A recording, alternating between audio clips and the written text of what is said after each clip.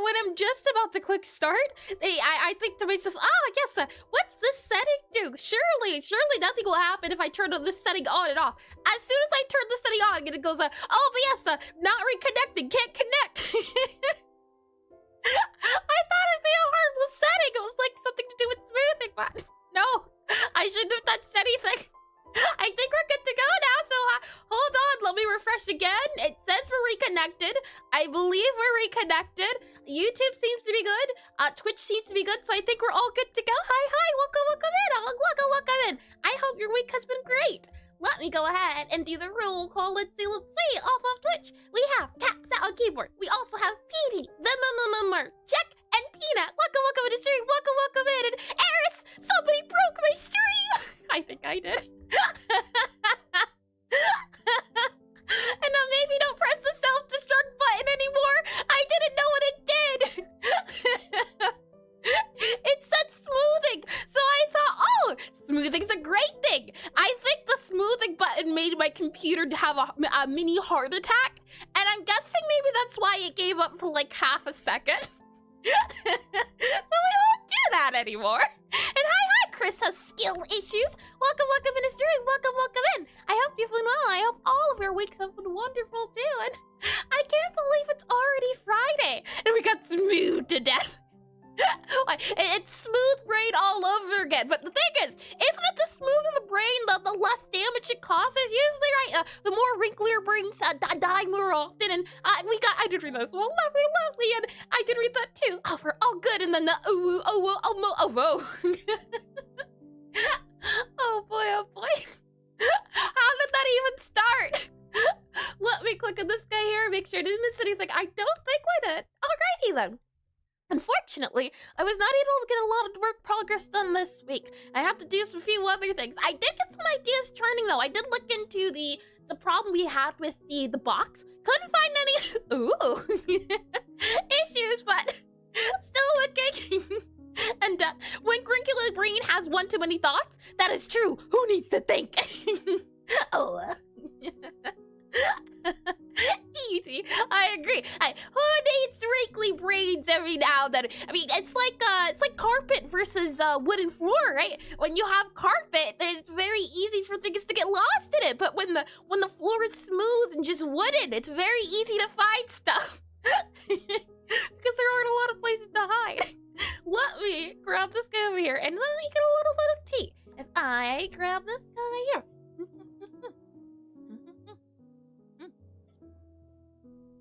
Tasty. How are all of you though? What's your week been like? Mine's been quite a little all over the place. Some unexpected issues came up, but all in all, I enjoyed my week. My week was productive in many ways, and it's easier to smash your head on wood too. You know what? That's fair. That is fair. Technically speaking, okay. Well then, maybe we don't make the floor out of wood. What if we make it out of padded foam? Or some of the bouncy trampoline stuff? That could work too. And that's super busy. I see. Hopefully today's not as busy, Petey. Hopefully you get to have some R&R, a little rest and relaxation for a little bit here and there. And yeah, for me too. I see. How's the internship going, Jack? Is it going well? And let me write that there. I did read that as well. And one spill and it's over. Oof, that's true too. How can we make an environment that is 100% smooth, but also 100% safe? And hi, Finnick. Welcome in the stream. Welcome in and welcome back. I hope your week's been well as well. That timer is off. Let's go ahead and hold on. Let me click this button here. Make sure we're good to go there. Then I can go ahead and transition you on over like so. And let me click on this guy here. We should be all good to go. And I do that. I'm busy. So busy. But it's better than school, too. We plant grass. Never did I think I'd hear is someone excited to touch grass, let alone plant it. That does sound fun, though. I've always wanted to get into gardening and do a few plants here and there. And hi, not Axel. Welcome in the stream. Welcome in and welcome back. That is a name I remember because of Axolotl, and I heard grass, my weakness. Are you a fire Pokemon?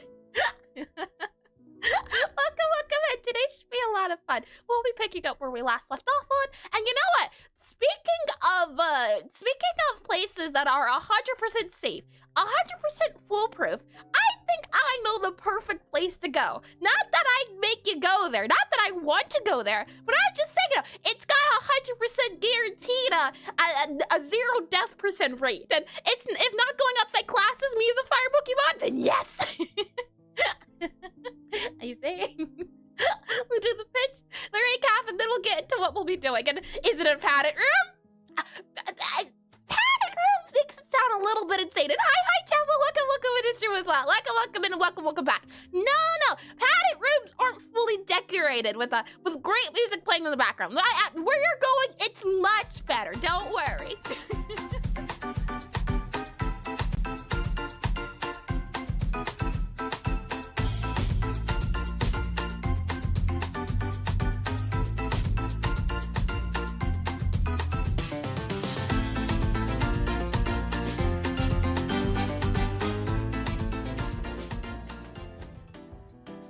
What do we have here, huh? You in a very secure and safe room. Here, nothing is harmable. Even the plants, you can't eat them. But they're also not made of plastic and has been watching for consecutive streams and was awarded channel points. It says unknown. I thought it was a name for a second. Congratulations on your 60 stream streak, Chapel. My goodness, and this is not a safe room. What do you mean? Thank you for the 60 stream streak. Wow. And hi Iris, hi chat, hello, welcome in. And so we've been cracking our skulls on the floor. Nope, you see, you find yourself in this very safe, very business area lobby space, I'd say, and you're going to a very important business place. And in the meantime, you've already pressed the button for the elevators and you're waiting, and you can't really leave. There's no stairways to go up or down, there's no fire escapes, there's no exits, there's no entrances, there's no doors, there's no windows, there's nothing that you can do to leave. But there's also nothing that can come in to attack you or anything, because you're 100% safe. And hi, Venus, welcome to the stream, welcome in and welcome back. And I don't see any safe.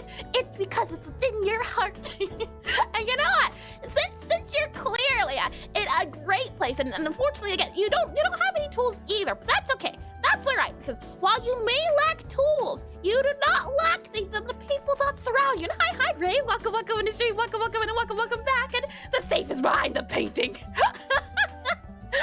I assure you, everyone here is clean, Venus. If I click here, let's see. So, given the case that right now you're in a great environment, I thought I'd take this opportunity to rise to the occasion.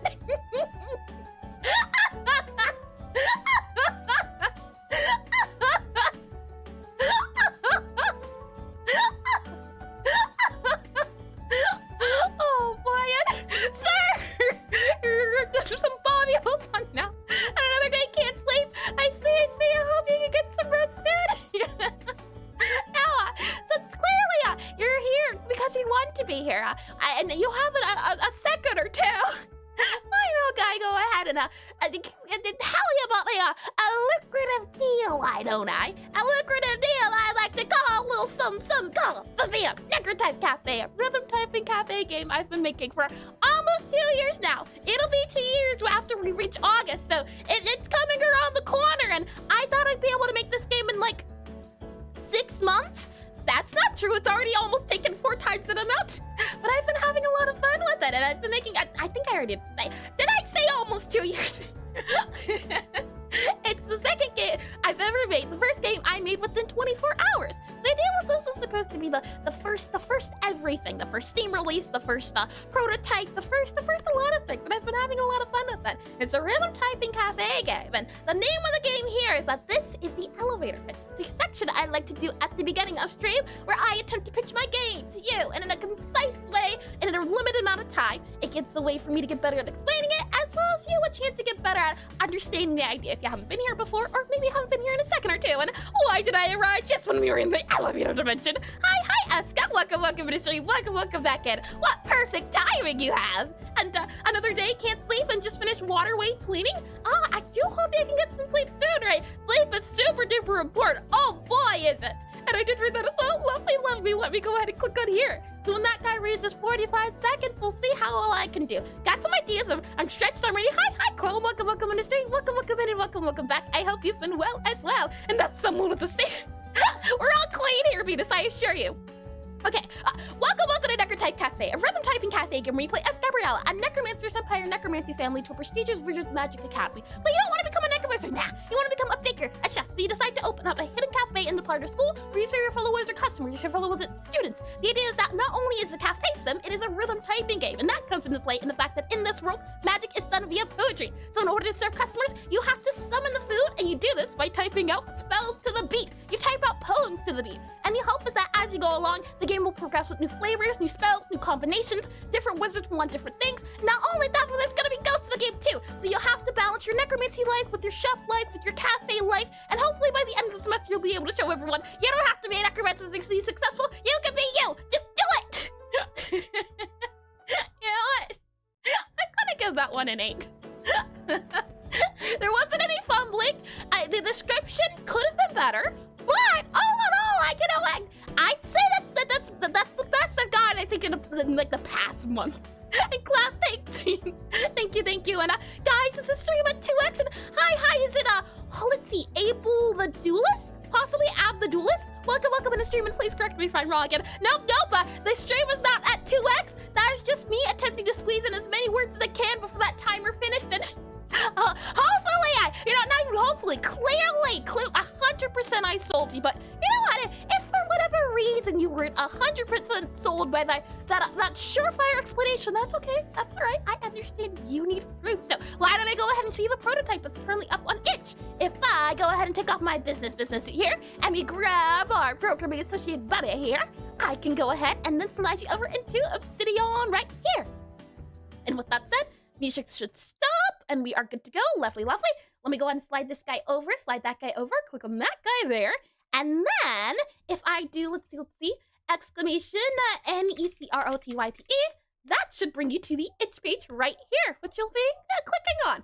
And with that said, if I go ahead and click on run game here, let me go ahead and pull you into the game. And I just realized she was talking about the description of her game. Oh my yes, indeed, the idea is that I have to pitch the game in 45 seconds, which is not a lot of time at all. Not one bit. Let me go ahead and click on this guy here, and you should be brought into the game. You should, and you are. Lovely. And let's see here. Just do it and don't give her ideas and I'll sleep when I'm dead. Hold on now. Everyone can live in peace and harmony. There doesn't have to be any death here. It'll be fine. Everyone will get through this easily, 100%. With that said, why don't we go ahead and try out the calibration? And I just realized you're talking. Oh, I did that. Lovely. With all that said, welcome again from the YouTube side of things. Welcome back in. Let me go ahead and click on calibration here. The idea is that when the skulls reach this white dot, we have to press space. So why don't we go ahead and give that a try? If I go ahead and click on start here, let's see. Wait, hit, wait, hit, and hi, Nico Dave. Welcome in the stream. Welcome in. Hello, I am back. Welcome back. Wait, and then hit, and then wait, and then hit, and then wait, and then hit, and then wait, and then hit. Okay, we are calibrated now. Shall we see how that goes? And give me 1 second to clear my throat here. There we go, we're all good. If I click on you here, and then we click on here, let me show you the current tutorial that is online that we have been for the past, I'd say almost 3 months or so, been working on trying to fix up, and hopefully by the end of next month, we should be able to get the tutorial done and up and running, fingers crossed. What you'll see here is that we have our Necromancer, our little Gabriella here, and if I move around with the arrow keys, a customer will spawn. So why don't we go ahead and seat the customer, and then we can serve the customer. So the customer will find a nice spot to think about where they want to sit down. They'll read their book, think about what they want to order, and when they're ready, they'll wave their little arm around to let us know that they want their order to be taken. So we'll go ahead and take their order here, and if I hold down space, what you'll notice is what I was talking about earlier, the idea of different flavors, and I do think that could use a few touches. The idea of at least in the pitch talking about different combinations and different combinations leading to attributes, but how can you say all of that in 45 seconds? How would you describe it? Because I think the flavor combination idea is a main key of the game, but it's not what you lead with. You lead with rhythm typing and cafe. But then then the poetry also very important. Spell casting, the pun's right there, I didn't even notice it until last moment. But how do we lead with the flavor combination idea, you think? If I hold down space, what you'll be able to see is that there are two colors here. The idea is that each wizard represents different attributes. For example, here, Gabriella is a necromancer, so her color is purple, and necromancy has the flavor of bitter. So anytime we make a dish that has bitter in it, it has a little bit of necromancy magic. And the attributes, the different flavors, will have different effects on the spells. For example, anything that has bitter will have fancy music in the song, and anything that has sweet will be an easy song. So when we make our bittersweet cake, it'll be an easy song that's also super duper fancy. So that'll be the idea of combining different flavors. And for example, when we add pyromancers later into the game, so your fire wizards will be adding the flavor spicy, and will be either the color of orange or the color of yellow. And thank you for the hydration redeem. Sure can do. Let me get a little bit of that right one on. Well, I guess it's H2O. Tea is H2O, a little bit modified.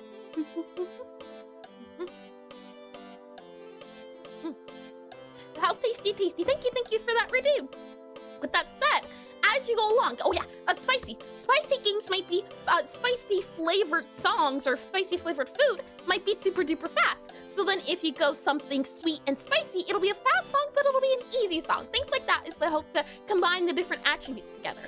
In this case, we need to make a sweet bitter cake. So shall we give it a try? If I go behind the desk, what you'll see is that we need 2 flavors and a product.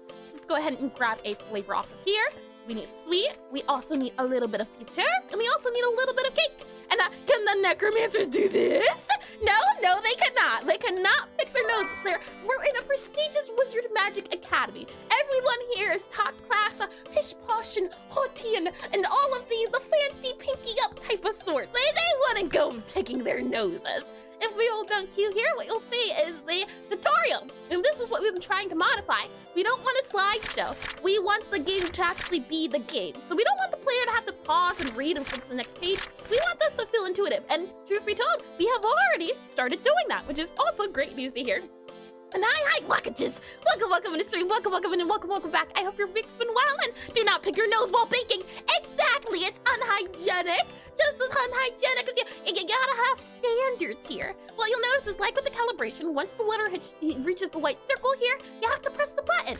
And then you'll see here that when this guy fills up, the spell is complete. You did good. You have finished it. When this guy fills up, you did bad. You have failed your team. This is the tongue-tied meter. This fills up whenever you miss something. So y'all best fill this guy up, don't fill this guy up, and press the buttons here. Are you ready to see how well I can do at my own game and party pooper? Standards, the word you're looking for is standards. Havera, check. So let's see. B-E-W-A-R-E space. This is a really long one. T. And we have H, E space, M, Y space, S, O. And then we have N. Okay, so far so good. Okay, space, T, H, E space. Okay, and then J, A, W, S space. Okay, and then we have T-H-A, T space B, I-T-E, comma space T. And that was not T, C-O-A-W. Yep, I'm great at this game. I don't know if you can tell. And then S. Look at that, a perfect colored S. 60%, you can ignore that. What you can't ignore is the fact that I have a perfectly delicious and tasty cake that you're going to take and not complain about. And you're so good. Hold on now. Yeah, as long as it's a passing score. And hi, rat with the piece of bread. Hi-yo, and welcome in the stream. Welcome in, and welcome back. Once the customer's done eating, they'll wipe their mouth, they'll take the payment. You say, I bid you adieu, and then they leave. That's the game in a nutshell. As I talked about earlier, there do exist an dum. There do exist ghosts in the game that you have to serve with the customers, but for today's sake, we don't have to get into that. All you have to know is just what you watch, which it's a tutorial. And slowly, bit by bit, we've been trying to work on the tutorial. So let me go ahead and show you the updated version of the game. And so close to no misses, she'll get there one day. I've gotten pretty close, but then there's other people I've seen that have gotten really, really close. Hold on, let me get the name again. There's been a person in the Discord who's been going to Oh no! OBS did the thing! good at all. Let me go ahead and click on you here to start. Are we good? Is everything connected? Are we good to go? Let's see if I click on you there and you there. Let me refresh. I think we're okay. That's okay at the very least. Can you hear the game? You should be able to. And yeah, it did refresh. Are we good to go? We're back, and they are being paid to be big elevator. Don't trust her. Are we good? I think we're back up. It did at least alert me that it refreshed, and I'm not sure why. Sometimes they seem to be good, sometimes not. Hopefully we're good to go. Knock on wood. Knock on wood. Welcome back in.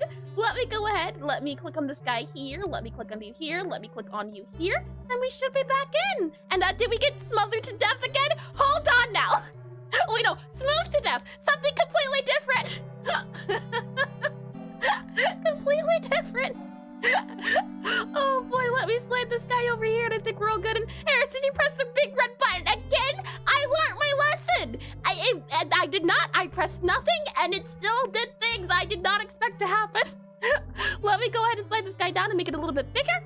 And then let me go ahead and click on this guy right here.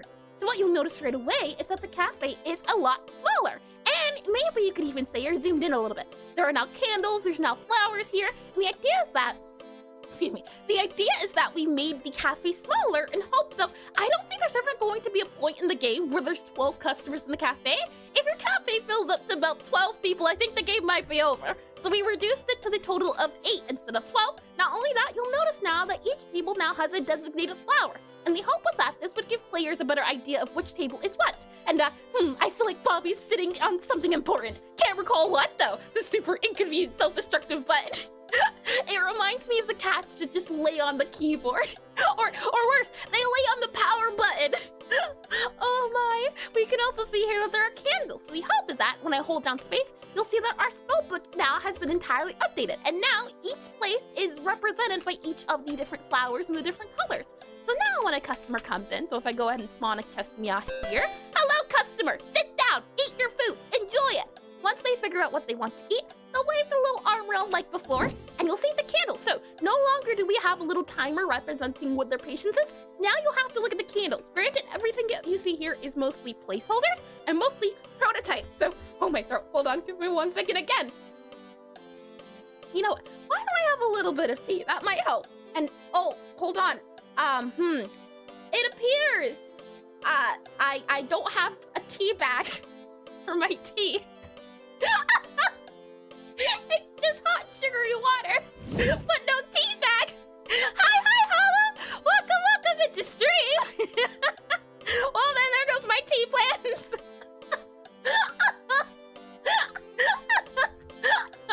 Fine, I have water, and you're on a diet? Oh, yeah, sugary water diet like a hummingbird. Let me get water then. Hot sugar water.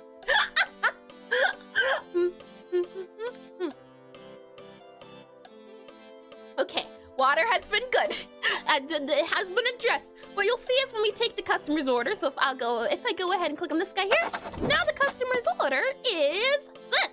And these icons, again, are subject to change. But the idea will be that Gabby stamps everything. And then the Great Depression soup. Oh, boy!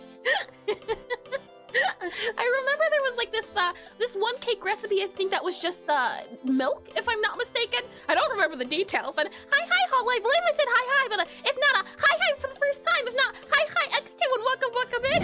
And the Bomberson is cat in spirit. Have you not seen his angry expression? I do. Yeah, I feel like he's like a black cat at heart. What we can do is, if I go into here, you'll see that, oh, we forgot to remove this guy for when the tutorial is not in progress, but you'll see everything is zoomed in, and that there's also a little fade in yummy ice. It's just ice cubes and water. Not only here do we have the orders now, but if I move to the next page, you'll see that we have all of the attributes and the different types of flavors I was talking about that assign to each wizard type. And different wizard houses will have different, what is it called, classes, stats. So maybe Necromancers will be more patient than our Medimancer, for example. And our Medimancer is a custom wizard class that we're making the healer wizard. They'll be the sweethearts you can see. And the hope is that as the player goes along, they'll see all the unlockables they're able to grab. Not only that, as the customer leaves, you'll also see that there is an unlockable screen for all of the dishes too. So the hope is that this gives the player a little bit more insight into what will be going on. We'll not only at minimum, or I think at maximum, truth be told, have a total of 10 flavors, but we'll also have a total of 10 items, so 10 foods. So the hope is at least to think of 10 different ones. We already have one here, cookie, cake, and cocoa, but that might change. We might not even do cocoa. These are more so placeholders so that we can get a good idea of just different variety when it comes to all of those things. And as you saw before, the little spider here, that's what we'll mainly be working on today and continuing with. And oh, she got a first spider. Soon, oh, colony will form and cause a costly infestation for the facility. How cute. Oh boy, we were discussing it earlier, but I'm thinking maybe the spider on her hat isn't her familiar. Maybe not even her familiars, but maybe this big spider is her familiar, and this is just a pet. That could be a fun idea because I wanted it to be her familiar, but it would be too tiny to sit on the table. I think a bigger spider might be best, like a tarantula sort. No. What's the biggest spider? I think it's a wolf spider, if I'm not mistaken. I think there might be a bigger one, but I'm thinking maybe the one in her hat is just a pet, and this one here could be the familiar. That might work out a little bit better, at least for sizing. Let me click on main menu here, and then what I'll do is I will click on this guy here. For just a quick second, we'll go ahead and hide the spider, just so that the spider does not exist on the screen. And then what we'll do is, and Huntsman maybe? Oh, hold on, I have not heard of that. Hold on. Huntsmanspider, Huntsman spider. Why did I look that up? Okay, so I'm going to do that later. Why did I look that up? Yeah, it's not to be so yes. It's so cute though. I've seen cuter spiders. Usually it's the small, tiny ones that are very round. And hi, is it Godot? I believe I've seen that name before. Hello. Hello, and welcome into stream. Welcome in, and possibly welcome back if I'm not mistaken. I can bring you into the tutorial here. And what you'll see is that no longer do we start in the cafe. Now we start in the kitchen. And step one is just getting the player used to the movement. And big crawly puppy, plus I believe they're harmless. They may be harmless, but are they harmless to your eyes? Do you get spiders all over your neck, or I guess do you feel a tingling that shouldn't be there? Is a better question. I've definitely seen cuter ones, but we can definitely maybe she has an entire spider collection. She would be the type to an entire spider collection, also an entire snake collection. I feel like if your familiar wasn't a spider, it probably would be a snake. What we can do is follow the little guy here, and once we're here, we hold down Q. And this is now where the calibration is done at. No longer is it done in the start screen, though it can be done in the start screen, but the player will have to do the calibration at least if they do the tutorial. So they'll be prompted to do it. That way we won't have to worry about the player possibly missing it. And we've also updated the calibration so that there is a reset button, there is a retry button that you can't see behind next to that continue button there. And you can also now modify your own calibration if you want. So we're hopefully adding more options. And when you click continue, this is where we kind of stopped off at. You can see it even says here, calibration done. We are at the end of the tutorial for now, and what we've been working on is what you saw with the spider, where the hope is that we will be making some sort of text area, some sort of quest, not even quest system, but some sort of dialogue system, so that we're able to track everything in the files, and we won't have to worry about adding it elsewhere. So we'll have one spot for everything to go. So the hope is that we can keep working on that. And having spiders and spiders natural predator as pets is a risky one. It could be worse. She could have a pet. Let's see, spider, and then could have a pet. Let's see, spider, then snake, and then peacock. But I think the spider and the snake could live along in harmony. I feel as though they can coexist under the right circumstances, but you are 100% correct. I think there's some spiders that hunt snake eggs and some snakes that hunt spiders. Oh my. And I'm wondering, where did that debugger guy come from? Why do we have these guys? Oh, right, where we last left off at. An error, I see. Well, what great place to start off at then. Let me go ahead and click on this guy here. Click on this guy here. Let me get a little bit more of this cold tea. Well, as soon as I say alrighty, it refreshes. I am super duper confused. Are we good to go? It at least notified me that it had another error, but I think we're good to go now. Possibly. It logged off for like a brief second and then logged back on. super duper weird, but I think we're good to go now. I refreshed the screen. It seems to be good on my side. Let me double check on YouTube side of things as well. And I think we're all good to go. With that said, let's see. Are we good to go on YouTube side of things? Oh, hold on. Yep, okay. It seems to be connected for both, so we're all good to go. Welcome back in. Oh my, and yeah, we're alive. Lovely. That's good to hear. I am very relieved to hear it. So the idea here is that if we go into speech bubble, what you'll see is that initially we had a speech bubble here, and each of these lines we would go through and go to each. So, I can't word, can I today? Okay, hold on. There was an array of strings. Anytime we stepped forward into the dialogue, it would go forward in the array. And we also allowed the player the ability to go back into the array. But keeping all of our guys here can get a little bit disorganized, especially if we want to have a lot of different speech bubbles where we hold all of these arrays, where we hold all of this dialogue. So last time what we did was we created a system. If I go and close this guy here and click on this guy here, we were discussing how to hold that data. And I came up with the idea of doing it very similar to what I've been doing for the rest of my data. If I go ahead and click on Obsidian here, I can go ahead and show you that. Oh, hold on, Obsidian, where'd you go? Obsidian, there we are. Lovely. How I've been keeping all of our, for example, our spells, is I've been keeping them in Google Sheets. So here is the entire list of all possible spells. All of this is placeholders. Most of them are from poems, and then they've been chopped up, and some of them aren't even real words, like oh, fabulous day, kalahoo, or good-lumping. Most of these aren't real, and they'll be replaced later on. The idea is that, and whenever I want to create a new spell, I can put it here. So if I want to create a new cocoa, or a cookie, or a cake, or anything else, I would just add it here. I would add the spell in the 4 lines. So whenever I'm ready to redo all of the spells, it should, in theory, knock on wood, be super duper simple. And that's something similar we're doing for all of the dialogue. So this will be the dialogue. This will be the dialogue's number, so how we refer to the dialogue, a dialogue ID by 1 or 0. And the hope is that we're trying to import this guy now into Godot. So we're turning it into CSV, I believe is how you say it. Hold on. Yes, we're turning it into CSV, comma, separated value, and then we're turning it into JSON, is the transformation. So what we were trying to do is that we were trying to convert all of this line here, so all 4 lines here, so this line, this line, this line, each of these you could consider a string in the array. So this should be index 0 of the array, and then 1 and 2 and so on and so forth. That's the hope of what we were up to. So let's see if we can figure out why did we run into an error. So I'm gonna go ahead and click on this guy here. And I thought my YouTube crashed? No, not at all. I restarted the internet before starting stream, so I'm not too sure why it's decided to, I'm gonna restart myself. But hopefully things should be good on your end again, Nico. Let's see. Let me click on that guy here, and then let me click on this guy here. So where we last left off, if I go into, hold on, let me go ahead and also get up our task guy here, that we can also see him too on screen. There we are.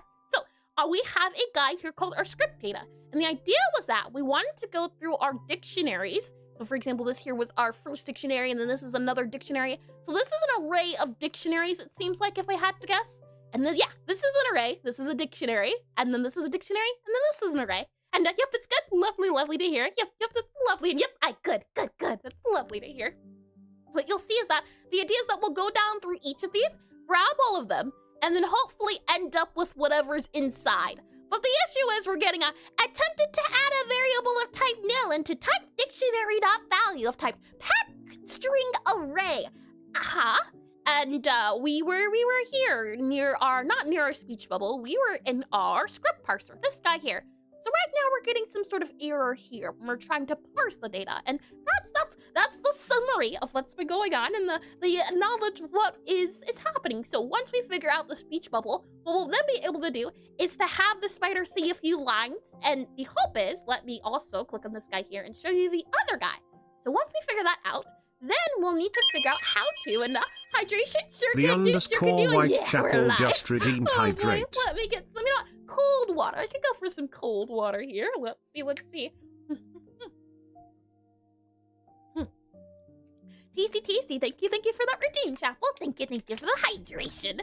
Let me scroll down here. So once we figure out, if I scroll here, we have completed the moving objective to move behind the desk. Then the player will do the calibration. So this will introduce them to the spellcasting screen.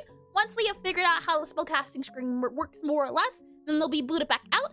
and then they'll have to make a dish for the spider. So we need the spider to be able to tell the player, hey, I'm actually a little bit hungry. Could you make me something before the cafe opens? So Gabby will then grab all the ingredients off of the shelf. We'll have to show the player how to do that, how to open the book, and then partway through, the spider will then go, actually, I don't want a sweet something. I actually want a sweet bitter. Could you maybe throw that sweet something else? And this will introduce the trash idea behind the game, so players will then know about the trash can.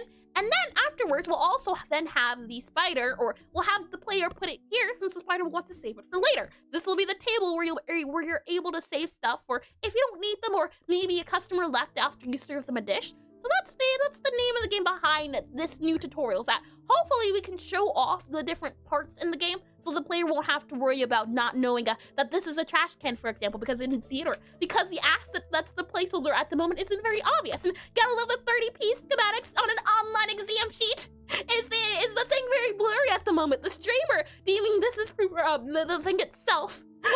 Oh boy, let me go ahead and slide it here. That's done. Let me bring you back into Obsidian. Not Obsidian, Godot. Let me bring you back into Godot here. Let me then slide myself back over, since I seem to be in a big part of the screen about here. Yeah. Let me slide over to the right here. And then we'll go ahead and close this guy here. So, we were here, and we were trying to figure out why we were getting attempted to add a video type nil into a type dictionary value of pack string array. So what I wanted to do was, when we parse the script data, I wanted to print out what the script was first. And no, I'm currently doing these. Oh, I see. How painful. Print, and then we'll print script, S-C-R-I-P-T. So let's see what the script has as, or what's inside of the script when we print it out into the log. And I do wish you luck on online exams. How can you multitask? My goodness, I remember having to have like a program or something on the computer when you'd have to go into like the computer classes, and then you have those like manila folders. It wasn't even manila, it was the colored ones, the colored folders, so you couldn't look at everyone else. Oh boy, and then seeing all the little doodles on the folders from people scribbling. Let me go ahead and click on this guy here. So, for our first dictionary, we have 0, 1, 2, 3, 4, and ID. These are the... Oh, you know what? What if it's the case, right? That... Well, no, it doesn't have to be. The thing is, if this is a string, that's okay if it's a string. It doesn't have to be a string. But maybe it's because this guy is empty, possibly, maybe. I was thinking maybe it was getting confusing. What programming language is that? Welcome in, Peanut. Welcome into stream from YouTube side of things. I think I saw you here on Twitch earlier. This is GDScript, so Godot's native programming language. I've heard it compared to Python, but I've never tried Python, so I can't comment on that part. But I have a background in C++, and from the conversion of C++ to GDScript, the transition has been very, very nice. It's been a lot of fun, for example, using words like in instead of doing like I don't even remember what you have to do for in. And it's been so long since I've done C++. Let's see here. I thought initially that maybe this guy was taking it as numbers, but I think everything here is being read as oh, hold on. Maybe it's not? Possibly? Do you think? Because this here's a string. String. Why doesn't this guy have any brackets, I wonder? And it's like, similar in Python? Yeah, I've heard as much. And I do at some point want to try out Python too. I would at least like to learn about all the programming languages, but there's so many. And yeah, your memory's very good. I see. And thank you. And C++ has for auto thingy in collection, which is the same as for X in. Oh, I do remember having the, what is it called? For something, using that. I do remember that. I also remember there being like a I++ and then something like this here, and then you'd have the formula or something. I do remember something like that. And welcome in as well, Valentine. Welcome in the stream, and welcome back in. Let me go ahead and remove this guy here. So, I wonder, why is it getting angry? We grab the new script, we make a new pack script array, we grab the script ID, and we use the script here. We grab wherever the ID is, and then we get our add. Oh, you know what? Maybe what we need to do, or no, we convert this guy into an int here, so that should be fine. I wonder if we go ahead and print our script ID. So print out here, let's print out script ID. So script ID, print script ID. Yeah, okay. I'll then click here, we'll close it, we'll restart it again. So script ID. What happens when we print out script ID? What do we get? We get 0. Okay, so 0 is being taken for the script ID. And then here we get our add from the scripts. So that does make sense. It is doing that. So at the very least, think that that's not an issue, possibly. We have scripts here. It's an empty dictionary. Yeah, it's an empty dictionary. We do script add, okay. So after that, once we add or get, we then go into every line in the script. So we're going through each of these. These two are linked, these two are linked, these two are linked, and so on and so forth. So the idea was that we grab the entry, so the script and then the line. For example, we should be here, we're accessing this guy. We should be able to get this none number. So that line here should say 1. So script line and 1. And then if the entry equals you, then we say continue. What if we do or null? How about that? Or entry, entry equal null? How about that? Does that work? Or if we do, maybe we have to do on a different line, like if entry equal null, let's see, continue, continue like that, possibly, maybe that can work. And then we do this guy here. Because if it's null, can it even access if it's empty then? I don't know if it would count that as null or empty. If we do, maybe that would work out a little bit better, possibly. What we'll then say is, we'll have it actually printed. Hi, check. welcome in the stream. Welcome in. And are you implementing a new language inside your game? Nope, not at all. Nada. I am doing my best to stay to the book and try to use what's already been built instead of creating things myself. I say is I'm making something to parse the data and translate the data into something I could use in my game. Welcome in. I hope your week's been lovely. Let me go ahead and click on here. And what I want to do is I want to print here and I want to print null. And I also, hold on, I want to print null here, print. I want to print null or I want to print empty. And I want to see, hold on, I forgot to do this guy here. There you go. Print null or print empty. That'll hopefully give us a better idea of where these guys are going. So we'll print null or we'll print empty. Print empty.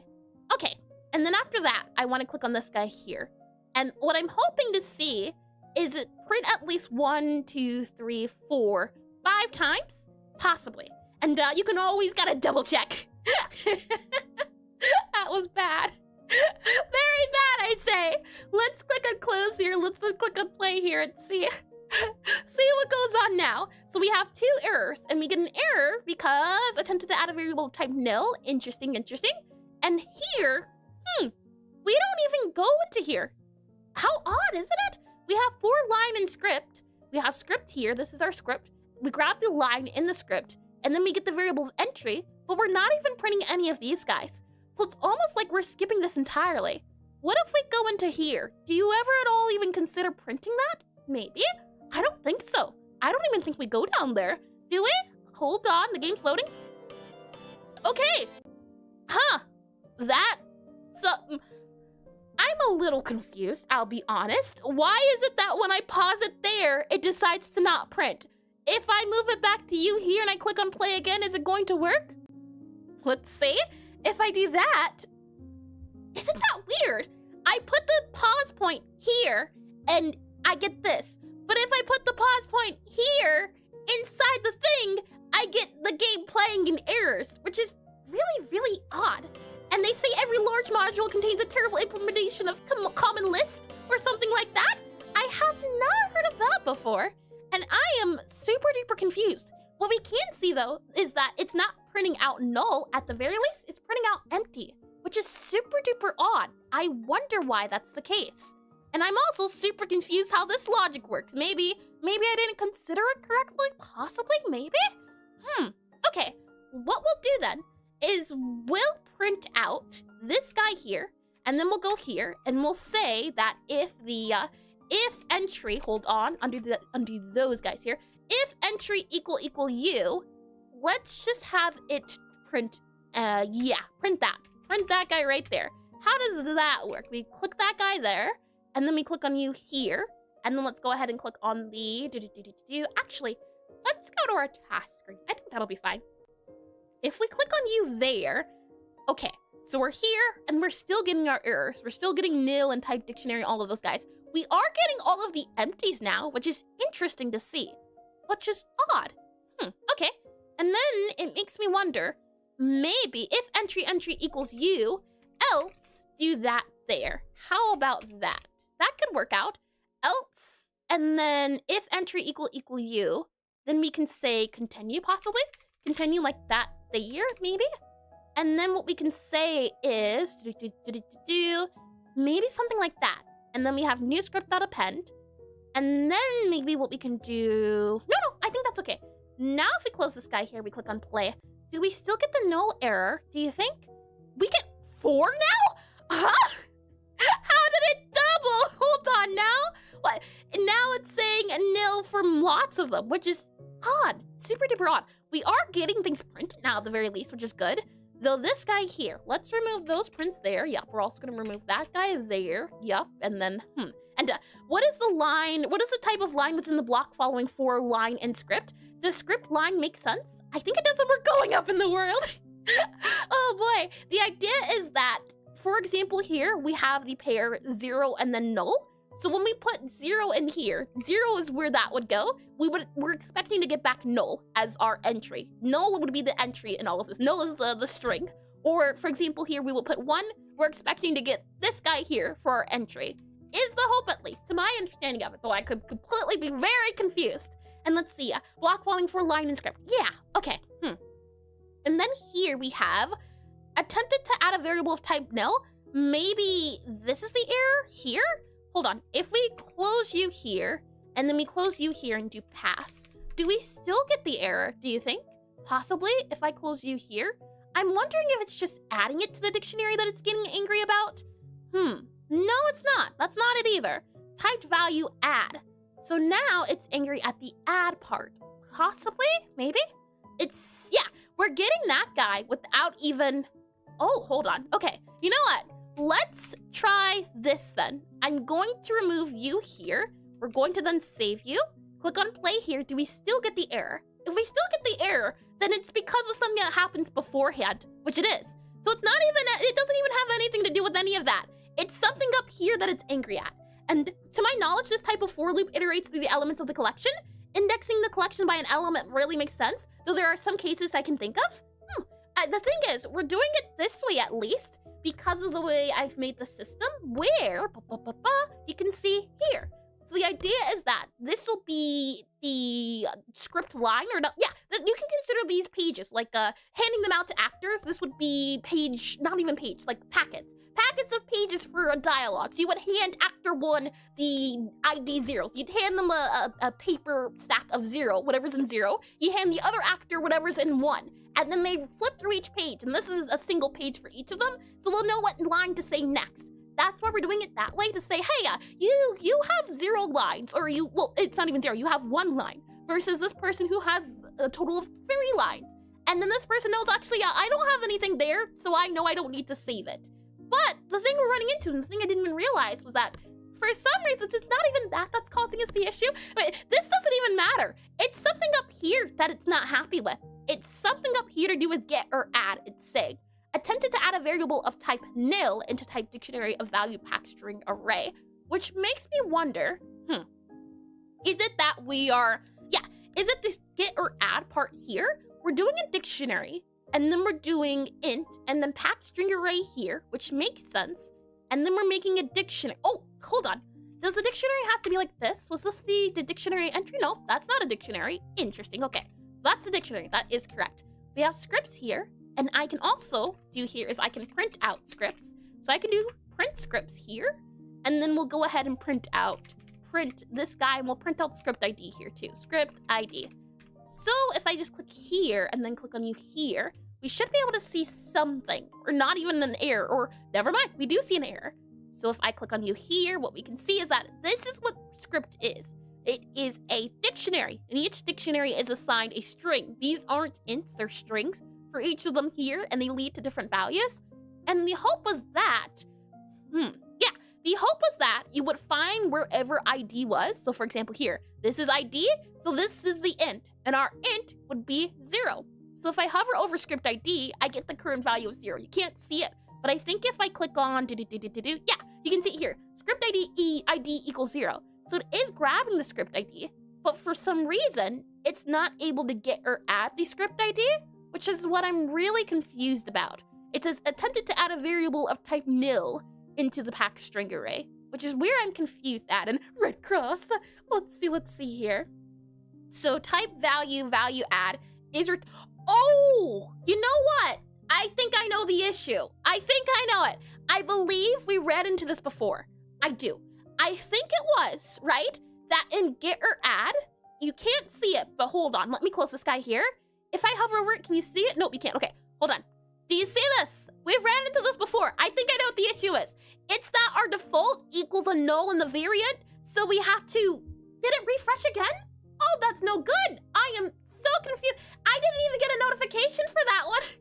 How much of that did you hear? I didn't even get an OBS refreshing. Oh, that's no good. Am I going to have to restart the internet again? Let's see. Let me scroll down here. Let me press this guy here. And I didn't hear anything. Hi, Ame. Welcome back into stream. Welcome back into apparently ads incoming. And hi, welcome in. My goodness. Okay, and we're supposed to listen and miss some 30 seconds. I see. What did you last hear? I will recap what I was saying. We ran into this issue before, where in our type, not even our type dictionaries, but in this guide, where are we at? I forget where we were. Here. We're getting a null because our get or add needs to have a default value. When I go into get or add, what you'll see is that the default, if you don't give it something, it's going to consider it null. And then it gets angry. I believe what we did to fix this was by giving it something empty. And hold on, let me grab this guy here. Thank you to Jenkins something for the subscription on YouTube. Thank you, and welcome into apparently technical difficulties that I didn't think were going to happen. But welcome in regardless. So, to fix this angry issue, right? Nothing had happened in YouTube? Don't tell me it's a Twitch issue then.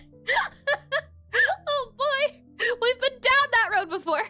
So, in order to fix these guys, I think what I have to do is do comma, space, empty, like that. And then, I don't think we're going to get the error. I think, if I remember how we fixed this before, we get no error. Because of this.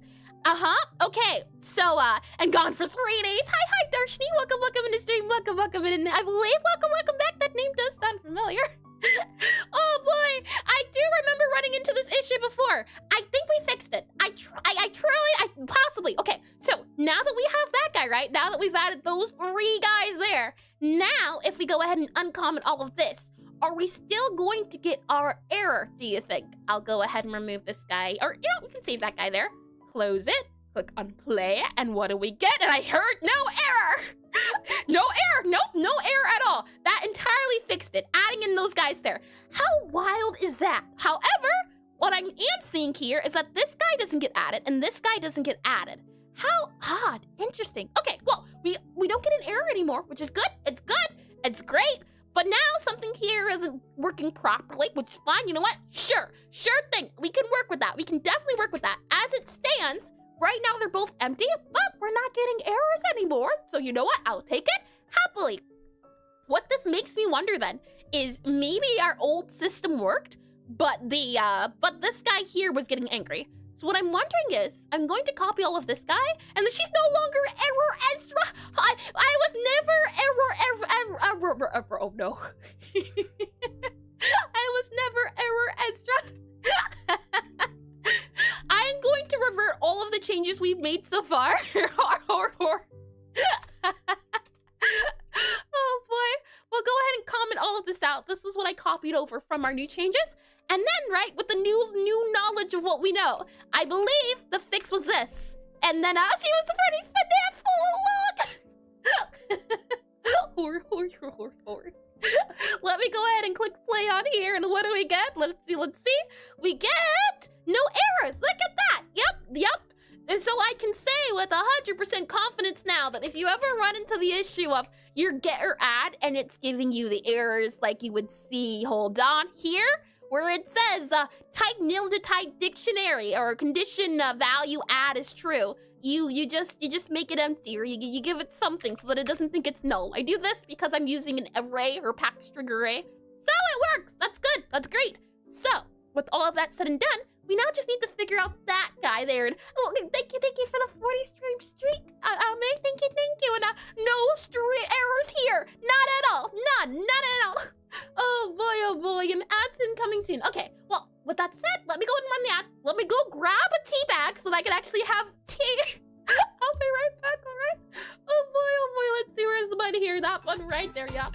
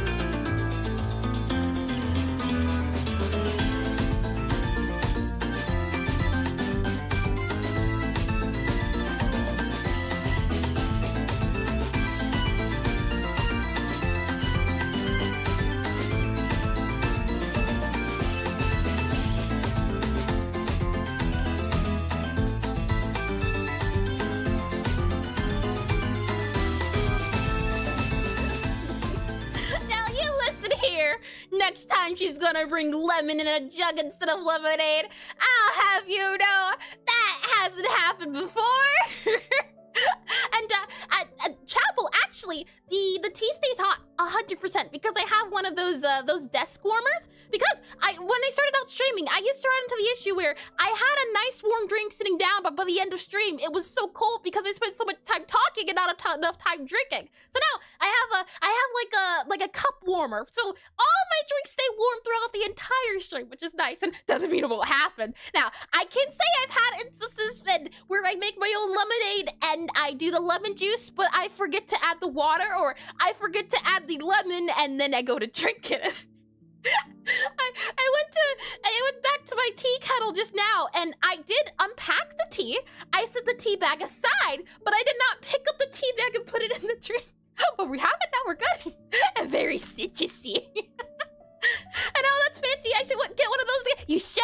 It's a great investment. I can say that. Now my coffee stays 100% warm at all times, and this tea tastes like water. The thing is, I like red teas, so I had a red tea, and the fact that I could still see through my water meant, nope, that's not tea. Don't drink that.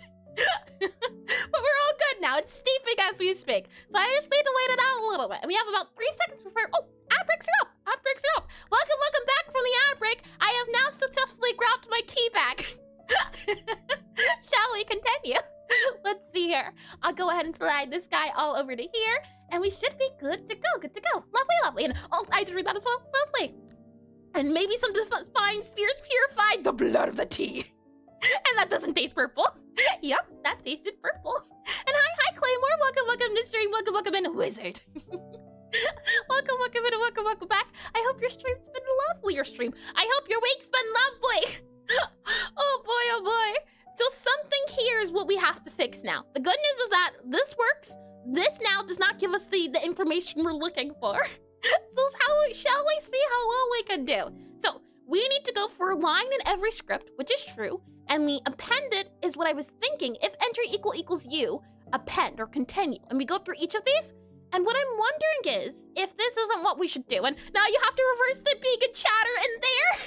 Could you refine? Doors will see refine. Could you define a little bit? Yeah. Now you have to reverse the being a chatter in there. Oh boy, let's see. I'm wondering now, why isn't this working, do you think? Let me go ahead and do this guy here, this guy here, this guy here. I'm wondering, continue. Continue should break out of the loop, right? Continue should break us out of the floor and bring us to this, is what I thought would happen. Or maybe it's either going to be continue, it's either going to be pass, or it's either going to be break. It's one of those, I think, that has to go here for us to get out of this guy. Maybe it's break. Maybe break's the one I'm thinking of, break out of the for loop. Let me pull up, Godot here, click on you here, Godot. Did we get a refresher? Is it, hold on, did something crash? Did something break? Hold on. Oh, it did break. It did break, and I didn't say anything. Are we still good on YouTube side of things?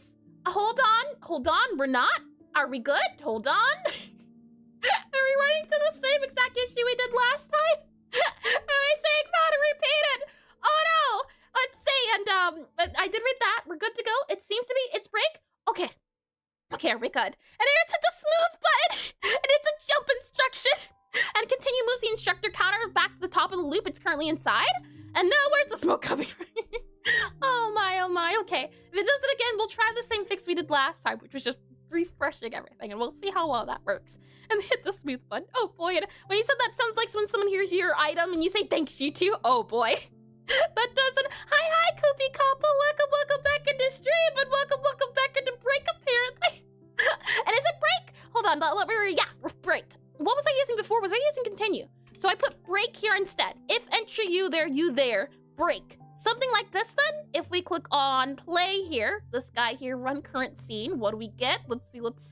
We get, okay, we still get nothing in here, and something is definitely breaking. Oh yeah, you can't tell by the smoke.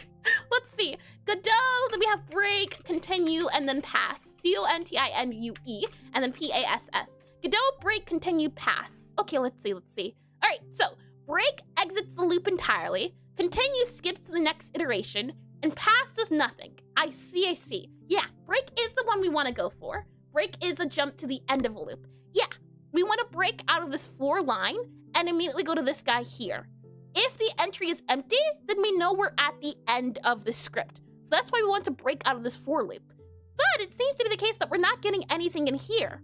So for some reason, we're not getting any of that there, which is what I'm wondering. So what I'm going to do is I'm going to do this guy here. We'll play it, we'll skip it to the next guy because it should go twice.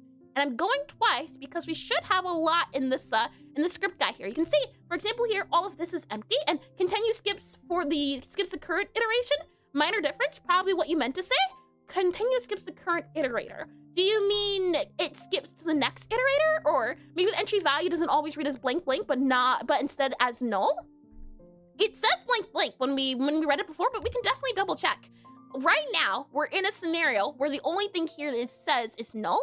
So we wanted to, maybe null isn't the best thing to put. I could have put empty because null is an actual thing. So if we continue into here, we expect for this thing to only take the null. The null is a string. It's not the actual null, which is why I'm thinking, maybe we don't give it null. So we step into this guy here. We go into the new script. We all do all of those things. We should then have a new script here. Let's see, new script, which is a packed array string, a packed string array. Script ID should be 0. That's true. Then we go into here and we do for every line in script. So we're back into here into script. We should first get null as our entry. So if we go into here, our entry should be set. Our entry should be set to null. That's true. It's set to null. And hold on. Let me make this guy a little bit bigger so that you can see it a little bit better. Where are we at with Godot? Hold on. Godot here should bring you to. Yep. Okay.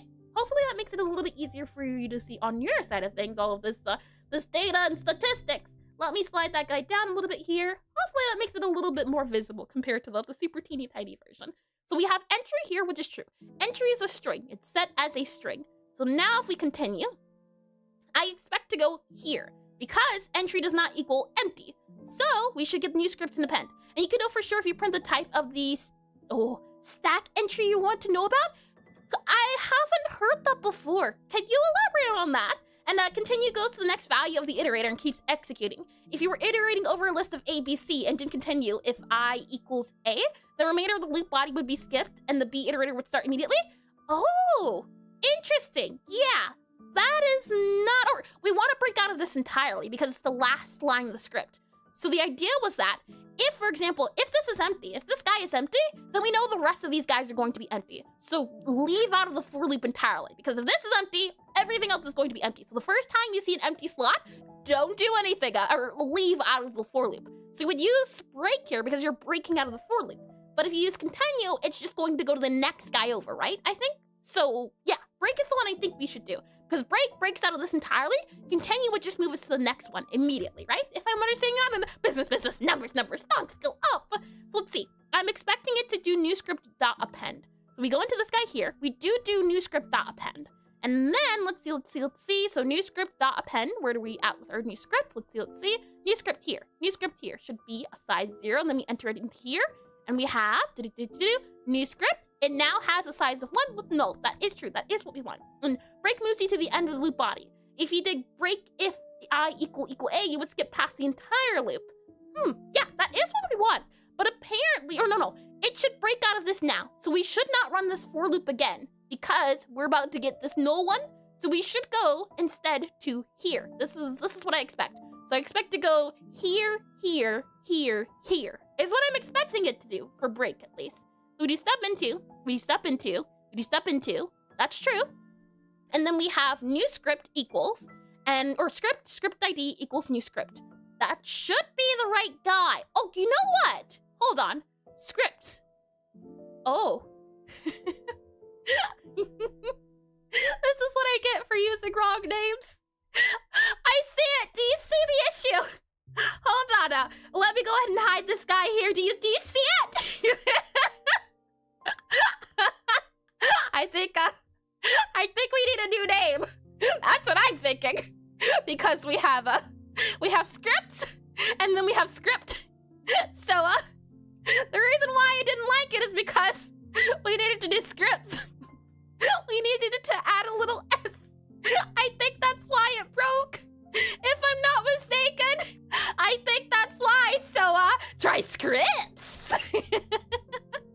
Oh boy, hold on. Is that the reason why? Is that the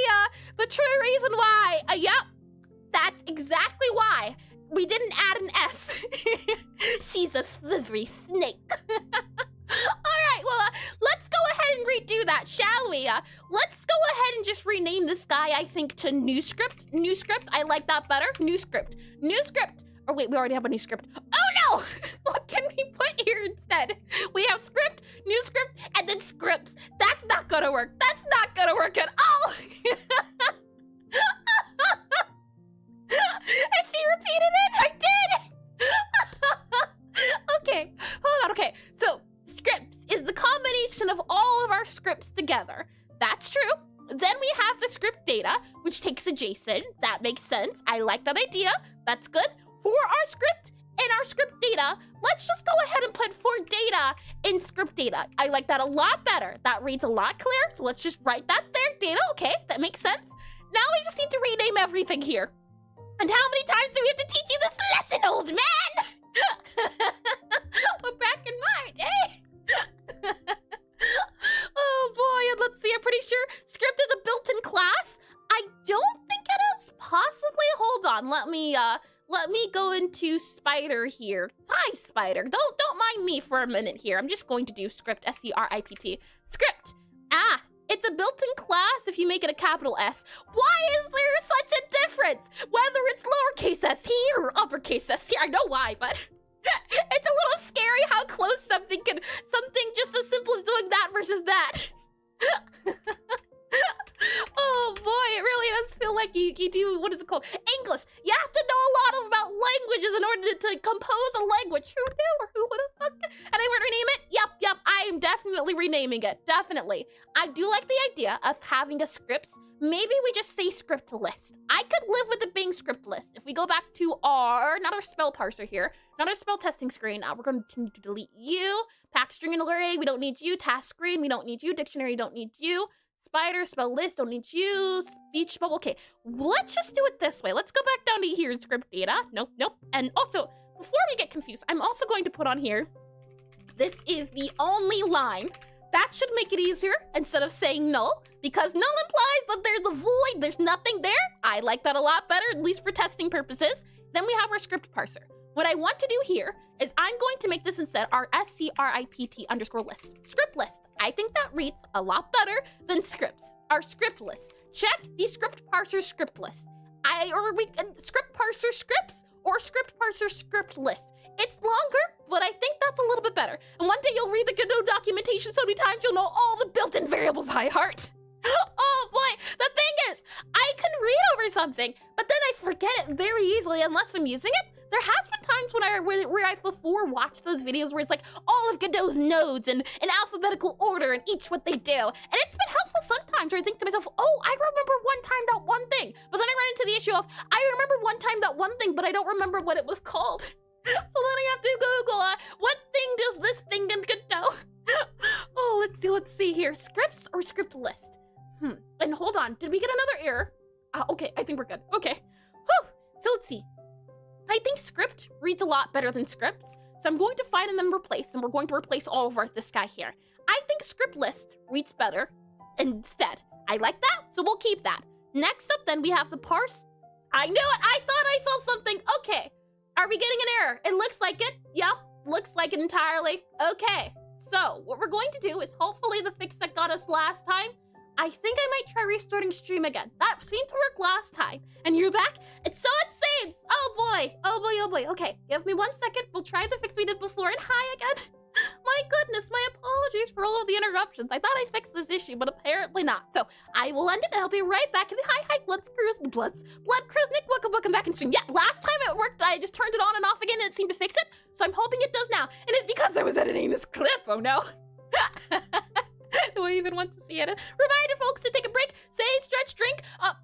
What does even pork pie sweat? Huh? And eat meat buns if you haven't in a while? And the vertical version is juicy. I'll have to take a look at it. Oh boy, all right. Yep, that's all I'll do. I will be right back. It'll be like a few minutes and then we'll see. We'll give it a second. Oh, let me make sure I do this. Restarting RESTARTING stream STREAM. BRB. There we go. And then I'll do an exclamation point here. We'll copy you here. We'll click on that there. We'll pin this guy. Let's see. Pin that guy about here. And then we will Japanese sports drink like Gatorade. Oh, how neat. doesn't sound too bad then. All right, I'll be right back. All right, just stay right there, stay right there. Let's see.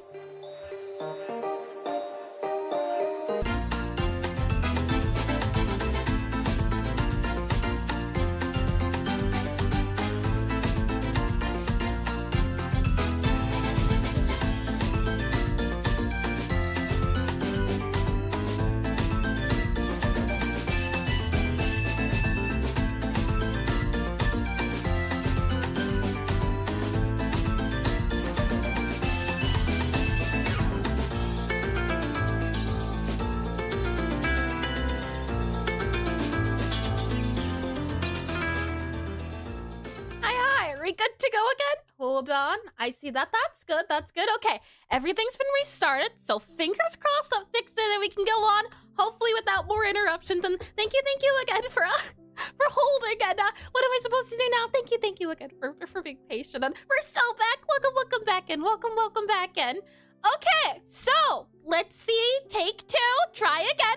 We were focusing on why break, continue, and pass. We're deciding to have a few issues. It says as the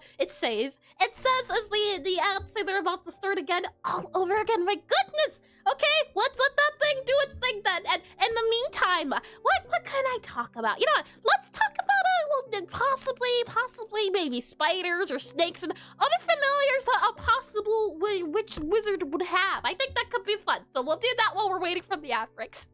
Oh boy. So while that's going, let me go ahead and bring you into concepts, and we can chat about that for a little bit while the 3 minutes are running. So to begin, we will have different wizard classes. We do have a few. We know for certain there are necromancers. Let's see, and Pyro could have. Oh, little lizards would be adorable. I like that idea. Let's see. So we have. Let's see. Necromancers. Necromancer.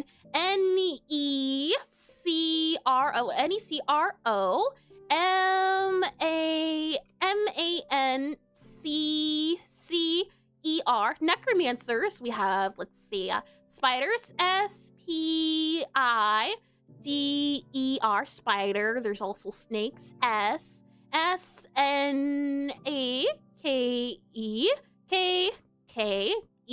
They're snakes.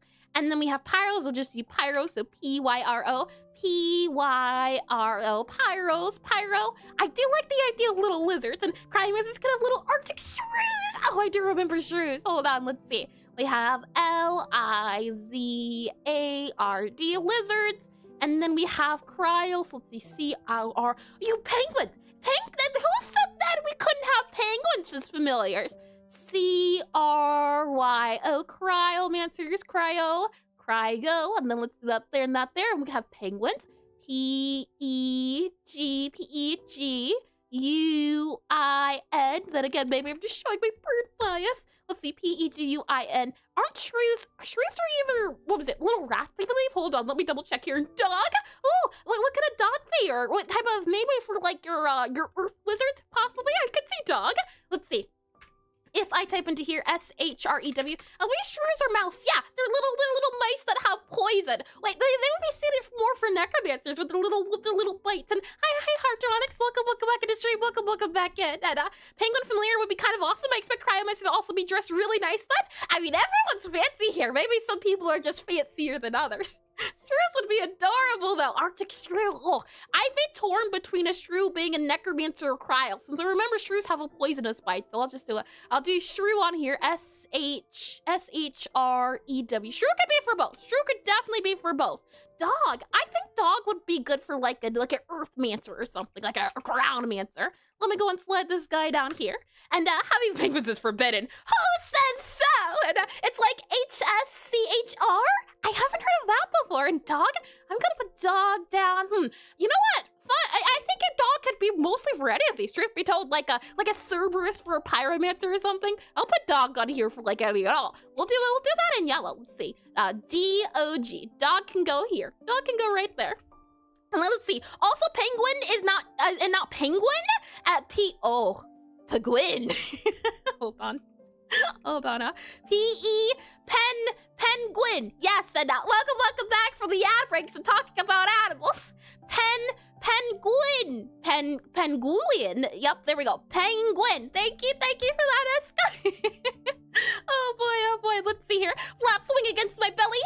penguin sounds. And then I did read that, and I got a penguin. Say penguins is forbidden. They would have wizards for familiars as their infinite greatness would prevent them from being bound. What about for the wizards that can transform into animals? They'd be the ultimate familiar. Or just people's friends with one of those. Thank you for all of these suggestions. Now we're back from the ad breaks. Hold on, let me do familiar ideas. So we can revisit this conversation another time when we're brainstorming ideas for. Oh, that's not good. When we're brainstorming ideas for the lore, I'll put down here. Let's see. F if it lets me. F. Yep, that F-A-M-I. Yeah, famil. Yep, famil. Famil. Yep, we're just gonna do famil. I'm sure I'll remember this when the time comes. Famil. There we are. And Famicon. And Druid should have burbs.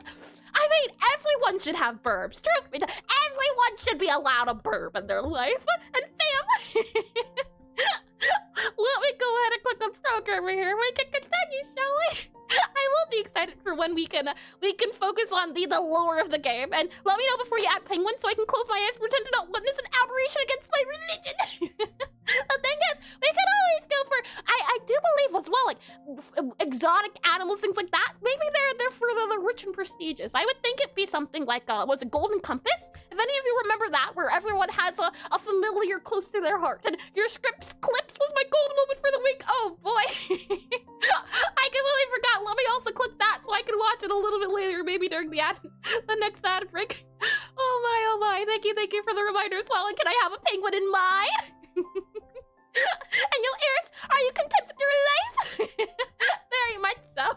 Aside from the stuffness every now and then, very content, I'd say. But that said, we have here, and something to do with our scripts and breathe. Sure can do. Hardronix just redeemed breathe. Shall we do some breathing then? We'll start by breathing in. Hold it. And then we'll breathe out. Then we'll breathe in. Hold it. And then you'll breathe out. One more time, you'll want to breathe in. Hold it. And then you're gonna breathe out. Hopefully now you feel much more relaxed. And your lungs are full. What do you mean by that? Oh boy, and not. Welcome back in, PD. Welcome back in. So let's see here. There was a confusion over the names. We had script, and I think instead of saying script, I veto that we replace script here, and we replace it with, instead, I think calling it new data would be better, or new data. Yep, and congratulations, look at me, my watch streak is so mighty! Congratulations on 7 streak, Hardronix, congratulations. Congratulations. 7 days still is quite a lot. That's like 3 entire weeks, almost a month's worth, which is wild in itself. The fact that you have a streak to even begin with. And one of these days, Eris will remember your programming terms. Is it a programming term? I think instead we should call this possibly new data. How about that? New data? How does that read, do you think? Parse script data, new data. And now we have new script, possibly, maybe, new script. And then we've got the script ID from the new data. We could also call it data, but I don't like that idea because we already used data here. But I think that's a little bit better. One day I'll understand the terms and then you won't be able to stop me. Very soon I'll be learning how to do, what was it, CVS or no? CSS, I think, possibly the stuff behind websites. Websites will be the thing I'll be focusing on super duper soon. Let's see here. New script, new data. I think this reads a lot clearer than the other one. It means we don't have to worry about getting confused between script and scripts. And if you're just super pedantic and verbose with your variable names, so you'll never have to second guess them ever again. Yeah. If I remember, the names of all of the variables used to be shortened because there wasn't a lot of data to describe things. But since now we have unlimited data, we can give them names as long as we want, like superfragilalisticaptialadocious.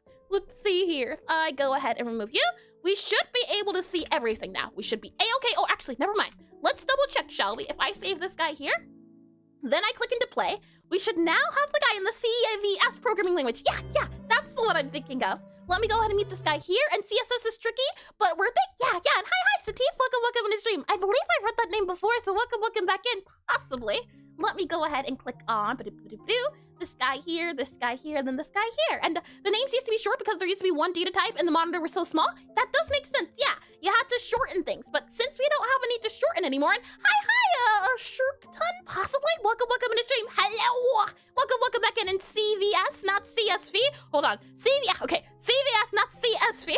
And I prefer Walker myself. And hello world, Joker sounds. And is that a threat? Hold on now. And first in, first out. Basically, first element to come in is the first to go out. Oh, interesting. I haven't heard of. I've heard of Kiss. I have heard of that one. That one I do know. If we scroll up to here, here we are. So we have 0. This cake is this is the only line. So this is our first script. The first script only has one line, which is true. This is the only line. And then for our next script, we have the cake is a truther. Let's not go. Gotta catch some of them. Yo, listen and let's not go. This is the correct data we're looking for. So I can say successfully at the very least, now we have a working script system, which is, well, not yet. We don't have a working script system yet, but we have a good way to keep track of all the scripts now. So now, anytime I want to make new scripts or I want to add or delete, we can now do it from the JSON. So we don't have to worry about adding arrays in Godot itself. We can do that out of it. And I love CVS, so very convenient. Oh no! My mind is getting confused with those two, and I still throw in double anonymous lambdas just to keep my code unreadable in the spirit of our ancestors.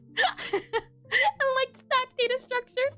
Oh boy, I do remember lambdas. I think I found them handy when I did use them. What we'll do is we'll save this guy here. I'll click on this guy here.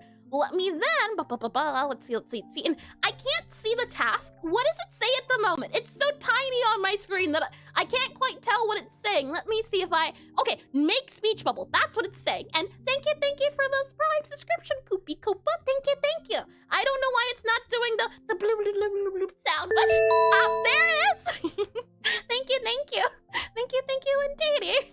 Let's see here. Let me go ahead and make a backup. Let's see Godot games, and then we go into Godot beta, I think I called it. Yep, and programming stream chat, talking about programming. Never thought I'd see that. And you did the blah blah blah blah sound though. I was hoping to at least do it in spirit. I'm glad you get the double sound effect. Let me click on this guy here, and let me make the backup so that going forward, if something breaks, we will have ways to go back and undo all of our mistakes. Maybe if it lets me see all of the backup ones. And oh, look at that, Subgirl husband reached. How wonderful to see as well. Let's see here. Why isn't it pulling up the guy and give it a solid? Oh, I do remember solid. I do remember dry, and I do remember kiss. I do remember those now. Don't tell me not to say remember what they stand for, but I do remember those words, and I do remember what kiss stands for. The very least, it was keep it simple, stupid.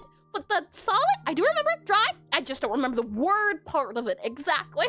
And for some reason, Visual Studio Code, it doesn't want to open on my computer. It does not want to agree to save my data, which is not good at all. And now, dry, don't repeat yourself. Yes, I do remember that one. That does ring a bell. I'm wondering why it's not letting me save it. What if I save Godot? Yep, okay. Now open up Visual Studio Code. Would you mind doing that?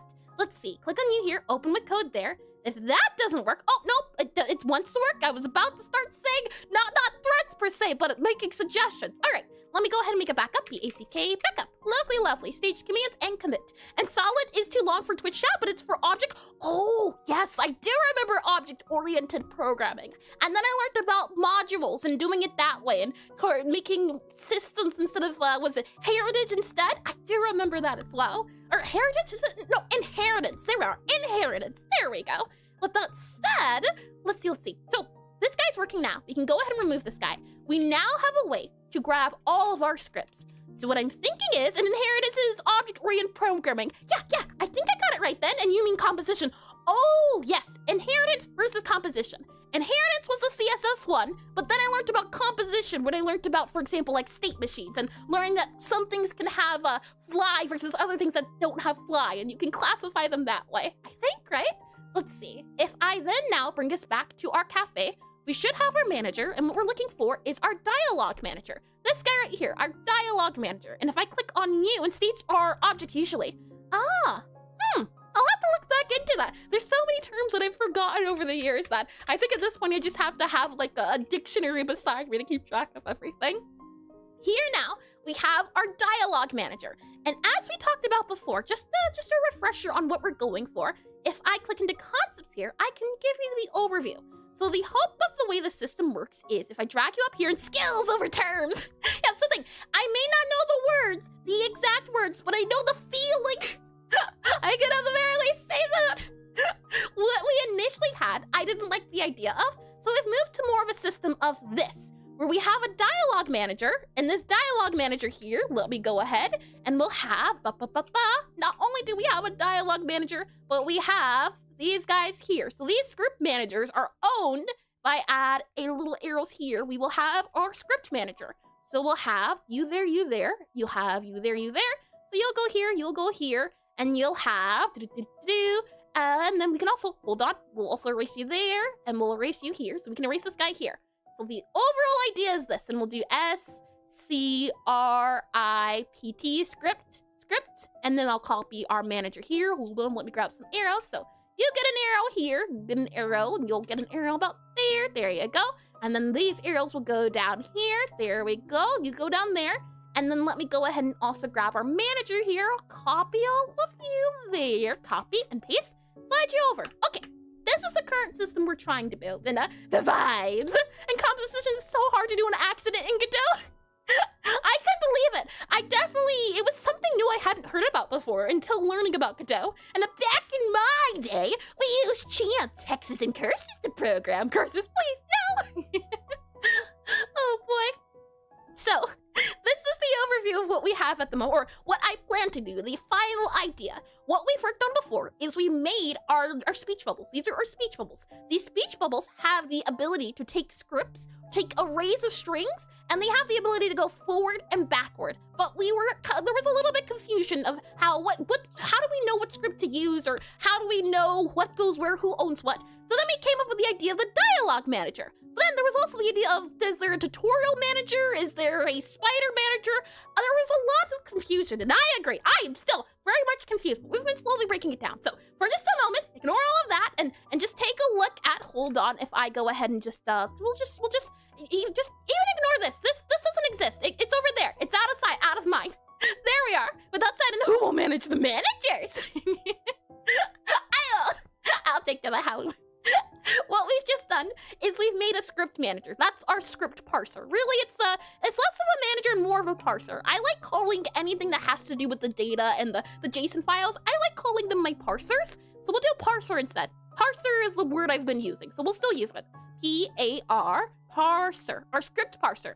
It's responsible for holding all of the scripts. From there, our dialogue manager will say, oh, script parser, what scripts do you have? Don't mind me, I'm just gonna gimme. So it'll take all of the scripts, and then it will tell all of the actors, or all of our speech bubbles, here's your script, here's your script, here's your script, don't lose them.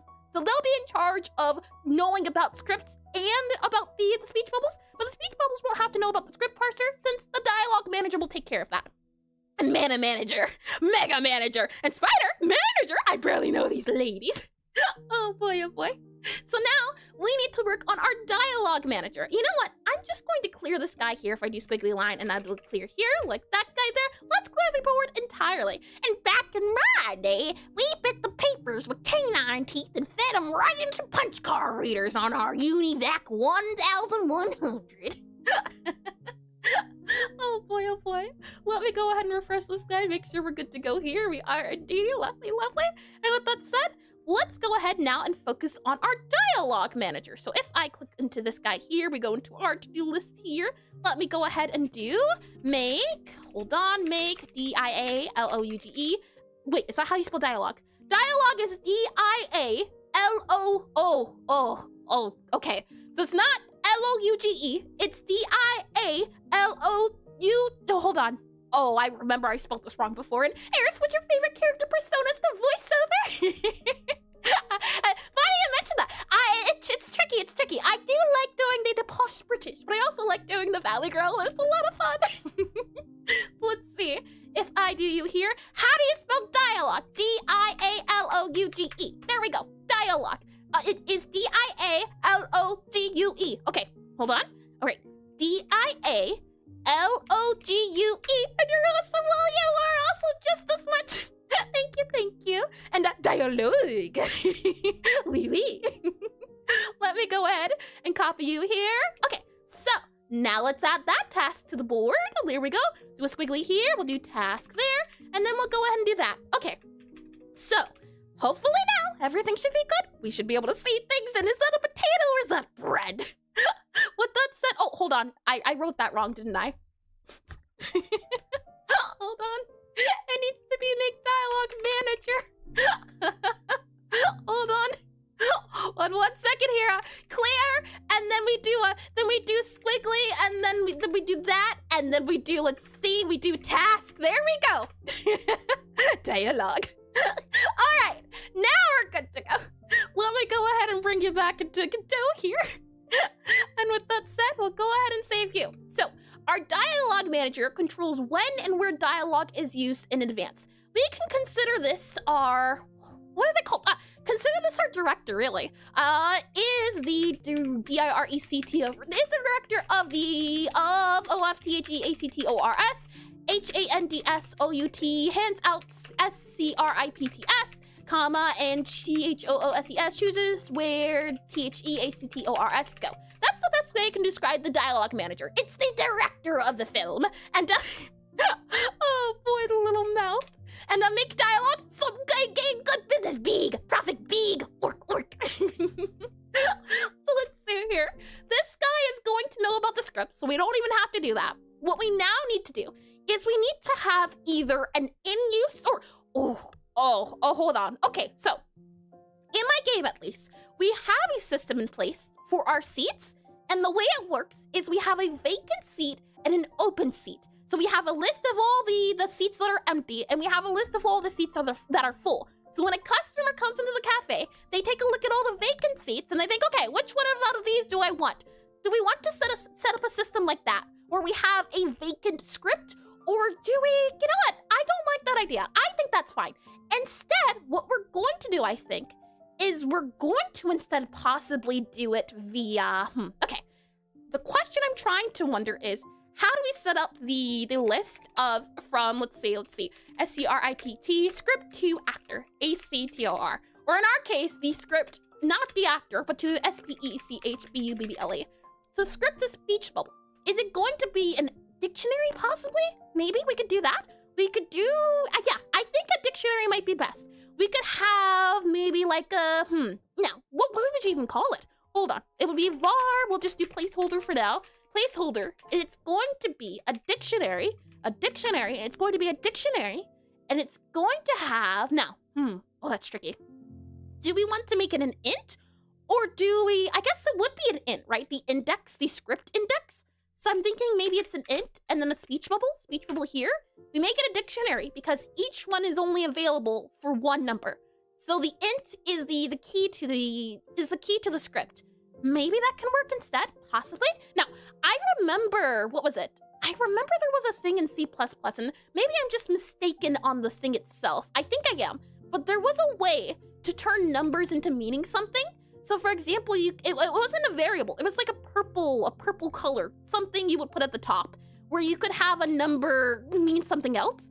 And it wasn't an enum, it was something else. And did we get a, hold on, are we good? Is it refreshing? Constants? No, it wasn't a constant. It was something else. It was purple. It was a purple thing you would put. The color itself was purple, unless that was the thing I was using. And define, yeah, define. I think it was define. Is the define, is that what I think? Or, yeah, define. I think it's definitely define. But I don't know if define is the thing we should use. It sounds like possibly, and well, you're better off using concepts. That's what I'm thinking. Concepts and constant, using constants. And it's constant. Yeah. Either constants, or I think enums could possibly work better, maybe? But then the question is, if we do it that way, do we want to do enum to script name, possibly? We could do that, maybe. But I don't want to make this too convoluted.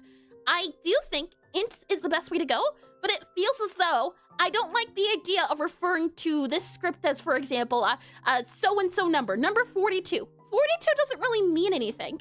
And I want to change the name instead. So I wouldn't want to refer to each of these as 42. I want to use some sort of something else. While we do have the IDs, I don't like referring to them as IDs. they could work in the background as ID number 1, 2, and 3, but I'd like, no boy. I'm open to the idea. And do you have script names? No, we could do script names, but I wanted to also avoid strings, since strings are a little bit tricky. The way it works right now, if I bring you back into, let's see here, where are we at? Our script parser here. And can I get a number 42 with extra water? Oh boy. Right now, our scripts are defined by their index. And do script names, what does that even mean? What sorcery did you just cast? Oh boy. I think what our best shot here, at the very least, is to possibly assign, or I don't like it, or you know what? Possibly what we could do instead, right? It's gonna be a little wonky, but we could possibly do the script name here in our script parser, or we could do it in the dialogue manager, script type, script name. Okay, you know what? I'm gonna put things down. They might not stay, but I'm gonna start putting things down. I'm thinking here we could have script parser. We'll do the name, and then you could equal it to being an item.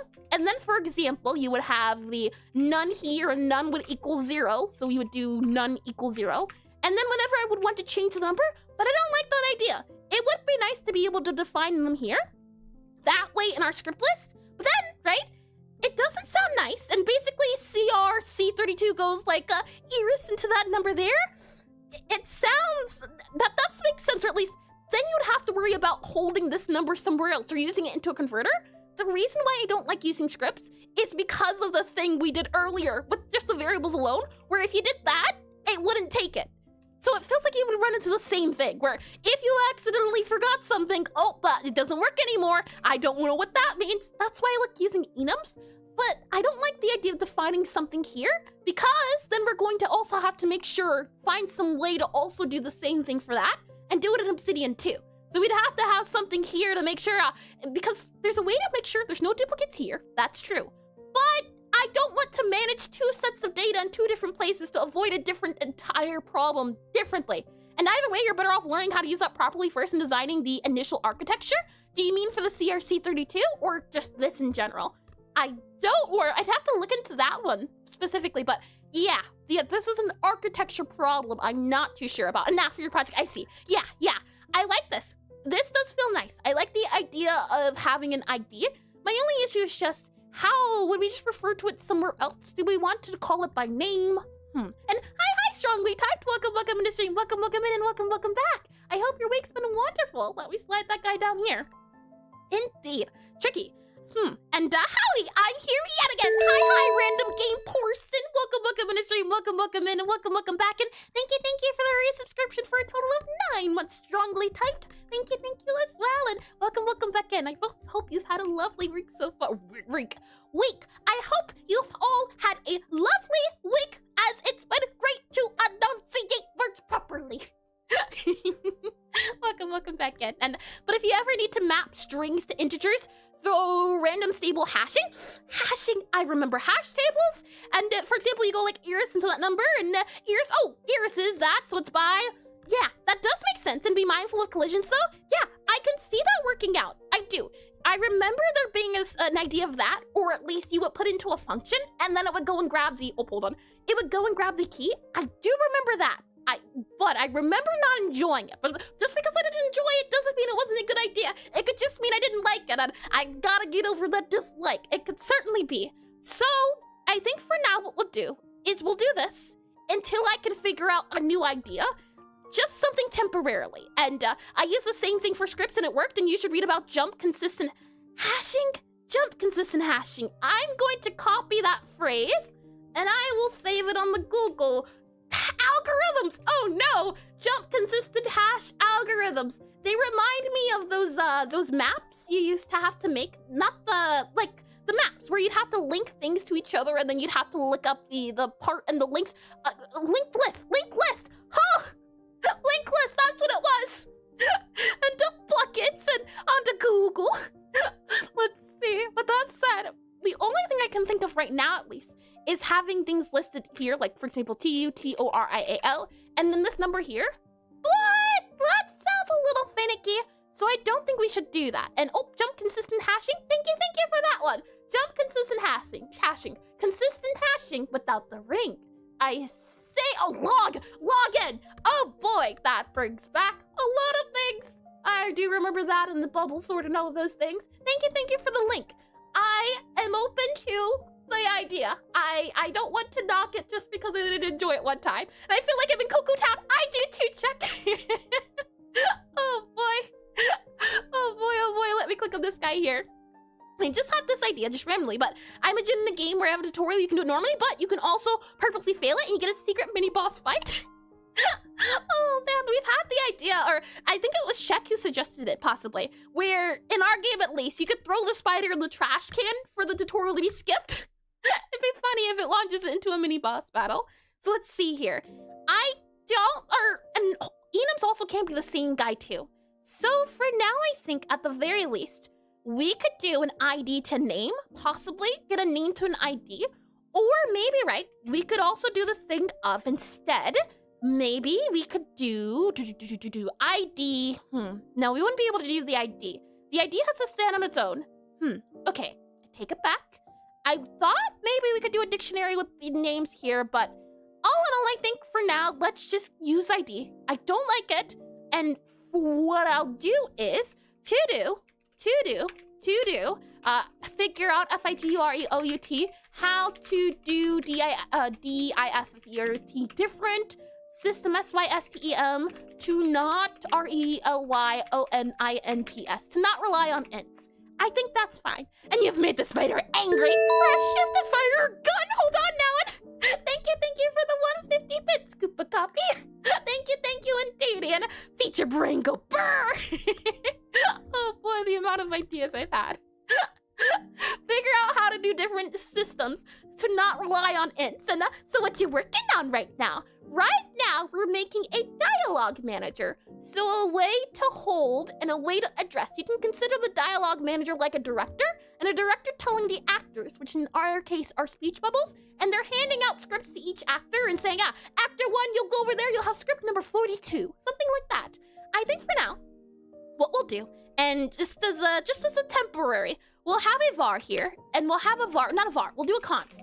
This will be a const. I did like the idea of const. We'll set a const, and we'll call it RTUTORIAL, tutorial index, INDEX, tutorial index. We'll set this now as an int to 0, and we'll keep it as this. So that way, if we do need to know the name of the number, we have that there. If we need to change it, we can. I would just be worried about if in the future we need to change it, where to find it at. We could always keep it here, but again, future creep could just be a thing that we won't even run into, and I'm just over worrying about it. And my favorite necromancy minion in Google. And hydration sure can do. The underscore Whitechapel just redeemed hydrate. Hydration is all good to go. You know what? Speaking of hydration, my tea should be ready. It does look red now. That's good. That's a good sign. That's a great sign. It's perfectly warm. And I have this idea as well. Is there like a main object that says every dialogue and other scripts can say it if it has that? Could you elaborate a little bit? And what type of tea? I am having at the moment pomegranate raspberry. Pomegranate, I think it's pomegranate hibiscus raspberry. It's one of those red ones there. And yes, the minion of a necromancer. A mobster. Yum. I'm glad you think so. I'm a fan of the red ones. Let's see. Yeah, I think this is the best way to do it for now, at least.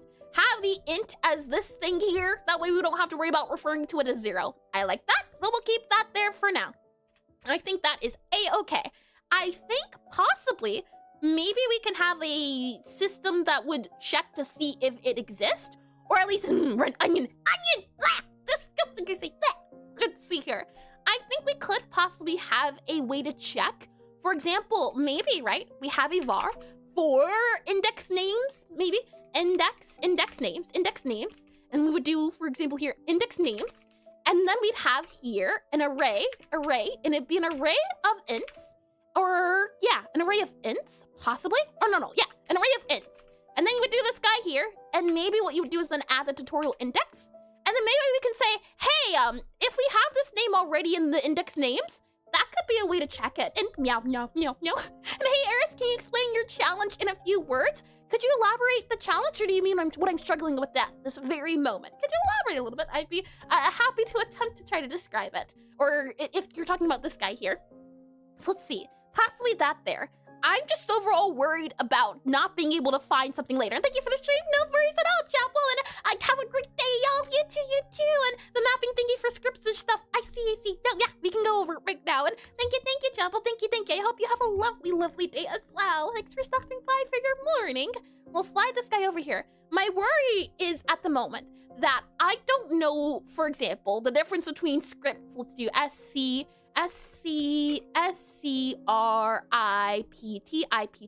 the difference between script number one, script number one and script number two here. And I wanted to have a way to refer to them without saying, hey, get me script number one, get me script number two. One way we could do it is just by having the name as a string. So we could say, for example, this is the main script, M-A-I-N, main script. So let's see, main script. If I do it here, main script, that would be the string.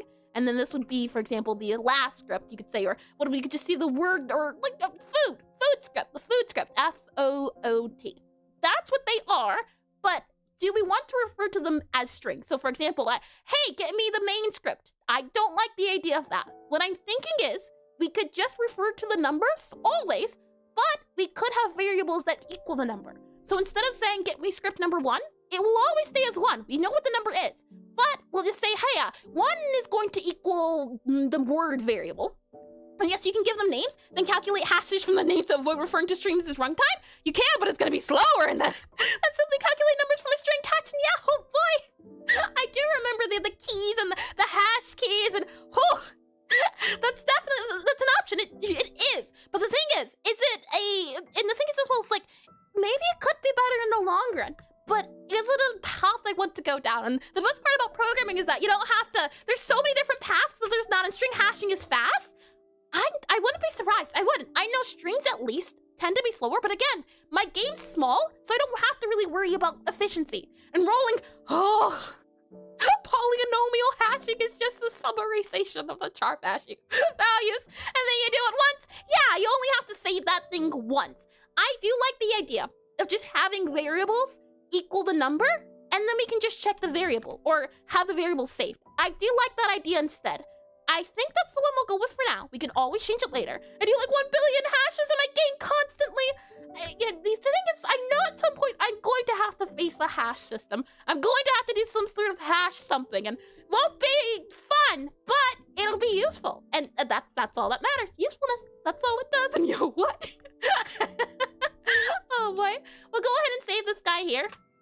And what we'll have instead is we'll have a script to speech bubble. So let's see, script, S-C-R-I-P-T, script, and then we'll do underscore here, and we'll do two, and then we'll do under here, and then S-P-E-E-C-H, S-P-E-E-C-H, script to speech bubble, B-U-B-B-L-E. And the idea is that we'll have a number here assigned to the speech bubble. And what I'm thinking is, upon doing function ready, we're going to go ahead and fill up all of the scripts that are in the game currently, and then we can just assign the speech bubble to all of the guys. So there'll be null unless we say, or unless we go and say, hey, does the speech bubble currently have this guy? Possibly. We could also do, instead of doing script to speech bubble, we could also just have an array of speech bubbles. I kind of like that idea a little bit better.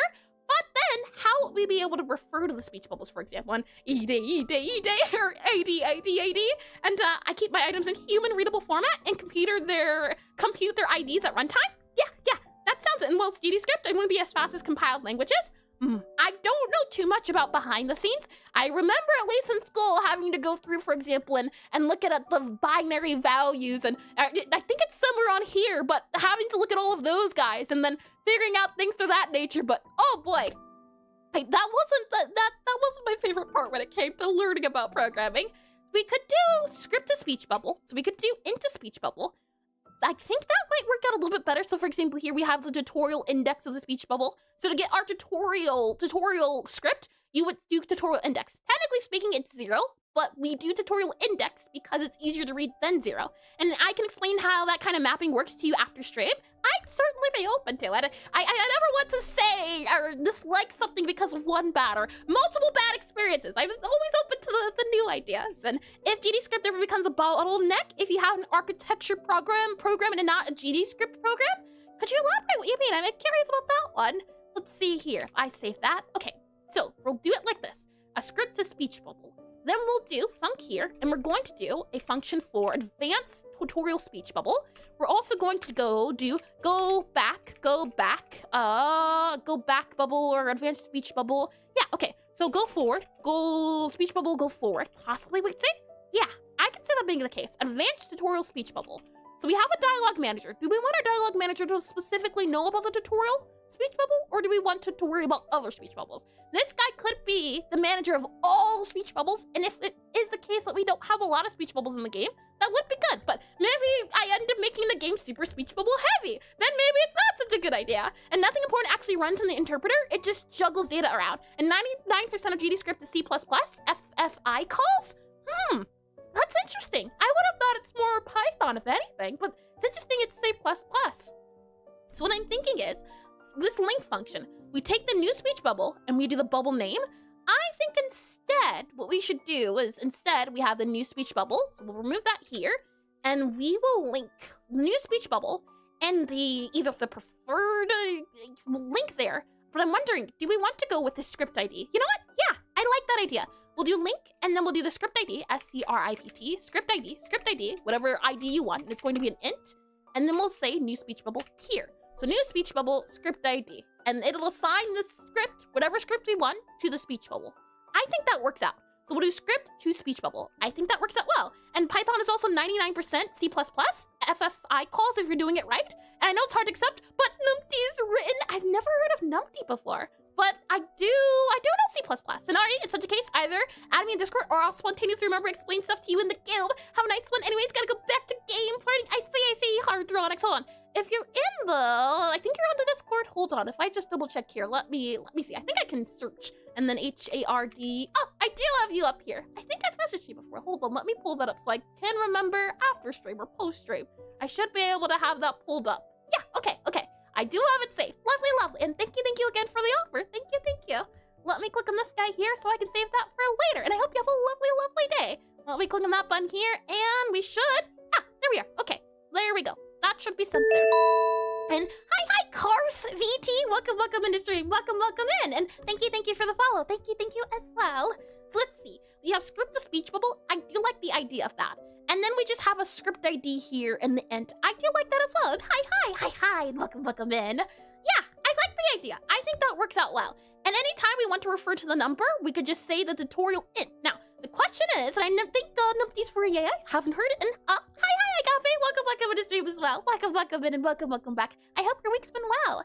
Let me go ahead and remove this guy then. And what we'll do instead of the dialogue manager knowing what it is, since our script manager guy is our tutorial or is our index, I'm instead going to remove you here. I'm going to remove this guy here. Dialogue manager, you don't have to worry about it. Don't worry, forget about it. We'll go over and we'll do where are we at? Our script guys here. And what was cool tool that you were using to make the notes? I liked which one exactly? Do you mean this guy here?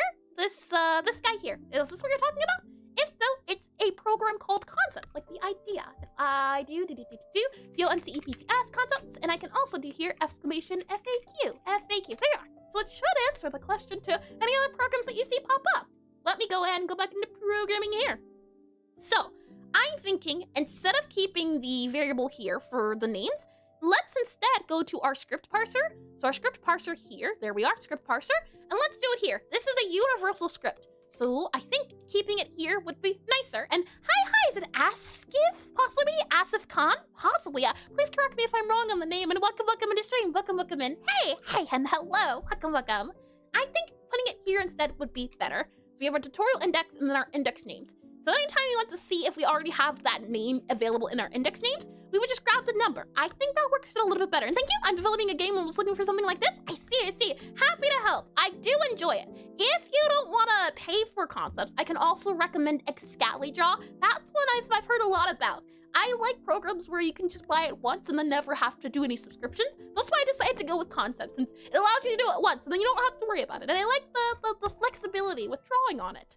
Let me go ahead, and what we'll do is we'll remove or close this overflow detection.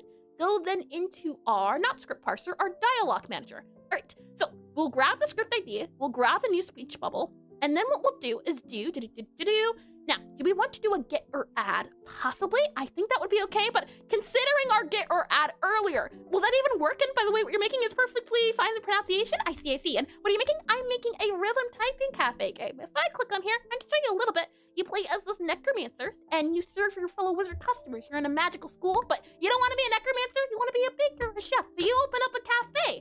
And not only is it a cafe sim in the part of the school, but it's also a rhythm typing game. So you have to type out poems to the beat in order to serve customers. And right now what we're doing is we're working on the dialogue system for the tutorial so that the game can show you how things work. And slow down, can't catch you? No worries at all. I'm making a rhythm typing cafe game.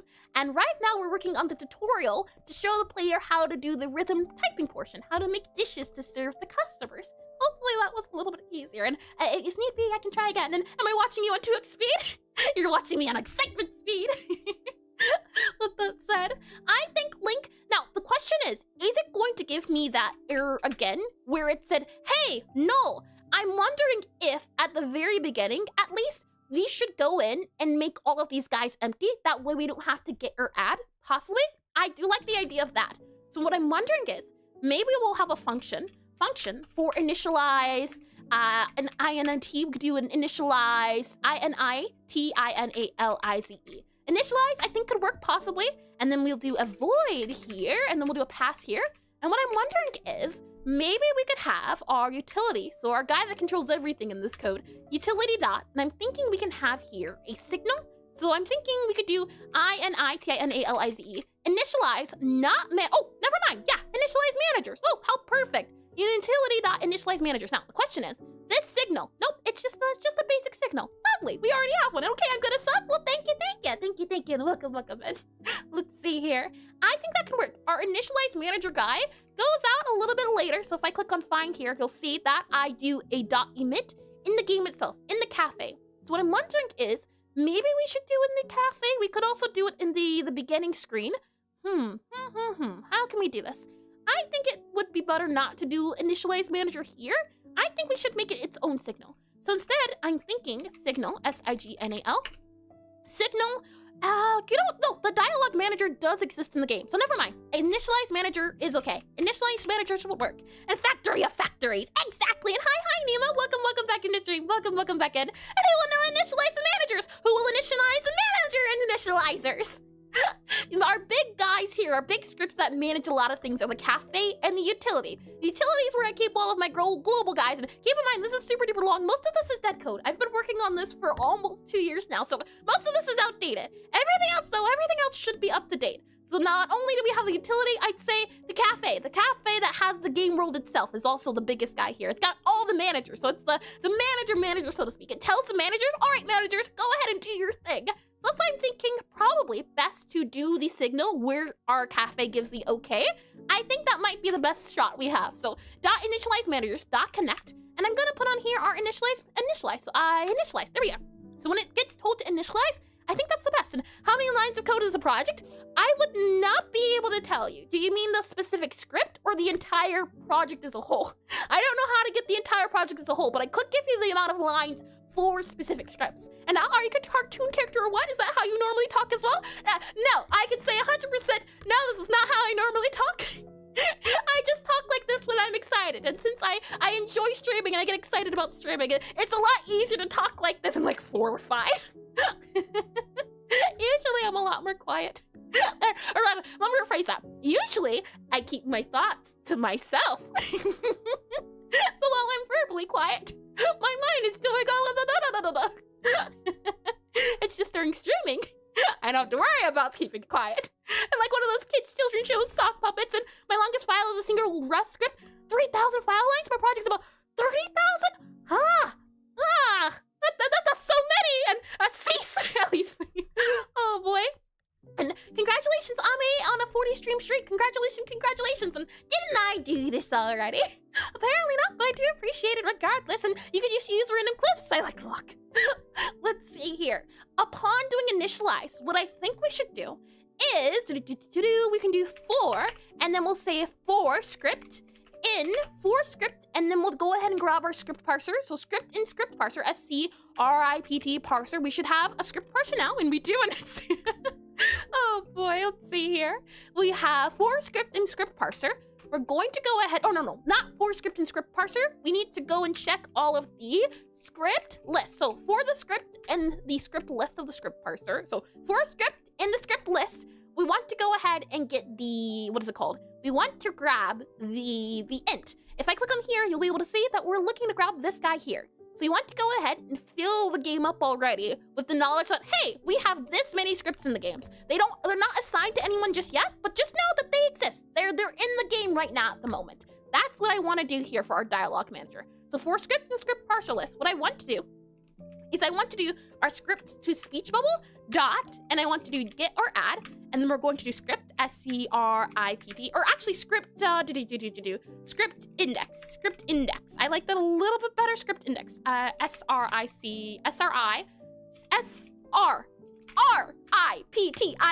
That's not right either. Oh, hold on. script. Okay. For script index and script list, there we are. And once she logs in for VA, the big leagues will be shivering me timbers. I can say that I'm currently helping and working on I'm VAing for a mod for Marvel Rivals. And 6-letter word, by the way. Hold on now. It's hard. The C and the I. I tend to get those confused. It's either C or I, or I think it's G also too. But I figured it out. It's all right. As you can see, I'm professional. Oh boy, let me go ahead and save that. And also, isn't it? Oh man, when it's done, I'll be super duper excited to show you. Let's see, script to speech bubble, get or add, script index. And I'm wondering, is it the case that we have to do this again, where we do null here? And your voice reminds me of funny Pinocchio scene from Shrek. That's a new one. That's a real new one. Let's see. We'll do for script index, and then I want to do a print here that just has the word test so that we can see if we get the error. Or actually, you know what? It'll do it automatically. It'll tell us if we get the error. So if I just click on play, we go into the game, and why are they right? Hold on now. You know what? I could imagine the Muffin Man, not the Muffin Man, the Gingerbread Man. I could see it, definitely could. I remember having a lot of fun with the musical for Shrek. If I click into the cafe now, we don't get an error, but we do get a debug. We have unreachable code statement. Okay, hold on. If unhandled input, what we'll do is we'll have a var, and we're going to do a var for export var exporter. Not even at export var. Yeah, export export. Export var, player can control, control, and she's Tim the Gate Guard from Robots. Haven't heard of that one either. Let's see here. Player can, control, player can control, progression, progression, and it's going to be a bool, and it's going to be set to false. And then instead what we'll say is that if the player can control the progression, so if they can use the arrow keys to go up or down when it comes to going back and forth in the script bubble, then we can let them. So we'll say if not, so if the player can control the progression or not control the progression, then we can go ahead and return. And then we'll say if not. There we go. There we are. Okay, that makes more sense. So if the player can't control the progression, then return. And we have, yes it is. And now that's an old people movie. And do you have any tutorials on your channel? I think I'll return to, no, I don't have any tutorials. The thing is, I don't know what I'm doing. So it's a little hard to make tutorials for things I still don't understand. So most of the time it's more a matter of, I don't know what I'm doing, but let's see if we can learn together. That's more or less the sort of thing. Let's see here. And I did read that, I think. And yep, old people movie. My goodness. Let's see here. We click on that guy here, we click on that guy here, but I can say at the very least that most of the streams, the programming streams, are like this. So maybe if you watch some of the previous ones, that might be somewhat similar. Then again, I take it, and it's only 20 years old. Oh boy, I'll go ahead and save this guy here. hopefully we get rid of that error now. And hi, chum, yo. welcome into stream, welcome in. I hope your week's been wonderful. I'll go ahead and click on levels here. I'll click on you here. We no longer get any errors. Isn't that lovely? Lovely. Okay, we can go ahead and close this guy then. Save this guy here. And with all of that said and done, we can now go ahead and see about our dialogue manager. So now our dialogue manager knows that there are plenty of things, plenty of guys here. And what the hope is that when we link up the script ID, we first see if it does exist. Do we have a script ID? And you should make a cover from Pinocchio's scene from Shrek. The movie or the, not the movie, the musical or the show? I'll have to go back. I've seen the first movie, but I don't specifically remember many scenes. Let's see. So what I want to do first is I want to check to see if the script ID exists. So what I want to do is see about if, and then we'll say script parser, or rather we can see if our script-to-speech bubble has it. So if script-to-speech bubble has, and then we'll say has, or hold on, it's our script-to-speech bubble dot has, and this is the key, so we can say script ID. And I want to say if it does not. So if not, so if it doesn't have the script ID, then we know that it's an invalid script ID. So we can go ahead and return. So I'll do return here, and then we'll say the error. And that will definitely sub to you in my other account as well. Well, thank you too. How kind. That's very sweet, and I do appreciate it too. And my Wi-Fi exploded, and I heard Eric say, I hope you're weak.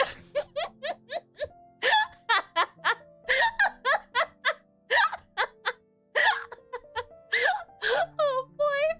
I'll go ahead and say that there, and then we'll go ahead and do our error utility dot, and then we'll do a print weak. Oh boy. We'll say could not link speech bubble, so could not link, and then we'll grab the speech bubble name. So whatever the speech bubble name is, so could not link, and then we'll go ahead and do plus, and we'll do the new speech bubble dot name. So we could not link that guy there, and then we'll do a plus here, and then we'll do a brackets here, and then we'll say speech bubble, SPEECH, speech bubble, BUBBLE, could not link speech bubble to, could not link speech bubble, and then we'll say period, period, script ID, SCRIPT, script ID, link, script ID plus, and then we'll do STR here, and then we'll set the script to ID, script IDs, script ID, blank, not found, so we'll do plus U, and then we'll do could not link blank there, and then script ID, and then blank not found. So you there, not found. There we are, not found. And then should be good to go. And maybe this will work. And never played that in Ultrakill? I have heard of Ultrakill. And that's the laugh you hear before you perish. What have I done? Nothing. I've done nothing to deserve these heinous accusations. We'll go ahead and set this to be self so that we can know where we're going if we run into an error. And then we'll go and do utility dot, and then we'll do debug color, and then we'll set it to error so that we get a red color. There we are. So anytime we run this function, should it fail, we'll know exactly what function it was that failed, as you can see here. So we're doing a message like this, where we have could not so-and-so, and then there's a number here. So that's what that self is doing. It's allowing us to know where exactly to go to find that error, which makes it easy to debug, at least in theory. All these colors and names, and the people with missing organs, and we have the tapes. What tapes? I see none at all. None, not one bit. Nope, and it's not because I closed my eyes. Let's see here. I'll go ahead and save that. What we can say is that if not script-to-speech bubble has script ID, then we return. Otherwise, we can go ahead and link it, and I've never met an enthusiastic person like you. I can't imagine you IRL. I assure you, I am very introverted, very quiet. What you can do, Asif, if you go back to the first ever stream I did, you'll notice the difference between first stream and today. That should give you at least an insight between what string confidence has done for me. And the funny tab named VODs in your YouTube channel. And the tape that you use to hold the code together. The tapes, you mean the scripts? And she turns off once the camera stream turns off like an animatronic going back to its cage.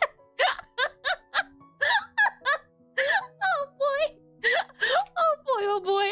What we'll say before the outbreak, what we'll do is we'll say utility, and instead of doing an error, I'm just gonna go ahead and grab this guy here, and we'll go ahead and then say, we'll link it. So we'll say, hey, actually, we did link it. Congratulations, we did do the thing. we're going to say notify, so it gives us the purple, and then we're going to say instead that we were able to link it. So we'll say instead linked, L-I-N-K-E-D, linked blank to blank. Like that. And to be honest, are you Freddy Fazbear? No.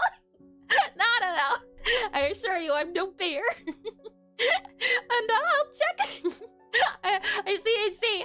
Let's see. We have linked blank to script. So we'll do link blank to script, S-C-R-I-P-T, to script blank. And then we'll have that there and that there, and I believe that should be it. Linked blank to blank script. There we are. Should be good to go. And the other streams catfish me into thinking she was an ordinary guy.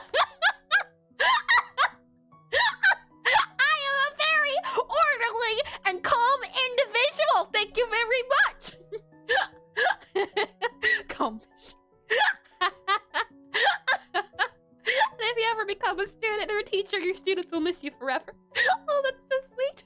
You know, at one point or another, I did want to go into teaching. I can say that, specifically math. I at one point wanted to be a math teacher, but I changed my mind.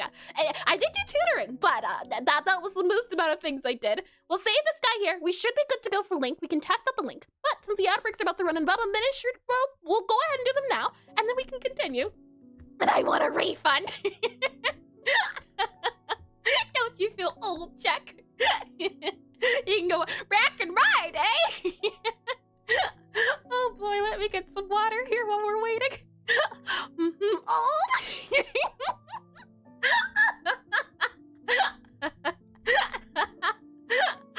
knew you when you were called old! You don't have to say it like that. Anyways! Hold on now. Hold on now, don't turn this on me!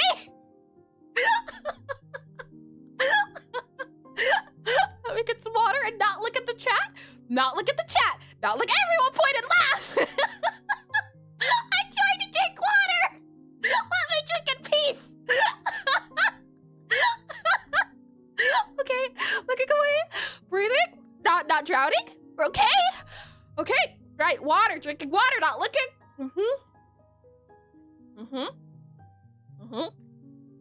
Swallowing first. Making sure my breathing is good. Now we turn back my yak. I might be old. No water for you. And keyboard about to get a shower. No, I remembered. It's already happened once. I won't let it happen again. You know what? Speaking of your back though, Check, I know the perfect solution. Let's do some back stretches, shall we? Since we have the time for it. I think I spilled some water. Let's start off by going to the right here, slowly, and if anything happens to break, anything happens to crack, if anything hurts, if anything goes wrong, call Dr. Corwell or lawyer, but don't call me. I should not be held liable for anything that causes pain. Let's go to the right here, and I heard a crack! And that's right, Grandpa, drink your cran grape. Hold on now, Alvin, cran grape is delicious. I'll have you know, cranberries are delicious, so are prunes. We'll go to the left here a little bit, and then we'll go yum yum. We'll go to the left, and then you'll want to go slowly to the back, and okay, Grandma. We'll go to the back here a little bit, and I can't breathe. Hold on now, breathing's important. You need to do that. Let's go to the back here a little bit, and then we'll go to the front here a little bit.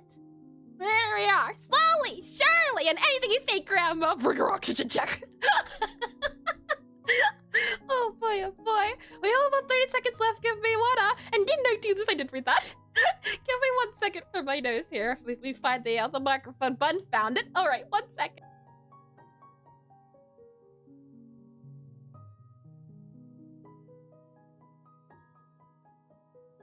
No. Maybe the strongest.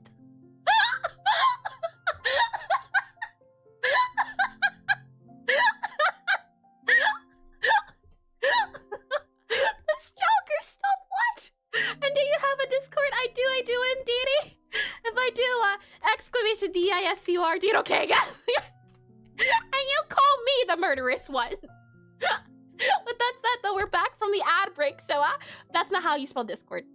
Hold on. Exclamation D-I-S-C-O-R-D. There you go. Okay, all right, there we go. Should print now. There you are, and welcome back from the ad break. Shall we continue now that it's over? Oh boy, and alright guys, using this extraterrestrial bring in the ultimate weapon, grass, outside! We'll go ahead and save this guy here, and the hope is now that they are linked. And with that said, I also want to do a function, and I want to have a function for printing out our list. I think that would be a good idea, to print out the current idea what's going on, who's what and where. So we're going to do a function, and what I'm wondering is, do we want to do a print for here and the other place, or do we want to do like a function in general for just print script list and give the list? You know what? I like the idea of it. Give me 1 second to clear my throat. So maybe I need to clear my throat a little bit more than I thought. What we'll go ahead and do is I'll remove it here, and then our unspeakable. Never mind. I take it back. We're good. We need to do two things. What we're going to do is and it almost makes me think we should have a print dictionary function. I like the idea of it. So let's make a general function in utility to print things whatever we want, whatever we're looking for. So I'll go ahead. We'll go into utility. Let's make a universal function. I like the idea of that. And we have here 1 hour cooldown of breathing. And she's the reason the old depleted back in the early 90s. 1 hour breathing. What do you mean?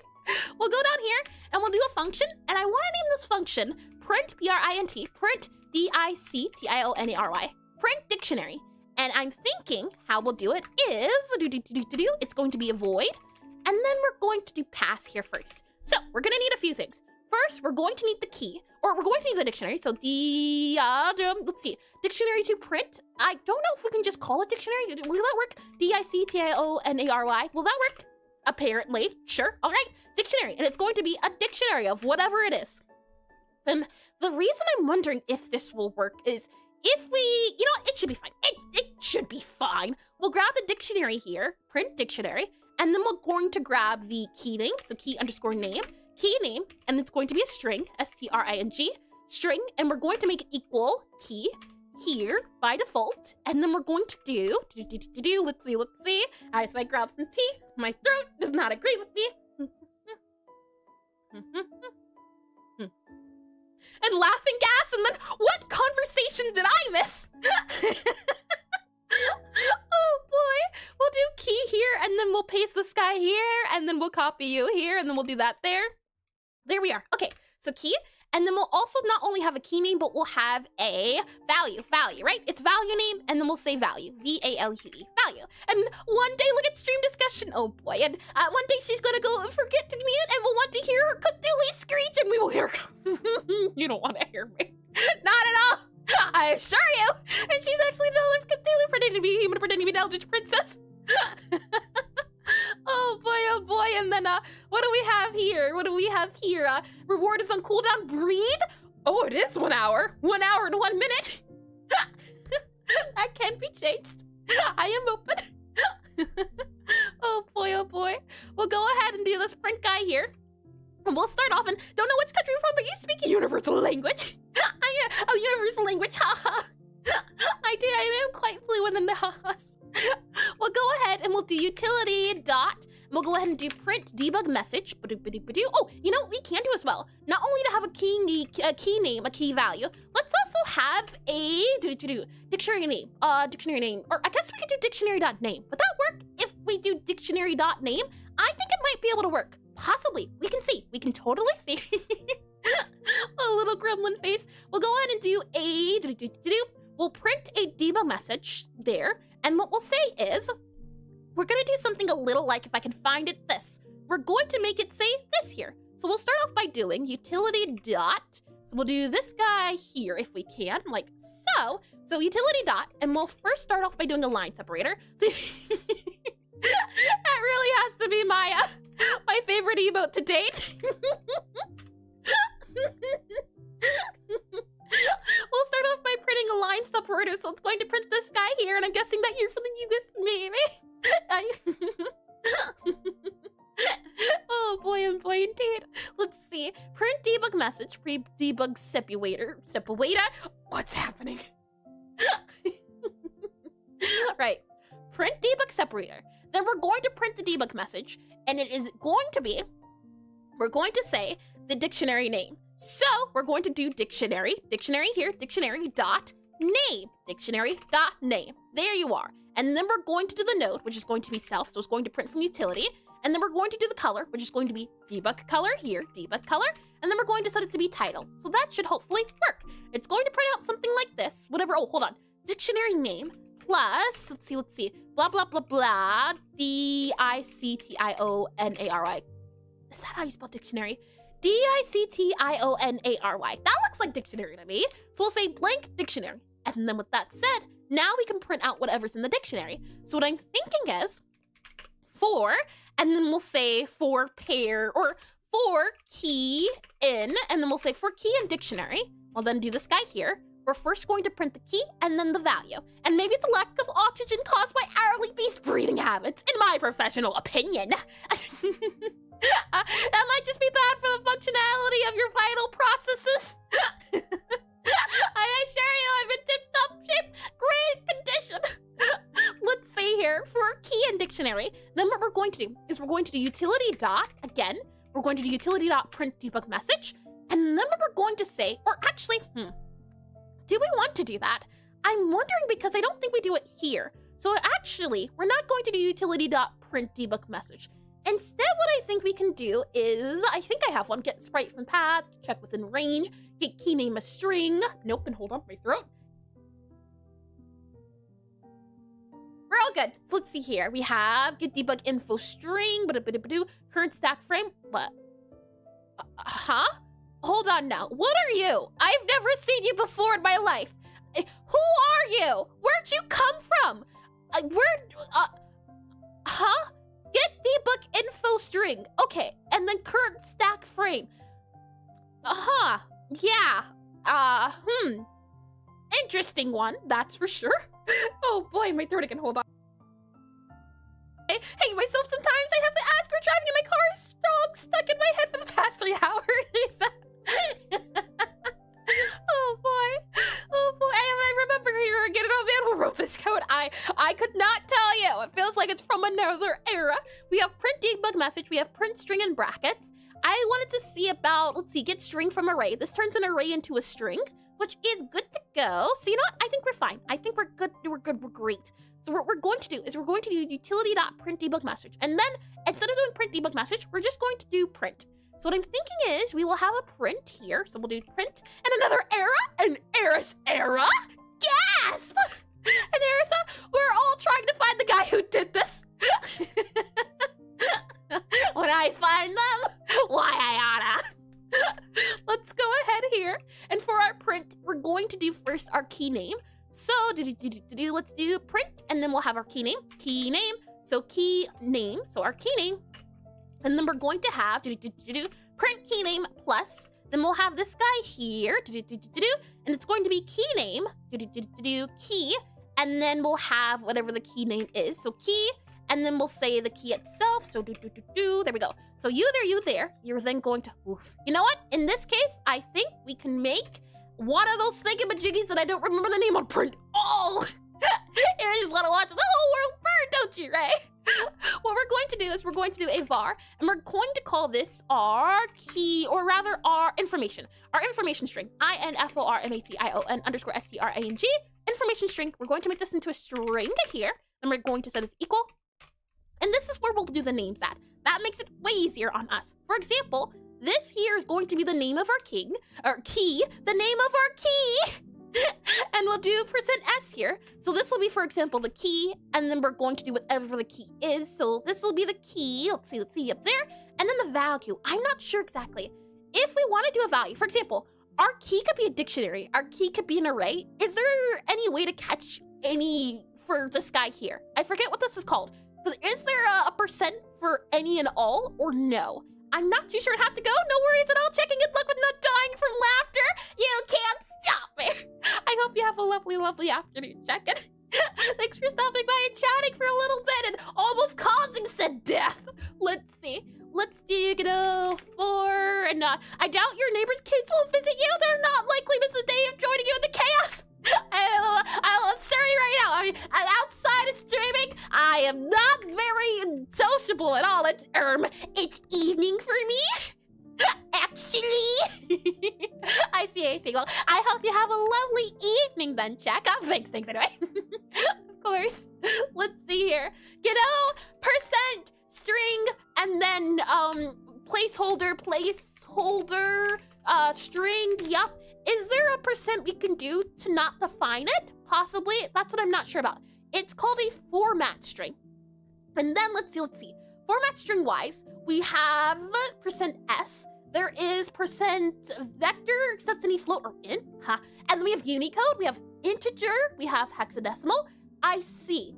I think in this case, we won't be able to do that. So I'm going to go ahead and close you there. We won't be able to use the placeholder, unfortunately, but that's okay. We'll go ahead and remove this guy here.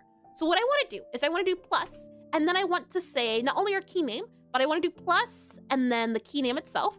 So we're going to go ahead and we'll do a plus, and then we'll say a string, and then we'll string whatever our key is. So whatever our key is, we want the string of it. After that, we'll do comma and space, or not comma and space. We'll do plus, and then I want to grab our, let's see, symbols, I believe it's called. Yes, our symbols here, and I want to grab the arrow symbol here, and then we'll do symbol arrows, and actually I think it's going to be symbols arrows, yep. And we need to grab the string if I'm not mistaken here. So let's see, symbols to string. So let me grab that here. Symbols to string, and then grab the symbol here. There we are. Now, so this will give us the arrow symbol. Oh, words are tricky. Let's see. Symbol to string, we grab the arrow, and then we're going to do plus, and then we're going to say, and this is going to be our, do we want to do that? It might be confusing to have them all on the same line. So you know what? Actually, let's not do the arrow. I don't like that idea. I take it back. We're going to do the key name. I think that's fine to do. And then we're going to duplicate this guy. Instead of the key name, we're going to go with the value name. But before that, this is fine. Value name. Let's then go ahead and add our symbol arrow again. So we'll do symbols to string, and then we'll do plus, and we'll do that there. We'll then grab U here. So this should hopefully give us our arrow key, then our value name, and then the brackets here, and then a string key. We're instead going to do string and then dictionary. So string dictionary, and then we'll do key here. Key. Okay. So we'll do for key and dictionary like that there. And then we'll also do an ending guy here for our separator. Hopefully that works. And shall we see now what this actually prints out? And if it works in the way I think it will, back in R, for example, let's see, where are we at? I'm lost. In our script parser. Once we're done with our script parser, what I want to be able to do at any moment is I want to be able to say utility, grab utility, and then I want to say print our dictionary, and then we need the dictionary, so that's going to be our script list. So script list, we print that guy out. Next up, we need the key name. Our key name is going to be our index. Yep. So we'll just say index ID. Actually, no, it's the ID, right? So I'll just say ID. Then we grab the value name. And our value name is actually going to be the script. It's the script itself. So we would say script, script. So the hope is that this here will allow us to see inside of our script list without us having to do any 4 and 4 and 4, like, for example, here in our prints. So anytime we want to print a dictionary, the hope is that we can just click that guy or print that guy there, and it'll give us an organized list. And anyway, good night, morning, evening, or afternoon, or whatever it is for all of you. I do indeed hope you have a lovely morning, afternoon, evening, or good night. Thank you for stopping by, Asif. And thank you as well for this description X2 times. I hope you have a lovely, lovely one, and a lovely rest of your whatever current time zone it is. Let's see here. Invalid access to property or key name on a base. I thought as much. I thought I could get away with it, but I could not. Unfortunately, so we're going to do a dictionary here, and we'll just say a dictionary. Yeah, it doesn't want the name of the dictionary, unfortunately. So we're gonna do instead, we're going to do a dictionary here, and then we're going to do we need the dictionary, and then we'll just do here our dictionary underscore name, and then we'll set it to be you here, and then we'll go ahead and do list from dictionary, or how can we say that? Blank dictionary. I don't like the idea of that. And talk about morning. He's already morning and I still can't sleep. Right? Oh boy, Ray. You really, I hope you are able to get some rest too soon. It's never fun not being able to sleep. I can say that much for sure. Oh boy, sleep schedules are painful. Dictionary name, and then we're going to say, now, what can we call this dictionary name? Well, let's see, key to string. How about that? Key to value. Key to value. There we are. I think we're going to call this a string, string, set it to equal here. There. We'll have it by default say key to value dictionary. And you just woke up and why do you need sleep? Well, Ray, haven't you? There's people who can't sleep and then it's like 7 a.m. and they still haven't slept. That's how I say there's people. That's happened before. Oh boy, has it. Let me go back to you here and you here. So now the hope is in our, not our dialogue manager here, in our script parser here. Now, instead, what we're going to say is, since we can't do the dictionary name, we'll comma you here, and oh, hold on, I forgot another thing we have to do. Back into you here. Yeah, we're also going to need to remove that there. Paste that there. There we are. Good to go. Okay, back in our script parser. Now what we can say is, this is going to be our script list. So we'll say script list. SCRIPTLIST. Our script list. Like that there. Now it should hopefully work. Why are you getting angry? Hold on. We need to add that bracket. Oh, hold on. Bracket. You go there. All right, it's going. Hi, so Ray. Welcome in the stream. Welcome in. How fun. And I just found you over your pixel art character drawing guide for Fields of Mystria. So amazing. And now I see you programming here. You're crazy talented. Oh, how sweet. And what are you working on? I'm glad you asked. And thank you. And I'm glad you enjoyed it as well. It was tricky to find the style. I'm currently making a rhythm typing cafe game where you play as this little necromancer here. The idea is that you go to a necromancer or a wizard academy. You go to a wizard school full of wizards, an academy, but you don't want to become a necromancer. You want to become a baker or chef. So you open up a hidden cafe in a part of the school where you serve your fellow wizard customers. Not only is it a cafe sim, it's a rhythm typing game. And the idea behind is that in this world, magic is done through poetry. So in order to make your food, you have to summon it, and you summon it by typing out poems to the beat, depending on the different poems. Right now, we're working on the tutorial and trying to print out the data so that when we're debugging things, it's easier to read. Instead of reading things like this, for example, because I have no idea what that means, we print out things that are easy to understand. That way, when we're having trouble or things are crashing, we can see in clear English what's going on. And I forgot about those people. Apology. No worries at all. No worries at all. And welcome in again. If you'd like to give the game a try, another thing I can say is !NECROTYPE. The prototype is still on itch at the moment, so if you'd like to give the game a try, that is there too. The idea is that I focus on learning all aspects of game development, so be it trying to learn how to program, learn how to do art. The hope is that over time, my art will get better so that I can make games that have lovely art. And wow, I should have followed you. Thank you. How sweet indeed. Shall we see if my function works? If I click on you here and thank you all over again. Your name's fun to say, right? Let's see. Let's move this guy down here. And then, let's see. We have, oh, look at that. What do you think? Is this easier to read? Let me go ahead and make you bigger. There we are. Slide you over to about here. This is what we're looking for. Our script list dictionary. We have the ID and then the script, and then it tells us the script. I do think this is easier to read. I definitely do, instead of it printing out something else. So anytime we want a dictionary, I think this is a good idea to do it. I do like this. Now the question is, do we want to do different colors? We certainly can. I think that could work out. And I ordered some sausage instead of putting a cold pack or using insulated bag to keep them cold. And they just threw a frozen water bottle in the bag with them. I've never seen this. I get a free bottle of water. Wow, yippee. How delicious. I could go for some sausage. That does sound tasty. I need to have pizza again at some point.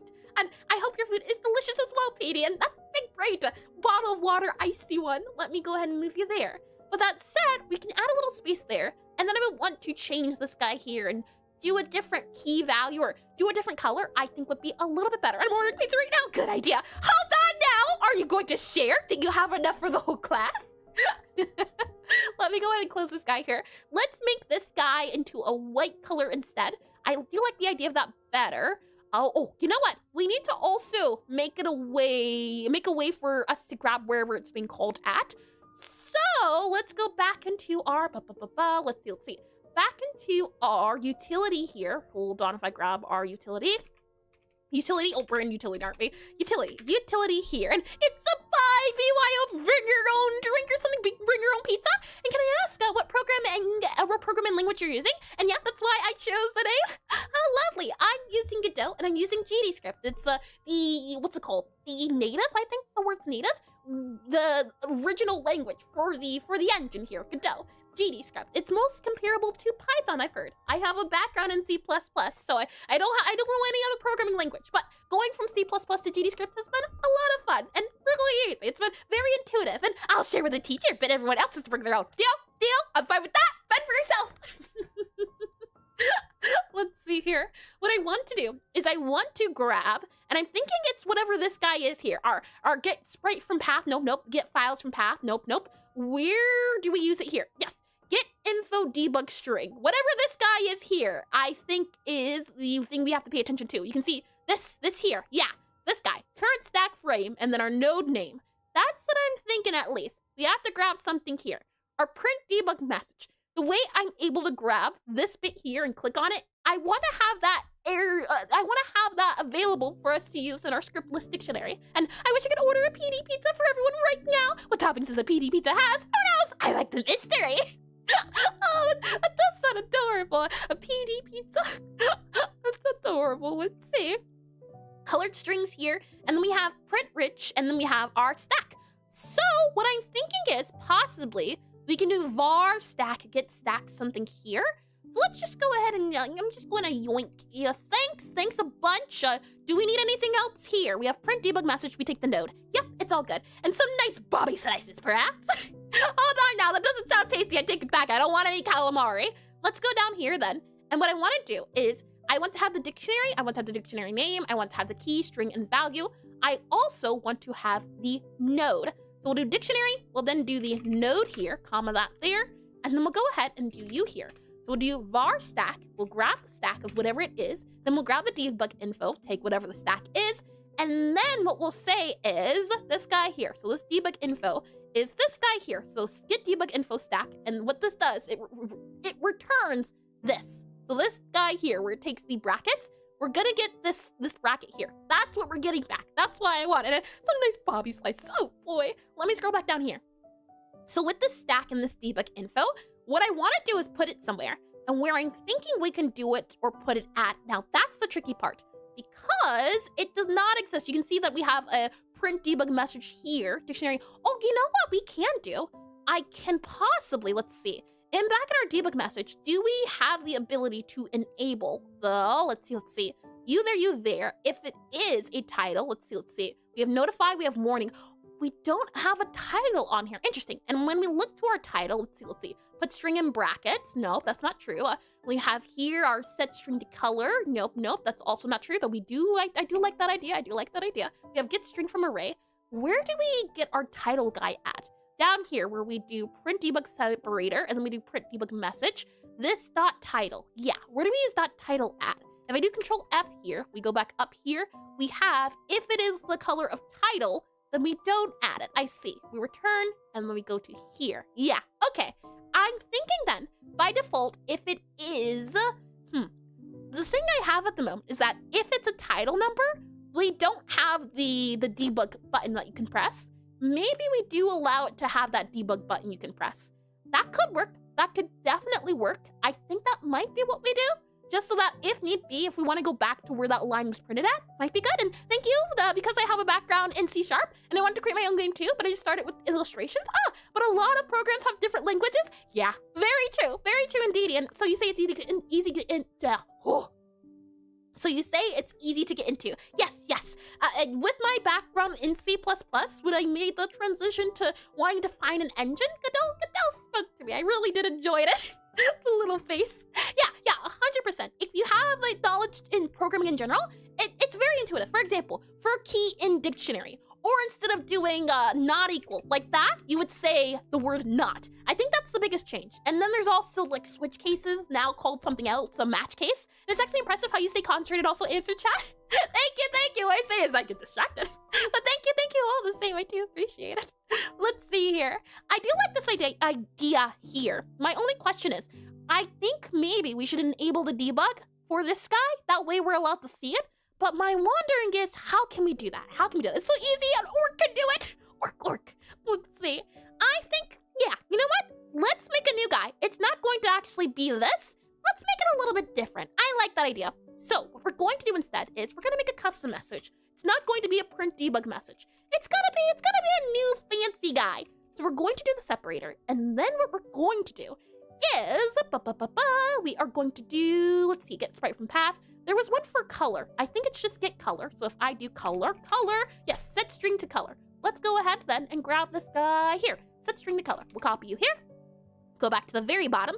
And what we're going to do is, yes, okay. So we're going to say, instead of this print debug message, I want to make it a special color, and I do like this guy here, but I also want to have the brackets. That's the thing. That's the very important part. So what we're going to do instead is, I'm thinking at the very least, I'm hoping it'll work, but we'll see. We're going to do var, and then I want it to be our title message. So title_message. Our title message, then it's going to be string here, and that string is going to be this here, and then we'll just copy this guy. So it's going to be string equal, and it's going to be equal to whatever we put here. And this guy here is going to be this guy here. So we'll just remove this guy. Oh, hold on, if it lets me. This, remove that, and then we'll paste that here like that. We'll then remove you here. Hold on, that goes there. And then we'll do bracket here, and then we'll remove you here. And if that works, we'll do that. And actually, you know what? Dictionary can even be removed to there. That works. That definitely works. And then we'll go ahead and add the brackets here. So we'll do a bracket here. Remove this guy here. Oh, if it lets me. Remove that guy there, and then add a little plus here. There we go. That should work out. So I want something similar to this, but I also want to have the debug info. So what we're also going to do is we're going to do a plus, and then we're going to also add a space here. I think would work out here. And then in between that plus, we're going to do debug info like that. And hi, is it Tom Kim Blue Igloo? For some reason, that does sound a little familiar. I saw the title. Wow, it's such a cool concept. Thank you. I'm glad to think so. What I can say is, if you'd like to give the game a try, if I do here, hold on, exclamation NECROTYPE, hopefully you'd enjoy it. Right now, the game is in prototype staging, but yep, that's the idea behind it. You play as a necromancer who goes to a wizard school, but you don't want to become a necromancer. You want to become a baker or a chef. So you decide to open up a hidden cafe in a part of school where you serve your fellow wizard customer students. The idea is that not only is it a cafe sim, it's a rhythm typing game. And in this world, magic is done through poetry. So in order to make food, you have to summon the food, and you summon the food by typing to the beat. You type out poems to the beat. Hence, spell casting. I can't say I'm not the one that came up with it, the pun. But I didn't realize it was an obvious pun. And also, I'm definitely not here procrastinating, making my own Godot game. But you don't have to, well, I say you don't have to procrastinate. I do that all the time, but maybe it can co-work in the sense of you work, I work, we both work, we can both feel productive, at least for a little bit. But regardless of it, I do hope you enjoy sticking around a little bit. With that said, let me go ahead and we'll do set string to color. And what we're going to do then is do title message here. Title message, and then we're going to say title message equals now and save. Let's see. I would say how sweet, but procrastination, oh boy. Set string to color, and then we're going to grab our string, which is going to be our title message here. So our title message, and now this is where we get to do the color, the fun color, the color string, and then hold on. We have the color string and then the string. Never mind, I remember how this works. We're all good. What we need to do is do here, and then we need to do color, debug color dictionary here, and then we can go ahead and set the color. I have a few colors already, and the thing is, I really do enjoy how Godot has default colors, and I can show you that if I open up Obsidian super duper quickly here, bring it into this guy here, I can show you what I mean. If we go into our, here we are. All the colors here that exist in Godot at the moment. It won't let me full screen. It's done it before, but apparently it will not let me full screen, even if I control zoom. These are the preset colors. So I can just grab a color name if I really wanted to. I'm thinking though, we could probably go with the one that we have already, which I think is like a white color, the white creamish color. So I don't think we need a different color for our dictionary. Possibly, we could always do a different color, but I do like the idea of just a random VIP. PD999 just redeemed VIP. VIP, and then I do at PD. Congratulations! That's a lot of points spent, and Dee, congratulations! And it's VIP time, baby! And pro tip, usually procrastination comes from not knowing where to start, so try to break down what you're trying to do into smaller parts, and it's gonna be much easier. That is good information, Nima. There's been times, though, where it's been a matter of, what's it called? I think, at least for me, if I'm procrastinating, the hardest part is doing the thing, even if for example, if I need to, or if I want to do daily studies of doing the piano, I know at least I'm going to have to start off by doing the piano exercises. I guess maybe a simple step would be to sit at the piano. That would be a step. You know, I take it back. Yes, 100% I agree with that. Let me bring you back to this analysis paralysis. It's kind of interesting how a lot of these colors are the same as HTML, but a lot of them are different.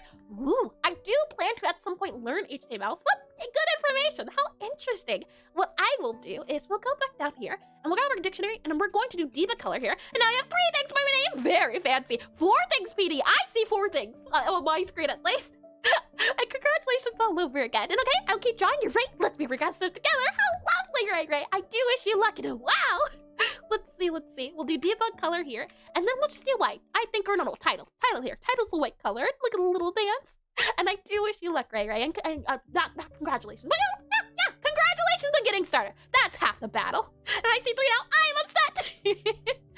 I see 4. I can at least speak from where my eyes see.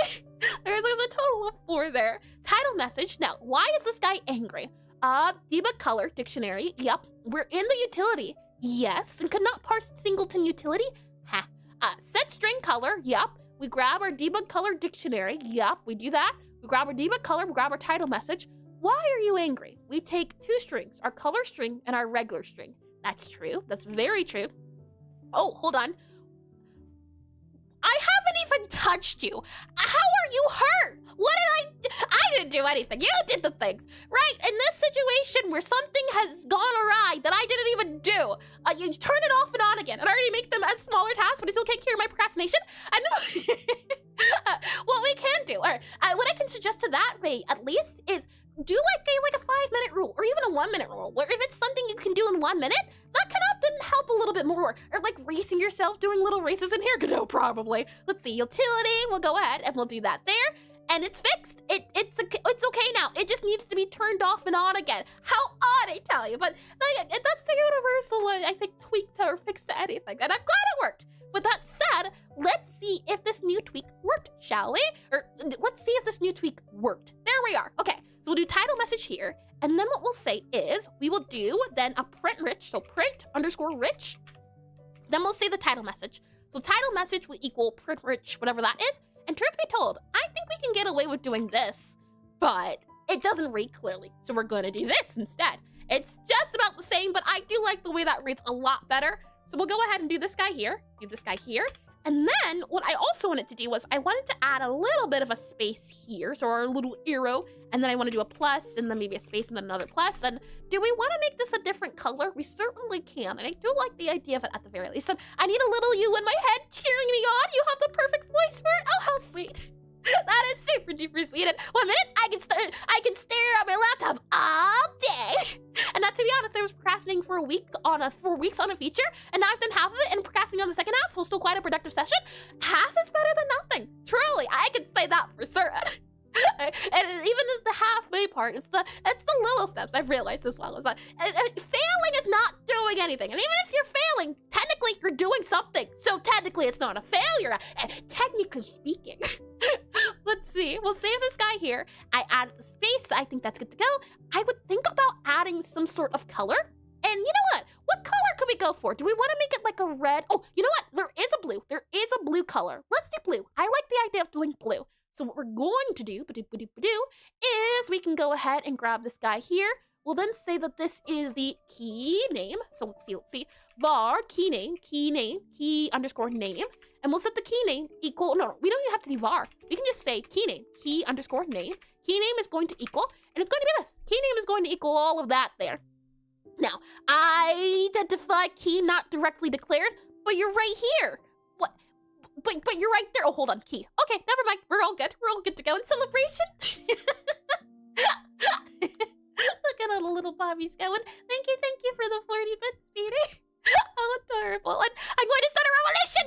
Heirs, have my 4th badge thingy in prison! Freedom for Petey's 4th badge! Viva la resistance!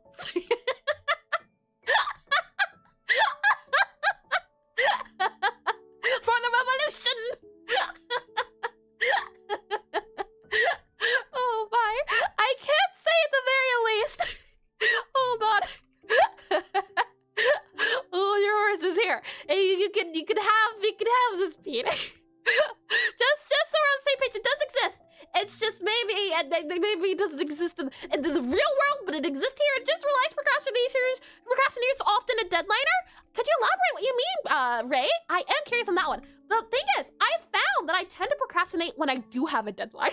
I wait until the last minute to do something. There's the 4. I wait until the last minute to do something because I usually can do that thing last minute. That's what I found out to be my trouble. So if it's something that doesn't have a deadline, I'm less likely to procrastinate, which is weird and crazy. So cool. So cool. Let's see here. This string guy, oh, you know what? For this string key, we can do something here. We can definitely do something here. What we can do is, instead of the string key, let's replace this guy with a % and then an S here, and then we'll go ahead and do this guy, and then we'll do this guy here. Does that work? Does that want to work there? Something like this here. We take the key name, and then we do plus. We can go ahead then and remove this here, because this is going to be our string, whatever our string is going to be. And not on my end, but still, thanks for showing us. Of course, BD. Hopefully that quiets the revolution. I don't want any, not overruling, but what's the word I'm looking for? Not heresy. There's a different one. There's many. And I'm honestly the exact opposite. I can plan when I have to have it done by X date, but if there's no time constraint, there's also no time constraint on how long I can avoid it. That's a fair point too. That's the thing of, on one hand, I know that I have a due date, so I just will do it when 24 hours is left. But on the other hand, I don't have a due date, so I'm more of a light due date where I can have goals set. But if I don't reach it, that's the thing. That's a fair point too. Yeah, it's tricky. It's super duper tricky. Let's see. We can do key name here and then do plus and equal. And what I think is then what we can have happen is we'll do key name that there. Then we can say key name. We'll copy this guy here. So key name set string color. I don't think we should do the blue. Or not blue. I don't think it should be white. We should do a different color. What color that is, I'm not too sure at the moment. And we will pause the revolution. She said, oh boy. And at least we got to see our 4th badge, brethren. And no, they are alive and safe. We are satisfied for now.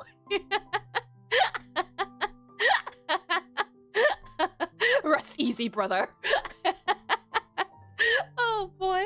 Let me go ahead and set string to key. I want to set this instead to be notify. I think that works. Our notify color is a blue color. I do like the idea of setting it to blue.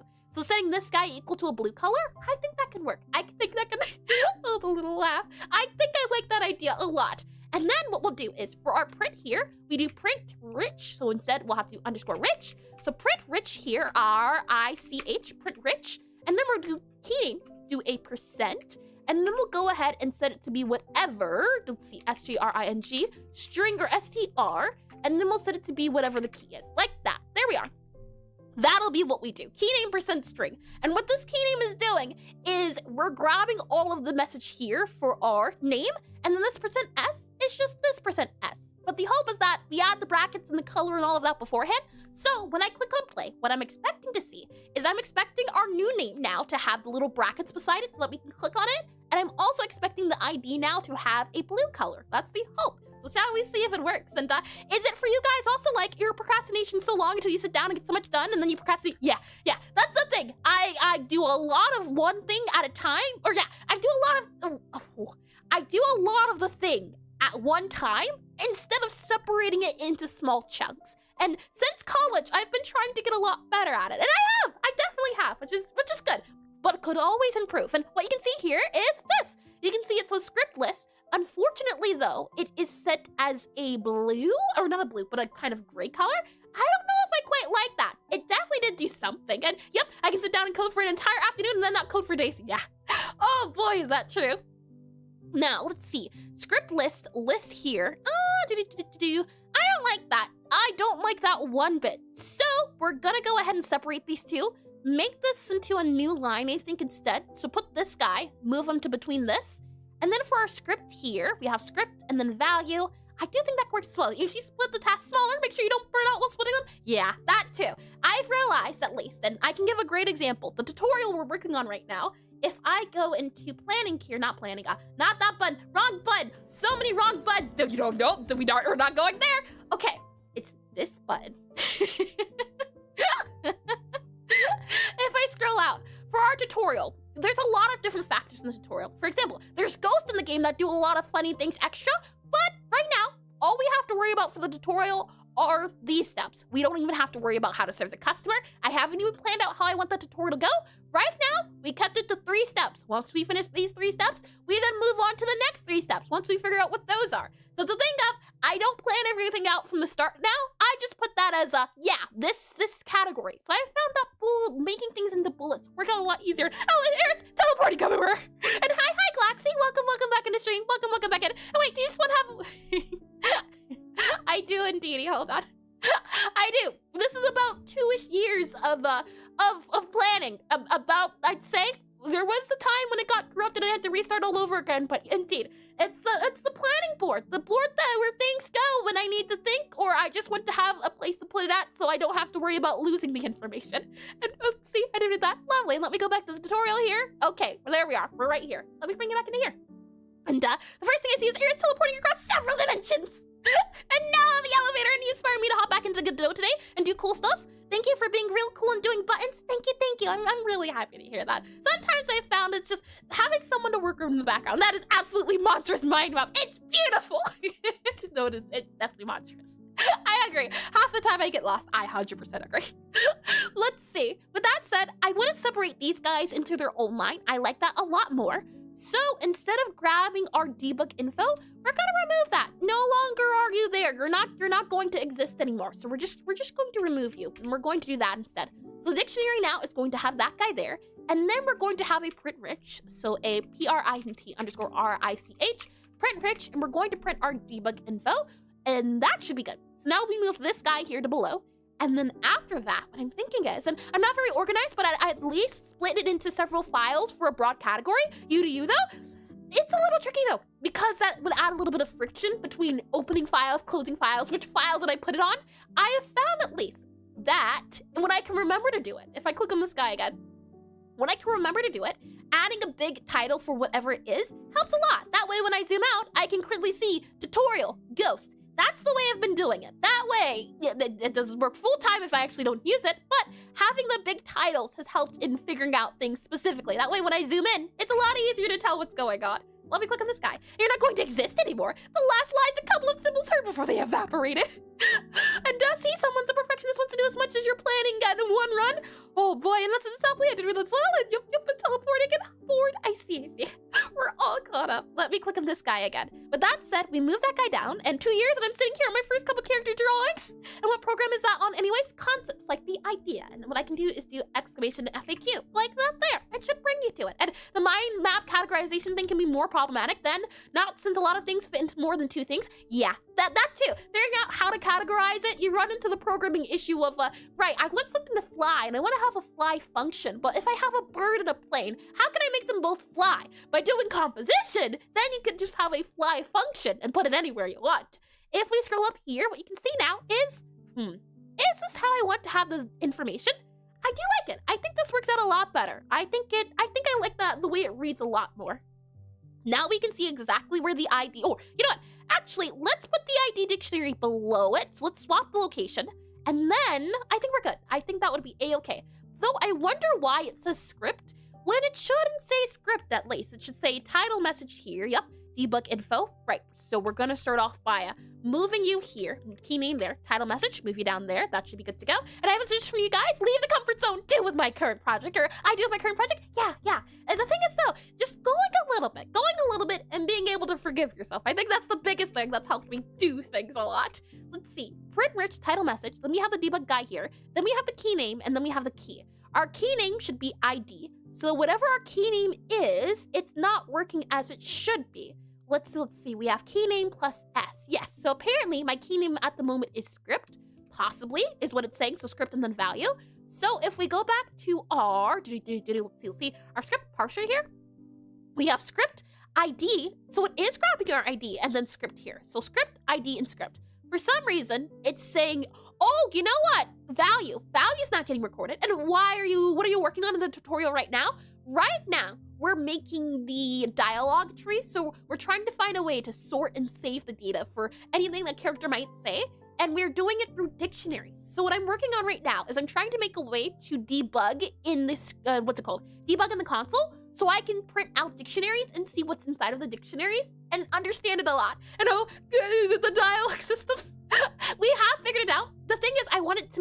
debug tool so that if I need to look into a dictionary, I can understand the dictionary. Instead of seeing a lot of different values, I want it to break it up so it's a little bit easier to read in the code. That's what we're doing. So we're doing a dictionary. We've already made the dictionary. I just want to make an easy way to understand and read through it. That's what we're working on. And your page is so professional. I'm so happy we found you. Oh, how sweet. And thank you that you shared all of that. Thank you. That's very sweet. I do hope to make the website upgrade, but that's always very sweet to hear. And I've heard it's harder than most people think. Same with inventory stuff.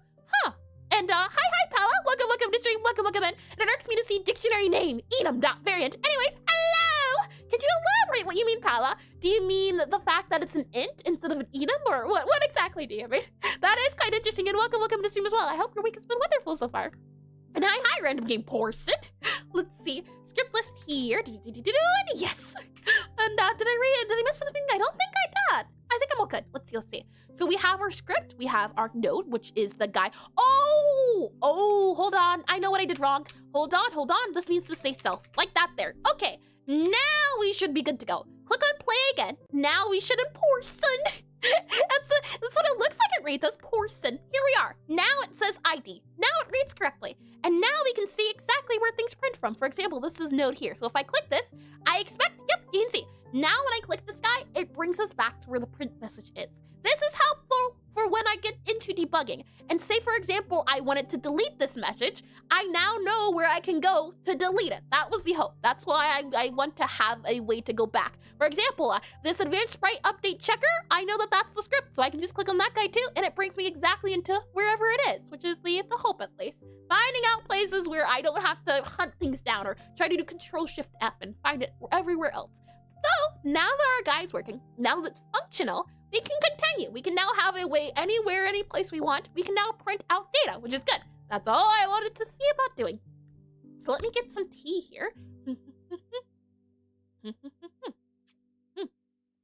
Tasty, that's useful. I'm glad you think so, Galaxy. I'm glad you think so. That's the hope. And I mean, it's a verbose abstraction for a value that is mostly used by the developer. I'm assuming a big brain move. Do you mean the idea of the int number at least, Paula? I don't like the way it is at the moment, and I am using enums. Or not enums. No, not enums. I'm using variables instead. Since there might come a point where I want to change the enum number, for now, I'm keeping it as a constant. If I click back into you here, you'll see right now I have it as a constant, but if need be, I can always tune it into an enum. I even have here, figure out how to do a different system to not rely on it, because I don't like it at the moment, but I do agree, yeah. Enums are usually my go-to, but enums didn't feel right. So I did it this way for now, until I can figure out a different way. And give me 1 second to clear my nose here, hold on.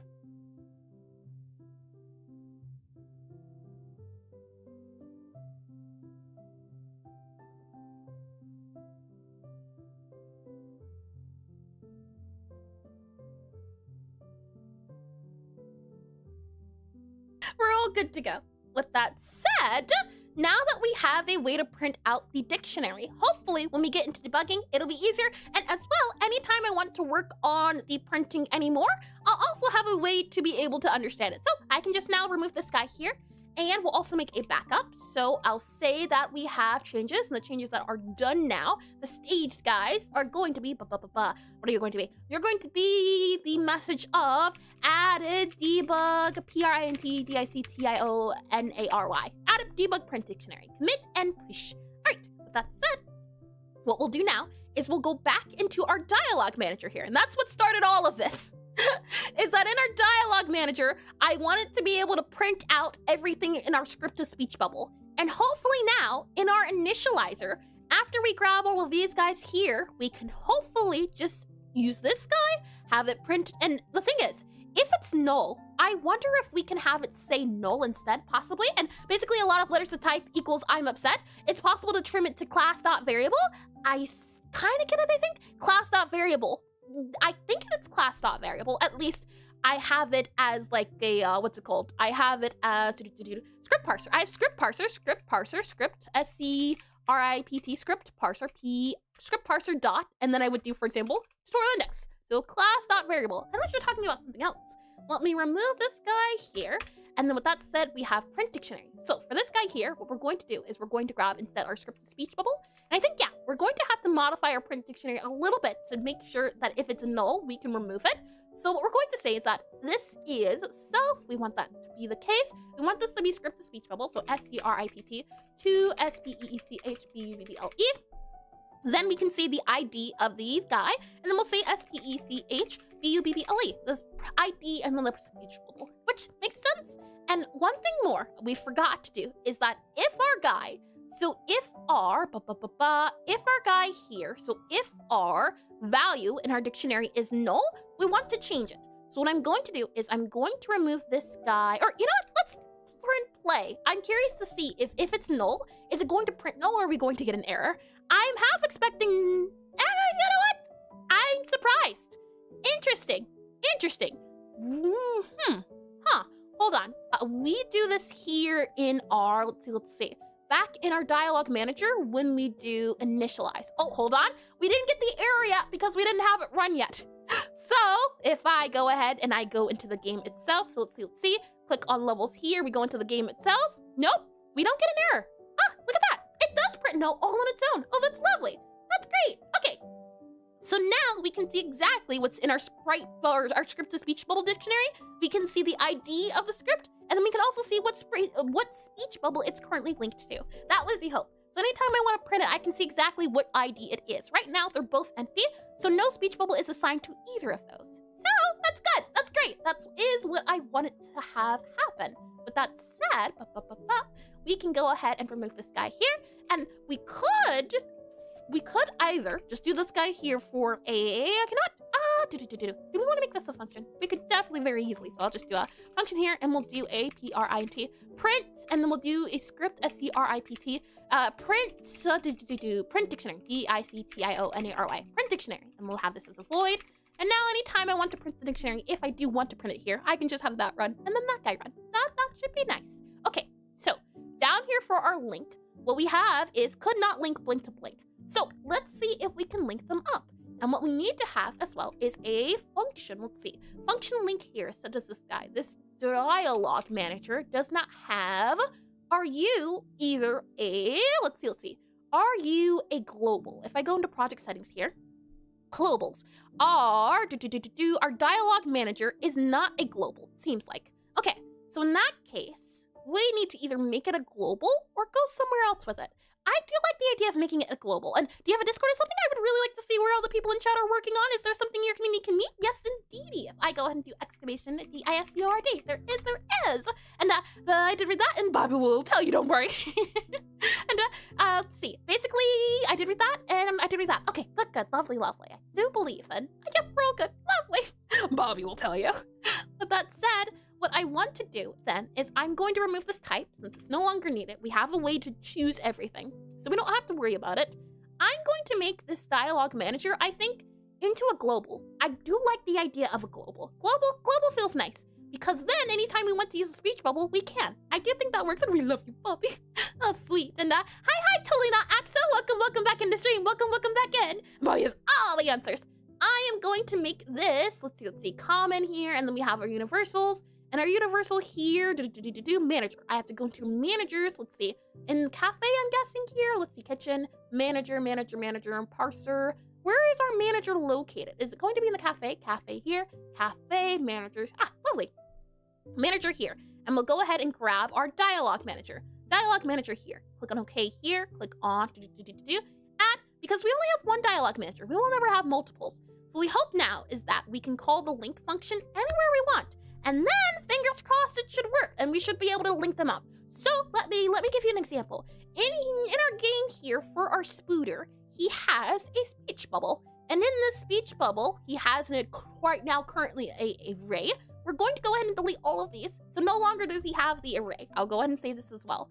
In our speech bubble, what we're going to do, just off the bat, is when this guy loads, we're going to say to our spider.speechbubble, and I want to set the speech bubble. So we have a back, we have an update text. I want to do a function for set. I do like that idea. So we'll go ahead and do a function for that. And I could never tell while playing, to be honest, and there was a spider. There is indeed. This spider here doesn't exist in the game currently. But right now there is a little spider on her head. That does exist. But the one that you see on the desk is a new addition. It'll be for the tutorial. And I thought it was a random blob. I don't blame you one bit. Most of these are placeholders.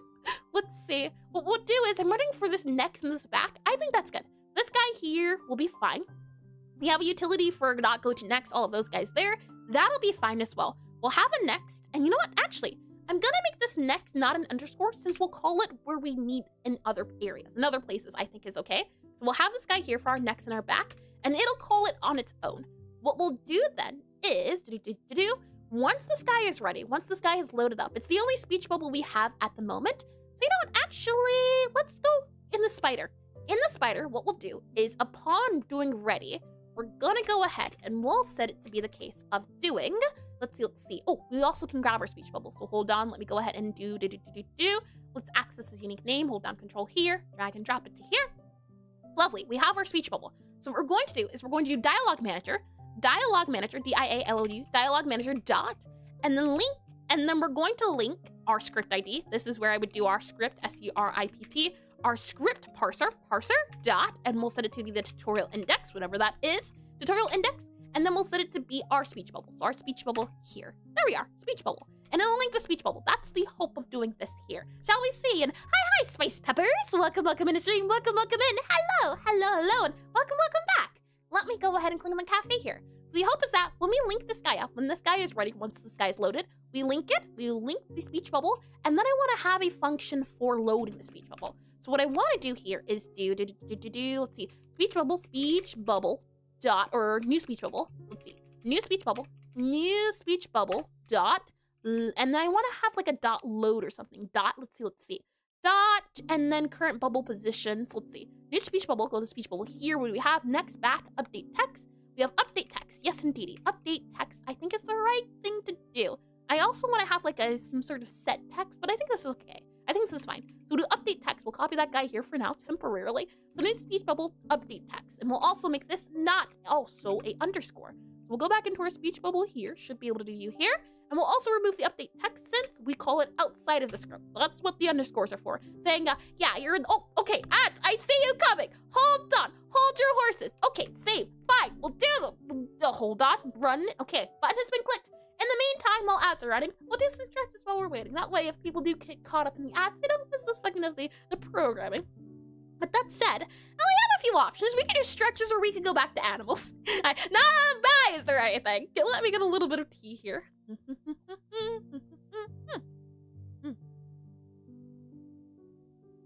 Tasty. All right, we have done some neck stretches. So let's start off with doing those. We'll go slow and steadily to the left. Now, remember to go slowly. Do your own discussion. If you have any pain, anything cracks, anything breaks, call a doctor, call her. Don't call me. I cannot be sued. I am not be held liable. So we'll go to the left here a little bit. And then we'll go ahead and go to the right. It's already 4:30 practically? My goodness. It does not feel like almost 4:30. It feels like we've only been streaming for maybe 1 hour, maybe 1 or 2 hours. I am super duper surprised. Let's go to the back here and slowly and surely. And then we'll also go to the front here a little bit like that. There we are. Another thing you can do is go to the left here and hold it for about a minute, but we don't have time for a minute. So we'll hold this for like a few seconds. And then, now, let's see, we'll go down here. And you know what? Since we're talking about animals, I propose the question to you, and heirs cannot be sold until you will never accept the bribe. Yeah! My lips are sealed, I'm solid proof! What was I going to say? Dogs. Oh, yes, dog. For each wizard class, what dog breed do you think they'd have? So, for example, like a Chihuahua. Maybe Chihuahuas would be a Pyromancer's familiar. What would be a Necromancer's? Like a death dog? What would be a death dog? Usually Doberman, I think, or like the depiction of Cerberus, maybe. What dog usually symbolizes death? Like the dog breed. I have so many questions now. Let's go to the right here and hold it. Could hold for a minute. Don't need to. Won't have to. And then we'll also go down here a little bit. Down there a bit too, like that there. And then we can go to the left or right a little bit more. And I cannot be sold. Yep, I did read that. Lovely. This is always my favorite. Going this way a little bit, and also this way a little bit here. I'd probably have to look into it a little bit more on specific breeds, but I doubt I'll do like different, go that in depth unless it's a big update for the game, since the hope is small scope. When I made this game, when I started making the game, it was to make it small, not too big. Little did I know, rhythm games are painful and that they take a lot of effort and that you'll have to know music and music theory. So It was a lot more than I thought I could possibly do. But the thing is, I've been enjoying myself. It's been an enjoyable moment. So once we get the minimum viable product, the MVP of the game done. So once we make sure the rhythm game is good to go, once we make sure the typing and also the cafe portions are good to go, then we can add more features, more updates to the game. I want to make sure we do the bare minimum, make sure it works, make sure it's functional, and then we can have fun and go crazy. And you learn along the way. That's what matters. Also having fun. Yep. That was the sole purpose of this game. I went into this knowing I had no idea how games work, how to make games. For example, I made one game before, but it was more of like a mini game sort of thing. And welcome back from the ad break. Welcome back in. It was more of a mini game. So like you could consider it a game jam. And hi Jenga blocks. Welcome to stream. Welcome in. And thank you for the follow. Thank you as well. And I've never made a game that you have to have a save function, a load function, things like that, an options menu. Not at all. So I knew going into this, I wanted to get the full experience, be it from doing demos to tutorials to things of that nature and learning what it takes to make a game go up on Steam and going through the banners and all of those things. That is the purpose of this game. So at least I had my expectations set. I just apparently need to go a little bit lower on the expectations. But yeah, I'm having fun. I'm having tons of fun. We'll go ahead and save this guy here. With all that said, why error? For why do you exist there? Do you want to explain yourself, or you're just not gonna? You know what? Fine. I'm fine with that. I'm okay with that. We'll do this guy here, and then we'll print the dictionary. So print dictionary. So let's see what this prints, or rather, let's see if we get an error. Oh, error. And whoa! Every time it gets me, it's a hard word to say. Arrow.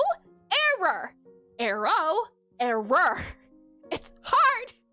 Oh boy, let's go ahead, go into Godot here, go into this guy here so you can see what I'm looking at on stream here, like so. So right now, the spider currently has the dialogue of, hey, listen. So let's see if we can get it to say the first message in the dialogue, which is going to be, if we go back to, let's see here, here. It should say, when we load in, the cake is a truther. That's what we're hoping to see. So if we go into game here, go into levels here, go into this guy here, and the arrow keeps throwing errors. Ugh. The arrow keeps throwing errors. That's so hard. And why is this angry? Cannot get array on base string. Why are you upset, perhaps? Cannot get out of bounds index. On our update text. Oh, you know what? Are we ever... Hold on. Do we ever... So, can you spot the issue here? Possibly. Maybe a little bit, maybe just a smidge here. What's going on? We don't actually link anything. Nothing's linked. We just say it's linked, but we actually haven't linked anything up yet. And then woo. And again, I hope you have a good time. No worries at all. And forgive me for not being able to stay for a little too long. No worries at all. Feel free to come and go as you please. And a good GDScript discussion and a good life. You as well. And you have my good luck wishes. Well, thank you. And you do too. And good luck all around. I hope you have a lovely morning, afternoon, evening, or good night, or whatever insert time zone it is for you.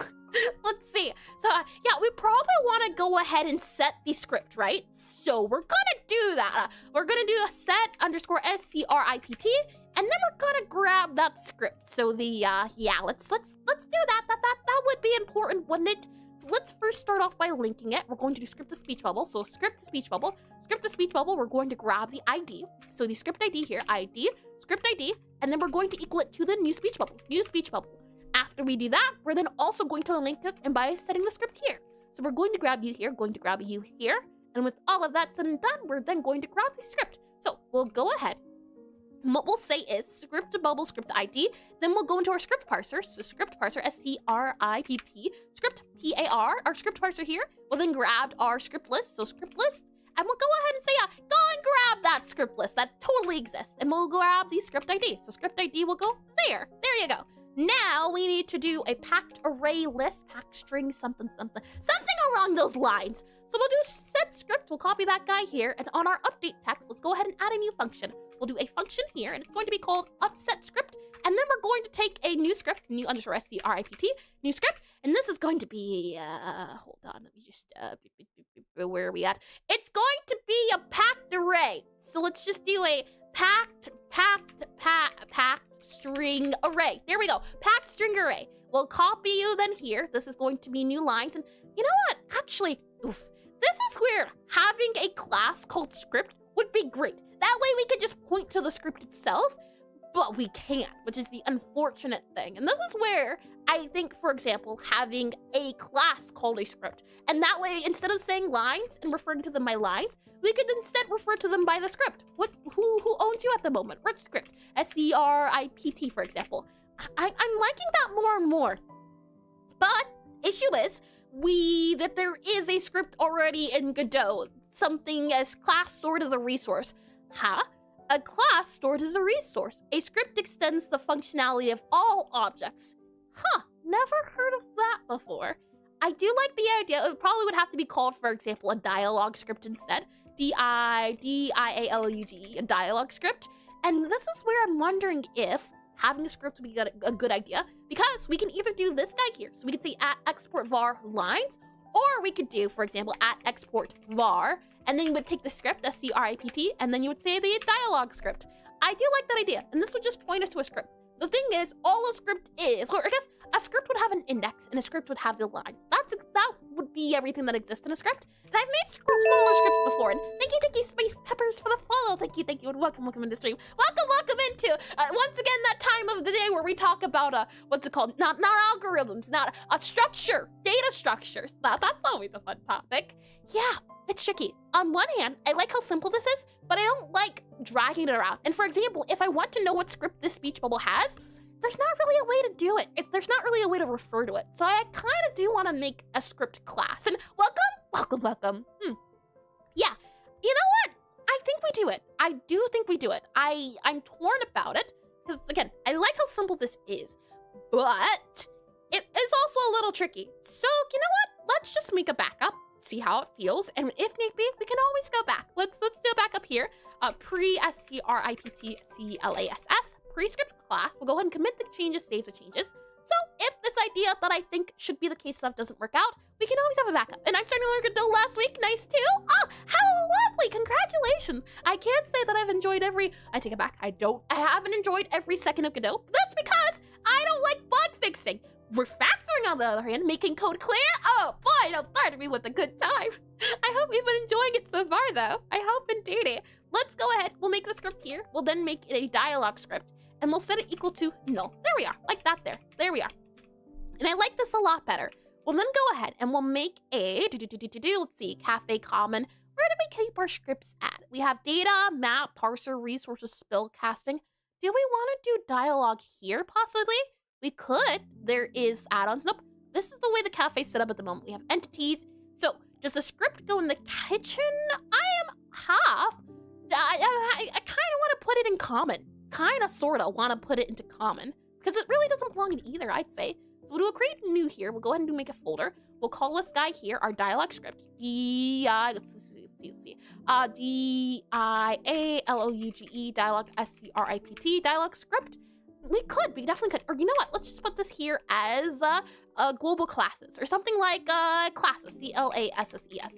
Classes, possibly. I don't like that. Simple classes. I like that. S-I-M-P-L-E-C-L-A-S-S-E-S. Simple classes. I like that a lot more. Simple classes is meant to be super duper simple. The only things that go in here are classes to make things easier to refer to everywhere else. I like that idea. So we'll go ahead and we'll do a create new, and we'll go ahead and create a new script here. The script is going to be called a D-I-A-L-O-U-G-E _SCRIPT. Dialogue script is what this guy is going to be called. We'll then go ahead and make it a create. So this guy here. Then we'll go ahead and do a CLASS _ name. And it's going to be hold on. I'm doing it again, aren't I? Dialogue. How do you spell dialogue? Let's see. That's definitely not, because that was what I did last time. Let me double check on the wording here, the phrasing. Dialogue. It's not D-I-A-L-O. It's D-I-A. Dialogue. Hold on. Dialogue. So let's see. Rename. Dialogue. So it's D-I-A-L-O-U-G-E. That is how you spell it, right? Dialogue? Do you spell it wrong too, Neva? Hold on now. I'm getting confused. And hi, Hypenoffy. Welcome in the stream. Welcome in. Dialogue. Is it dialogue? Hold on. It makes me sound southern. Is it dialogue? Let's see. Dialogue. Hold on. And it's dialogue. D-I-A-L-O-U-G-E. D-I-A-L-U, hold on. L-O-U-L-O-G-U-E. L-O, oh, hold on. Okay, hold on. D-I-A-L-O-U-G-E. That's not correct. It should be, hold on. It should be D-I-A-L-O-G-U-E. Is that right? Something feels off. Dialogue use. Okay. And it's not ooge, it's ooge. That hurts my eyes. Okay. O-U-G-E versus O-G-U-E. Swap the U and the G. Swap the U and the G. Okay. I believe the dialogue manager is correct, right? We have the D-I-A-L-O. G comes first. G comes first, right? G comes first. G then U, not U then G. G then U. Yeah, okay. It's not G, U then G. G. Okay, G. G first. So if the G's first, it's correct. So is the G first? No, the G's not first. Let's rename that. Hold on. Okay. So G goes first. G then U. G then U. And yippee, spelling is really the hardest part of programming. Sometimes I can't say that. The U and G's, those tend to trip me up. Okay, so now I just have to remember when it comes to dialogue, just swap the U and the G. G should always come first. That's easy enough to remember. That I can definitely deal with that. That's doable. That's 100% doable. Okay, so D-I-A-L-O-U-G-E. G goes first, so just do G-E. D-I-A-L-O-G-U-E. Okay, that's how you spell it. That is the right word. Let me just make sure. Just as a quick check, I just want to make sure I haven't spelled dialogue anywhere else. D-I-A-L-O-U-G-E, and then I'm fine. Anytime I've used this guy here, fine. Anywhere I've used you at, hold on. We have used it in, okay. So G goes first, then U. G goes first, then U. Okay, you go here, G, then U. Hold on, you need to be G, then U. And then we need to do U here, and we need to do G, then U. Okay, all right, I think we're good. And this utility.go to previous dialogue, are we ever using that? I don't believe so. I think we're good to go. I think we're fine, good to go here. All right, okay, we're good to go. With that said, I don't know what you are. I'm going to comment you out for just a quick second here. And let's go ahead now and grab our dialogue script. We'll then go ahead and go into our dialogue script here. This is going to be a class name. Let's just make sure. I want to try to get this down in my mind. We have important years never participated. You want to know something, Banafi? I almost went to state nationals for my spelling bees. Thank you very much. I was the best. I got a lot of awards and golden things. It was great. I don't know what happened. Oh boy, I could not tell you. Were you the only kid in your school by chance? No, I'll have you know I was a straight A student and I did great at the time. And then procrastination. Oh boy, let's see here. Class name, D-I-A-L-O-G-U-E. Dialogue. And what went wrong? That's a good question, everything. Dialogue, S-C-R-I-P-T, dialogue script. There we are. And then what we're going to do is we are going to have a var. We're going to call it an int. It's going to be an ID. Var int equals an ID. Yeah, hold on. Is that right? Var ID int equals 0. If the ID is 0, then it is wrong. It should be an Iris Ezra. Iris Ezra. Oh boy, we have a var here for an int. Oh, you know what? We can also do... You don't have to do that. That's fine. Var sets an int ID, and we'll also have a var, and we'll call it our script. So we'll now have a lines guy here, and then it's going to be a packed string array. Packed string array. It's going to be empty. There we are. I like that. I think that works out better. Now the question is, I believe we have to do some sort of, or no, I think this should be fine. I think this is really all we need. Possibly, fingers crossed. Once we do this dialogue script, we can now go back into our parser and hopefully clean things up if it works correctly. Let's go to our parser here, our script parser. Now, in our script parser, instead what we're going to do is instead of linking it to a packed array string, we're instead going to make it into a, what's the word?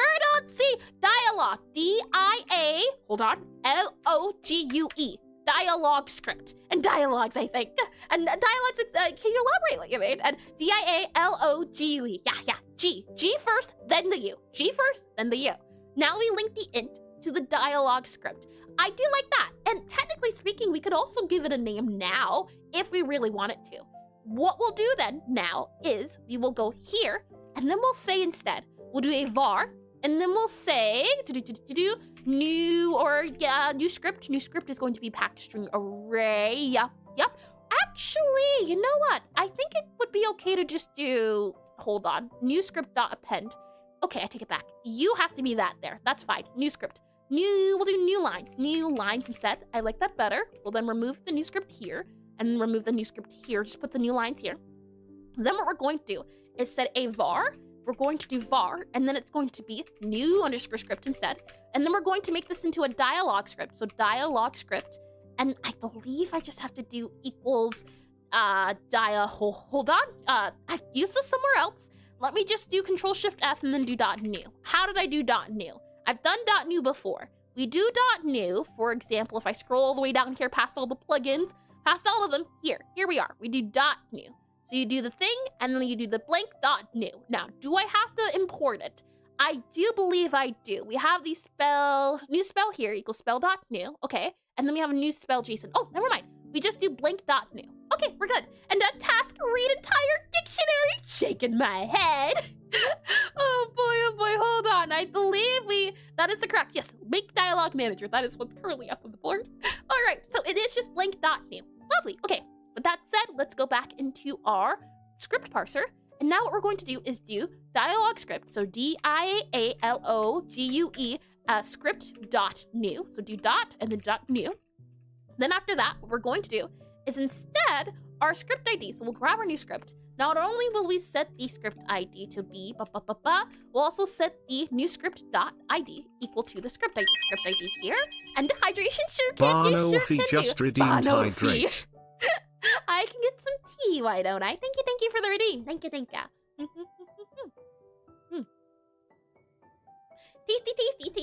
indeed. And what's is it the way the thing pronounced it? Banoffee.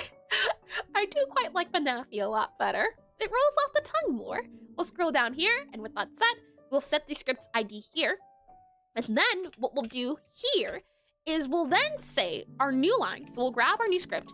New script dot lines is going to equal our new lines, new lines. And then we're going to do script list script ID equals new script. That should fix everything now. And the hope is that now going forward, anytime we want to link up the script, we can. Hopefully, fingers crossed. Now we'll go into our dialogue manager here. And in our dialogue manager, what we should hopefully now be able to do is we have our, let's see. We grab the script ID, whatever ID number that is. We take the script ID, we set the script speech bubble, grab the new speech bubble here. That's good to go. And then when we are setting the script, we grab the script ID. So whatever the script is here, which is good. Now, the question is, do we want to grab the new ID? I kind of like using the script itself. Do we want to refer to it as the ID? So for example, do we want to send the script or do we want to send the ID? I kind of like the idea of just sending in the ID. I think that works out a little bit better. So we'll do that instead. So we'll do set script. And now we go back into our guy here. And instead what we're going to do is, let's see, script here. Yep, and script. Member script is not defined as a node. D-I-A-L-O-U-G-E. That's correct. Why are you angry? I'm going to close you. And then I'm going to reopen you. Speech bubble here. Speech bubble. Bubble, open, arise. Now you're still angry. Okay, hold on. At export var, at export var, S-C-R-I-P-T, and you're going to be a D-I-A-L-O-G-U-E, dialogue script, and you're going to equal null. Equal null. Like that there? That's good to go? No, it's not. Member script in redefined class. At export var script equals dialogue script equals null. Why is it angry, do you think? Member script redefined in original. Is there something here that we're not seeing? It says redefine, original and native class no TD. Is it this guy here? You are a node, you should be fine. So why are you getting angry? And then this guy here, our speech bubble. No, we are in the speech bubble. Hold on, let me see if I can Google. Let's see, Godot for redefine, REDIFINE, error, and then we have, no, it's not error, it's error, ERROR, error, and then it's original, ORIGINALINATIVE CLASS, native class. Godot 4 redefine error, original and native class. The member redefine error occurs because you are trying to declare a variable or constant with the same name as a built-in property belonging to the node you are extending. Example, velocity. Okay, I'm guessing then that the node 2D has a script variable in it, if I had to guess. And hello, wait, does this allow you to assign null to a non-nullable variable? Hi, is it Cessnatori or Cessnatori? Cessnatori, that's my best guess. I can certainly try again. Welcome in the stream, welcome in. And Lang, welcome in as well. I can certainly, if I got any of those names wrong, please correct me if I'm wrong. I do tend to butcher, and I think you just have to rename it, no? Seems like no TD superclass. Yes, that's what I'm thinking. I do believe, and Cess is fine? Sure can do. Yep, I think that's what it is. Node 2D already has a variable called script. And because it already has a variable called script somewhere, I don't know if it shows it here. We have global, no, I'm not seeing script here. But because it has a variable called script, it doesn't like that. So instead, I guess we'll have to call our dialog script, which I'm okay with too. It's fine. We are okay to do that. So we're going to go back to our dialog script here. Nope, we shouldn't need you anymore. We need to go into our dialog manager. Nope, we need to go into our speech bubble. Set script, this guy here. Oh, hold on. Oh, maybe it's because the function itself is the issue instead of the name, possibly? Script variant, our object. Does the object have a script? Is that it? Hold on. Object has a value called script, possibly. Let's see. You have methods, but you don't have items, possibly, description? And every Godot object can have a script attached. That's deleted to GDScript, you're right. Oh, I would have thought it would have been labeled GDScript, but that's interesting to know. Thank you. Was it Quabble? And welcome in the stream as well. Welcome in. And please correct me if I'm wrong on the name. With that said, then, we'll have to change the name. So let's go back into our speech bubble. So back into the speech bubble here. Speech bubble. And we'll have to change this instead to a DIALOG dialog script. That's easy enough. And then we have to make a new function instead of set script. We have to do set dialog script. That's all right to do too. So we'll do a function here. And this is where that function I commented out earlier comes back into play. So we'll do a set underscore DIA. Hold on. Did I spell it wrong? Hold on. DIALOGUE. Dialog. Okay. Then back down here. DIALOGUE. Dialog script. And then we have new script. That works. We'll save this guy then. We'll grab our new script, whatever the we'll need an int for the index. So script index. We'll do an int here for new underscore index, new index.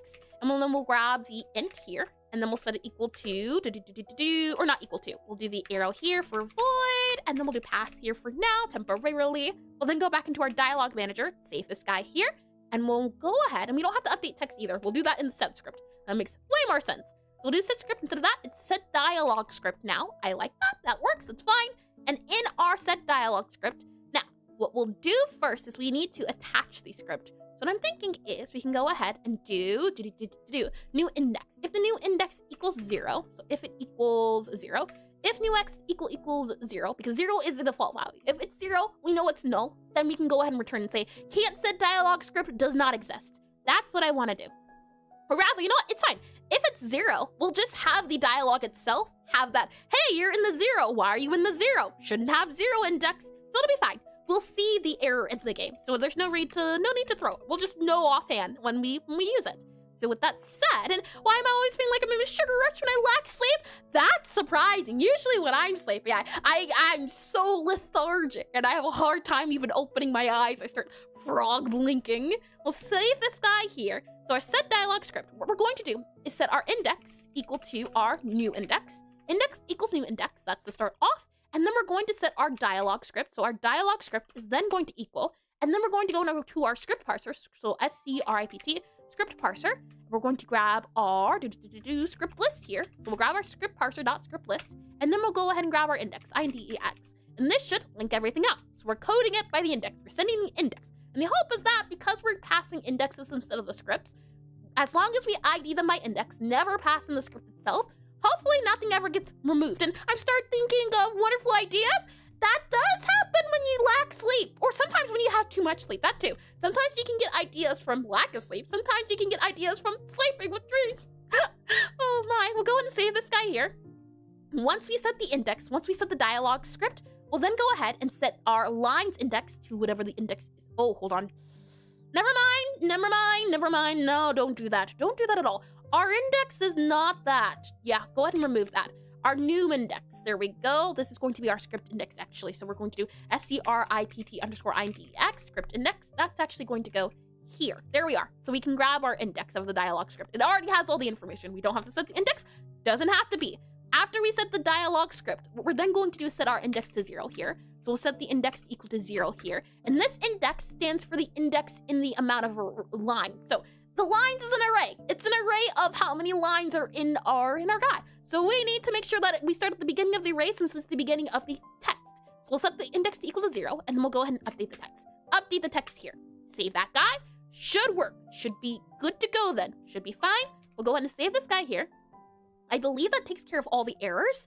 And now that our guy is hopefully set in our dialogue manager, here's what I expect to happen when I click on play.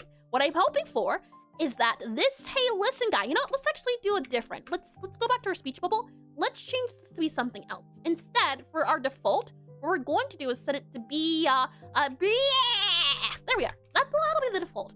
And with the blah, we're expecting it to change to, if I go back down here to our, let's see, our data, we expect this blah to be changed instead into, the cake is a truther. That's what we're expecting. So I'll go ahead and save this guy here. Let's see if it works, shall we?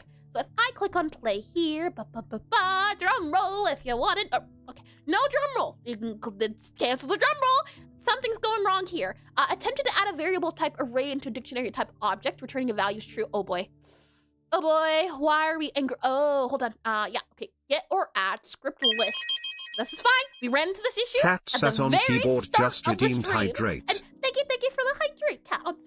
Cat sound keyboard.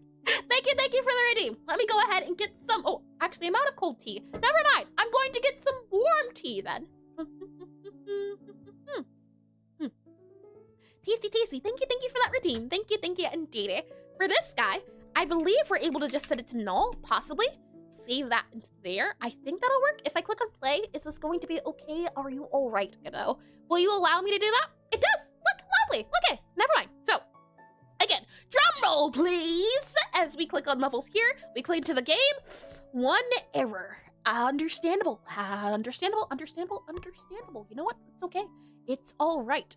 What we'll say is that in our next guy here, for our update text, we are going to do if lines equal empty. So if our, let's see, list lines into, oh yeah, oh, I know, I had real tea or sugary water. During the ad break, I did get up and grab the tea packet that I left on the counter. So we're good. We were a-okay and fine. What we have to do here is we grab, or actually, we're removing lines. We don't need lines anymore. Lines not the way we'll grab everything. Now we have dialogue script. Tea. It's so good, I tell you. I've been drinking way too much tea. And hold on, let me grab that. If I click on this guy here, thank you, TikTok. Oh, no, Celiac. Is it Celiac or maybe Silac? Thank you for the subscription on YouTube side of things. Thank you. Leaf soup. Hold on now. They make it sound like dirty water. Bean water. Mine. Thank you for the subscription. Please correct me if I'm wrong on the name. What we'll instead now say is if new index, instead of our line dot size, what we now need to do is we need to do our dialogue. So we need to instead do our dialogue script. So dialogue dialogue script dot line. So dialogue script dot line should work out. There we are. So we just changed that guy to dialogue script dot lines because we're grabbing the dialogue's lines. And then down here for our lines index, we just again would grab our dialogue index, dialogue script index +1. Nope, that should be fine here, I believe. Lines.size, yep, we grab you here. There we go. Okay, that does that. So, shall we try this? Oh, right, hold on. If, and then what we can say is that if our script, so if our, if dialogue script equals, if not dialog script. I think that works too, but I feel like doing equals null. So if our dialog script is null, we'll go ahead and return. So if we have no text to do, we just return. And we could even put a thing here to say, we tried to update the text, but we couldn't. So I think here, a warning should be fine. So we'll do utility dot, and then we'll go ahead and do print debug message. And then we'll do a message here that says, could not update, UPDATE, speech bubble, SP, could not update blank. This will be where we do the name. So I'll go ahead and put the name here, and then plus. And then we can say the speech bubble, so I'll go ahead and just do a little bracket here for SPEECHBUBBLE to let us know what it is exactly, what this class is. So could not update speech bubble, no lines, has no lines, could not update speech bubble, no lines in, no dialogue, no dialogue, no script, no DIALOGUESCRIPT, no dialogue script, IPT, there we go, no dialogue script. We'll set this to be self so we can find it again. And then we'll do utility dot notify or dot debug color, and then we'll set it to warning. Warning. I like the idea of it being orange. Not only that, what I'm also going to do is I'm going to make our index a little bit different. So what I want to do here is I'd like to set this label to be null. So what I'm going to do is I'm going to do this guy here, and instead we'll say bubble text, and then we'll say no lines, no script, SCRIPT, no script. So this also lets us know. So this text here will change to no script if no script is enabled. Right now by default it says bleh until you set it up. So the hope is that if it says no script, we know no script, and it also sends a message. All right. So now with all of those guys stated, done, let's go ahead and click on play. Hopefully this will catch all and we'll be good to go. We click on levels here. We then click on, let's see, you here. We don't get an error, but could not update speech bubble, no dialogue script. Isn't that neat? And if we go into here, we should be able to see no script. Yes, okay. So now it's just a matter of we're not getting our script and could not link speech bubbles script ID 0 not found. All right, and you should keep it as blah. There is no text. But what if I want to have the characters say blah, blah, blah? How could I distinguish between blah, blah? There would be no difference. Let's see. Let me go ahead and do the We can now click on this guy here and could not link speech bubble. Where do we use our link at? We use it. Let's see in here. So no script, update text. So wherever we're updating the text at, it's not being set. So let's go back into our dialogue manager. So our dialogue guy here. Oh, you know what? I know why it's angry. I know exactly why. Our 0, no, it should still work. It should certainly still work if it's 0. So, okay, we're gonna have to hunt it down in vibes. I did this one lovely in vibes. Just gotta go off to the vibes, huh? Oh my, let's see. So if we go back to our dialogue manager, here and make it a fancy bleh. Well, we just have to add little sparkles beside it. Oh my. Let's see. In our dialogue manager here, I'm wondering why. Our script ID in our link here should be a little something. So when we link here, so I'll click on this guy here, close you here, click on play here. When we do link, where are we using our link at? Where are we coming from? We'll go levels here, then we go here. Yes, okay. So, yeah, where are we using link at is what I'm wondering. Control Shift F, find all of you, hold on, Control Shift F, whole word match case, you. Okay, so in our spider, I see, okay. So script parser dot tutorial index, and our tutorial index is right now set to 0. So this should still work. This should definitely still work since we do have an index of 0. What it would print out then is not the tutorial index, it would print out the first guy. So it should work. It should print out this. This is the only line. And also, have you considered that you might want to make your character say no script? The character chances may be low, but never 0. That's true. Did we just go for, no, dot won't work either. Dot's a classic. Never mind, I take it back. You make a fair point. I suppose we add a lot of symbols. That'll be fine. Oh my. Why is this guy not working? We have link here, script ID. Let's see, when I'm here, the guy is paused. Currently our script ID value is 0, and we should have a speech bubble. It is set to a new speech bubble. So if not, script to speech bubble dot has script ID. Let's go into here, Let's go ahead then and go, where's our step? Okay, so if not speech bubble, So the game believes that we don't have a script ID. So the game believes that we don't have this initialized guy, our getter add and then script index here. Interesting. Hold on. Let's go ahead then and now use our print dictionary here. Print dictionary, print our dictionary here, print dictionary. There you go. Okay. And then we'll pause it again. I am curious to see. And see you later. No worries at all, Ray. Hopefully you can get some sleep. And thanks and hope you always help me. Thank you. And again, rest well if you can. I know it's probably a little bit too much morning now, but maybe I can get a nap in or two. And first time I get a proper goodbye. I do appreciate it. And I do hope again, good rest. Hopefully, fingers crossed. If not now, maybe tomorrow night. We'll go ahead and click on this guy here, click into levels, then we'll click on then here and here.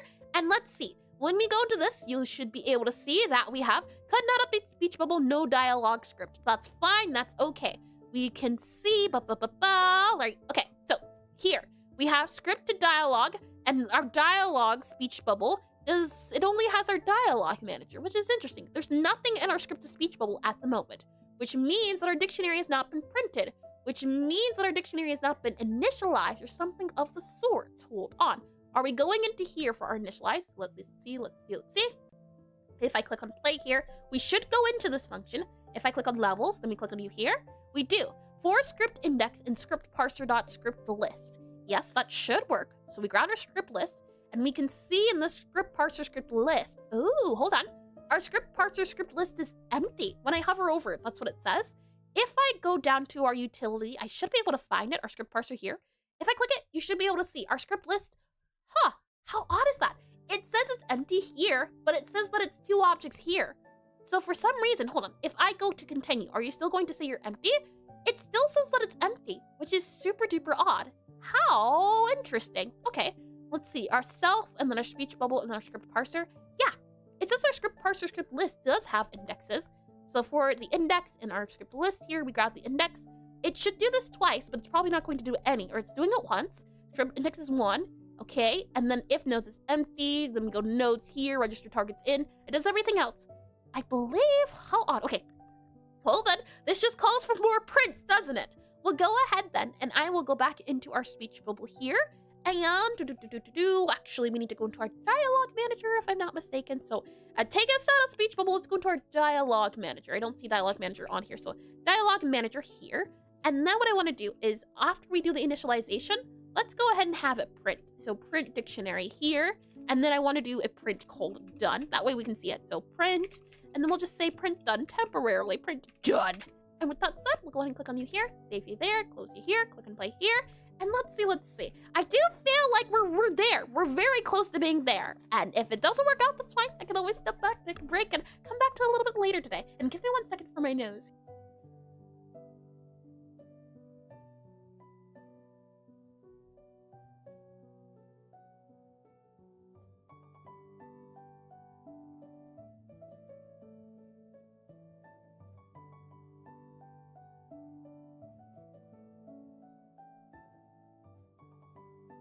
Should be good to go. Nose is feeling much better now.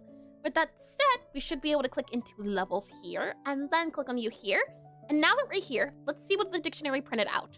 It does print out the ID. Right now, right here, we have ID to 0, and then we also have ID 1, which is true. This is what we want, and it should work. Okay, well, we know for certain that our initialize does work, so then it makes me wonder if the link goes up before initialization. That's the only thing I can think of.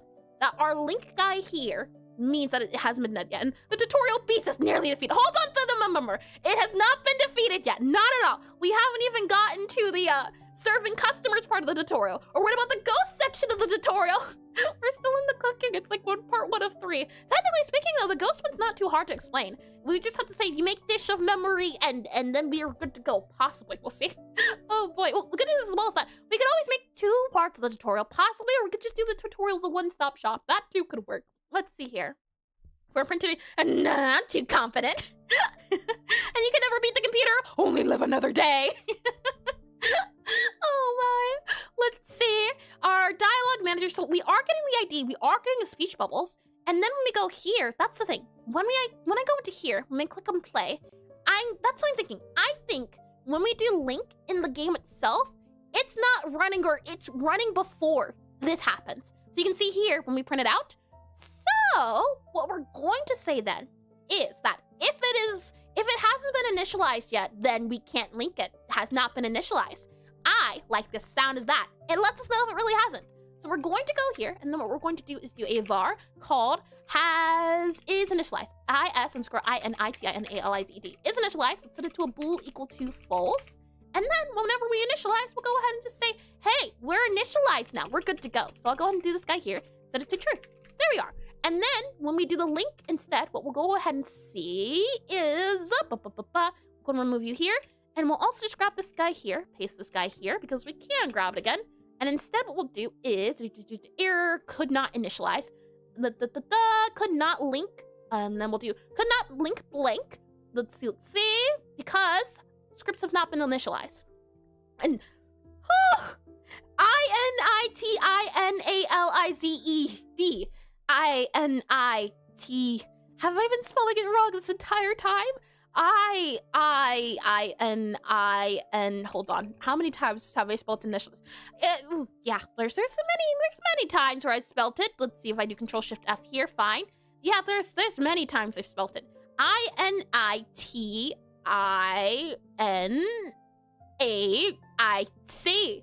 I-C-A-C. That, good news is that's a really quick fix. Find initialized, and then we just replace it. And instead, what we replace it with is I-N-I-T-I-A. That just feels weird. I-N-I-T-I-A-L-I-Z-E-D. I-N-I-T-I-A-N-L-I-Z-E. Interesting. Okay. Well, we'll replace it all. There we are. Has been fixed. Thank you for that one, Banafi. Thank you. Okay. With that said, now we'll go ahead and close the ghost here. All right. So, in our initialize, if it has not been initialized, then we can't do anything. So I'll go ahead and do here. If not initialized, technically we could just do here. If not initialized, but I think that's self-explanatory, and we'll do that there. Initialize. It did not replace initialize. Initial. Hold on. It feels like this is a word. Initial. Hold on. I'm just gonna, don't mind me. Copy that guy here, paste that guy into here. It's not, I've been using this letter of the word the wrong way entirely. Oh, interesting. How long have I gone without this? And when I'm in an adding random letters competition.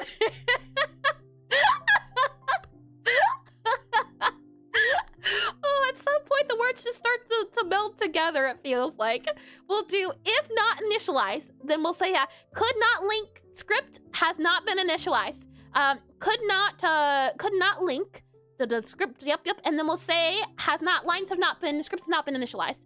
So could not link blank there, yep, could not link speech bubble, has not been initialized. There we go. And we'll say speech bubble, and then we'll say could not link blank has CRIPTS have not, or not scripts. We'll say that our manager DIALOU, hold on. GUE. DIALOUGUE. Dialogue manager has not been INITIALIZED. There we go. And hi, Orlon. Is it Orlon or maybe Orlin? Welcome in the stream. Welcome in. And hi there, switched over from YouTube and forgot to ask. Is it okay for you to make suggestions on what could fix the errors to the encounter? Yep. And I started to get into game development like a week ago. So you're showing me a lot of precious insight into the process, and thank you for that. Of course. And is it okay for you to make suggestions on what could fix the errors you encounter? Could you elaborate a little bit? Do you mean you make suggestions or I make suggestions? I do try to explain my thought process behind it. For example, why I might choose option A or option B and explore a few options, or do you mean you to make suggestions? Either or is 100% okay. The thing is, I have barely a clue what I'm doing. So I am, as you can see, many times I make mistakes, and there's a lot of things I don't know because I'm still very much a beginner. So if you have suggestions or an idea, we could definitely explore it. I am open to it because it's a lot of fun talking about design and concept. And you didn't replace the, but it's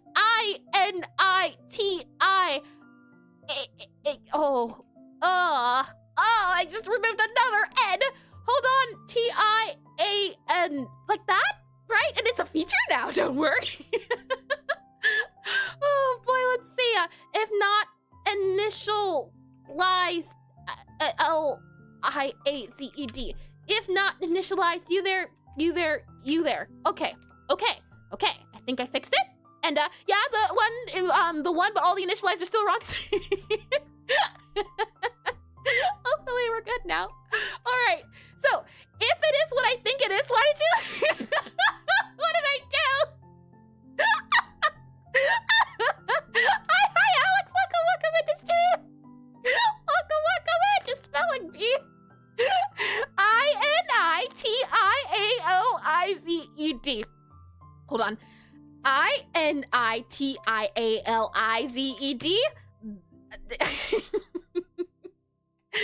Okay, hold on. INITIALIZED. And then, okay, INITIALIZED. Yes, right? You're good. And no extra A before the C. There's so many letters. I think that's it now. That hurts. Oh boy, okay, are we good? This is really easy now. I like knowing how to spell the words I use. Okay, so now, hopefully, fingers crossed, and it takes out the N.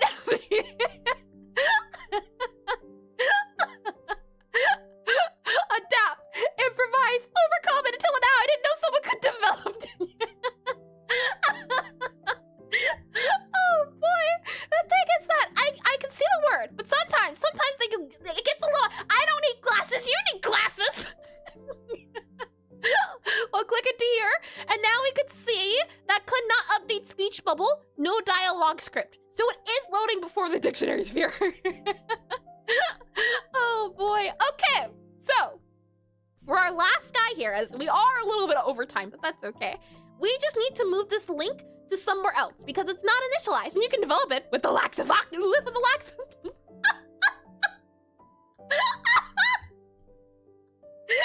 You can develop it with a lack of oxygen.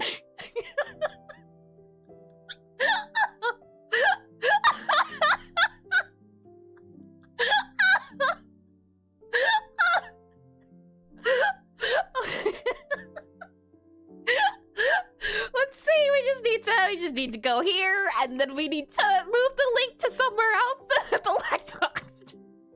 And imagine all this time you spelled the title of your game wrong and we just haven't told you about it? Imagine. No, I refuse. Let's see. So our dialogue manager dot link here. This is where we do it at in our spider. What we're going to do is once the dialogue manager is linked, we'll just have it do the thing here and breathe. I sure can't do it. Vankercom just welcome redeemed back in as breathe. well, Vankercom. I don't know if I said it. If I did, welcome X2. And breathe, we surely can. Let's go ahead with the oxygen, shall we? We'll breathe in. Hold it. And then you'll breathe out. Again, breathe in. Hold it. And then you'll breathe out. One more time, breathe in. Hold it. And then breathe out. There we are. Are you all calm and good? And good breathing. Don't want to be caught with a lax. And I think in line 12, the dialogue manager, you may have to actually pass the script from the script list in the second parameter instead of null. It seems like it currently only saves null for every existing index instead of the actual corresponding object. Could you elaborate a little bit, Orlan? And see, I have zero knowledge about game concepts. It's required a certain kind of creativity that I have not trained very well yet. And I do have several years of experience in software developing and always let the past knowledge to help people. I see. That does sound nice. It's good you have experience as well. There's not enough oxygen for today. Oh, that's enough. Oh boy. Let's see. 12th line of the dialogue manager. Hold on. Dialogue manager, 12th line, blah, blah, blah, blah. Here. What about it being null? The thing is, the scripts haven't been set yet. So we set it to null because this guy here is where the scripts will be at. So this is correct. We don't want to attach it to anything just yet. And wait, you use integers to index dialogue? Hold on. It's okay. We never actually set the index. We use constants. We set it through the constant names. I know what you're thinking. Don't worry. We do it through either variables, and I'm thinking about doing it through enums. You're fine. You're good. I understand that pain. It's already on the to-do of possibly fix. You can see here if I click on this guy, for example, instead of saying the 0, we do this. So I just know anytime I do this guy here, I think I might make it into an enum, but I don't know. But I do have a to-do. And I was worried it was going to be the next Undertale dialogue system. Oh boy. All right. So for this guy, very quickly to see if this link works, what we're going to do is upon doing initialize, we're going to do utility dot, and then we're going to say set or utility dot, and then just temporarily for now, she doesn't follow standard coding conventions because she can't read. Hold on, now I like following rules. Utility dot, and then we'll say dialogue_manager, manager, initialized,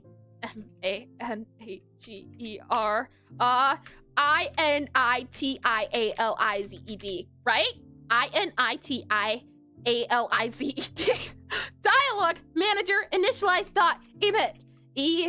There we go. Okay, and then let's copy you here.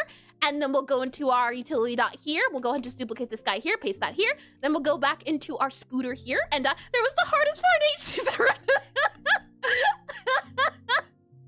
that hurt a little bit. Then what we're going to do is here we're going to do utility dot connect, and then we're going to do utility thing dot connect here, and then we're going to set it to just be to set speech bubble for now, temporarily. We will make this different in the future.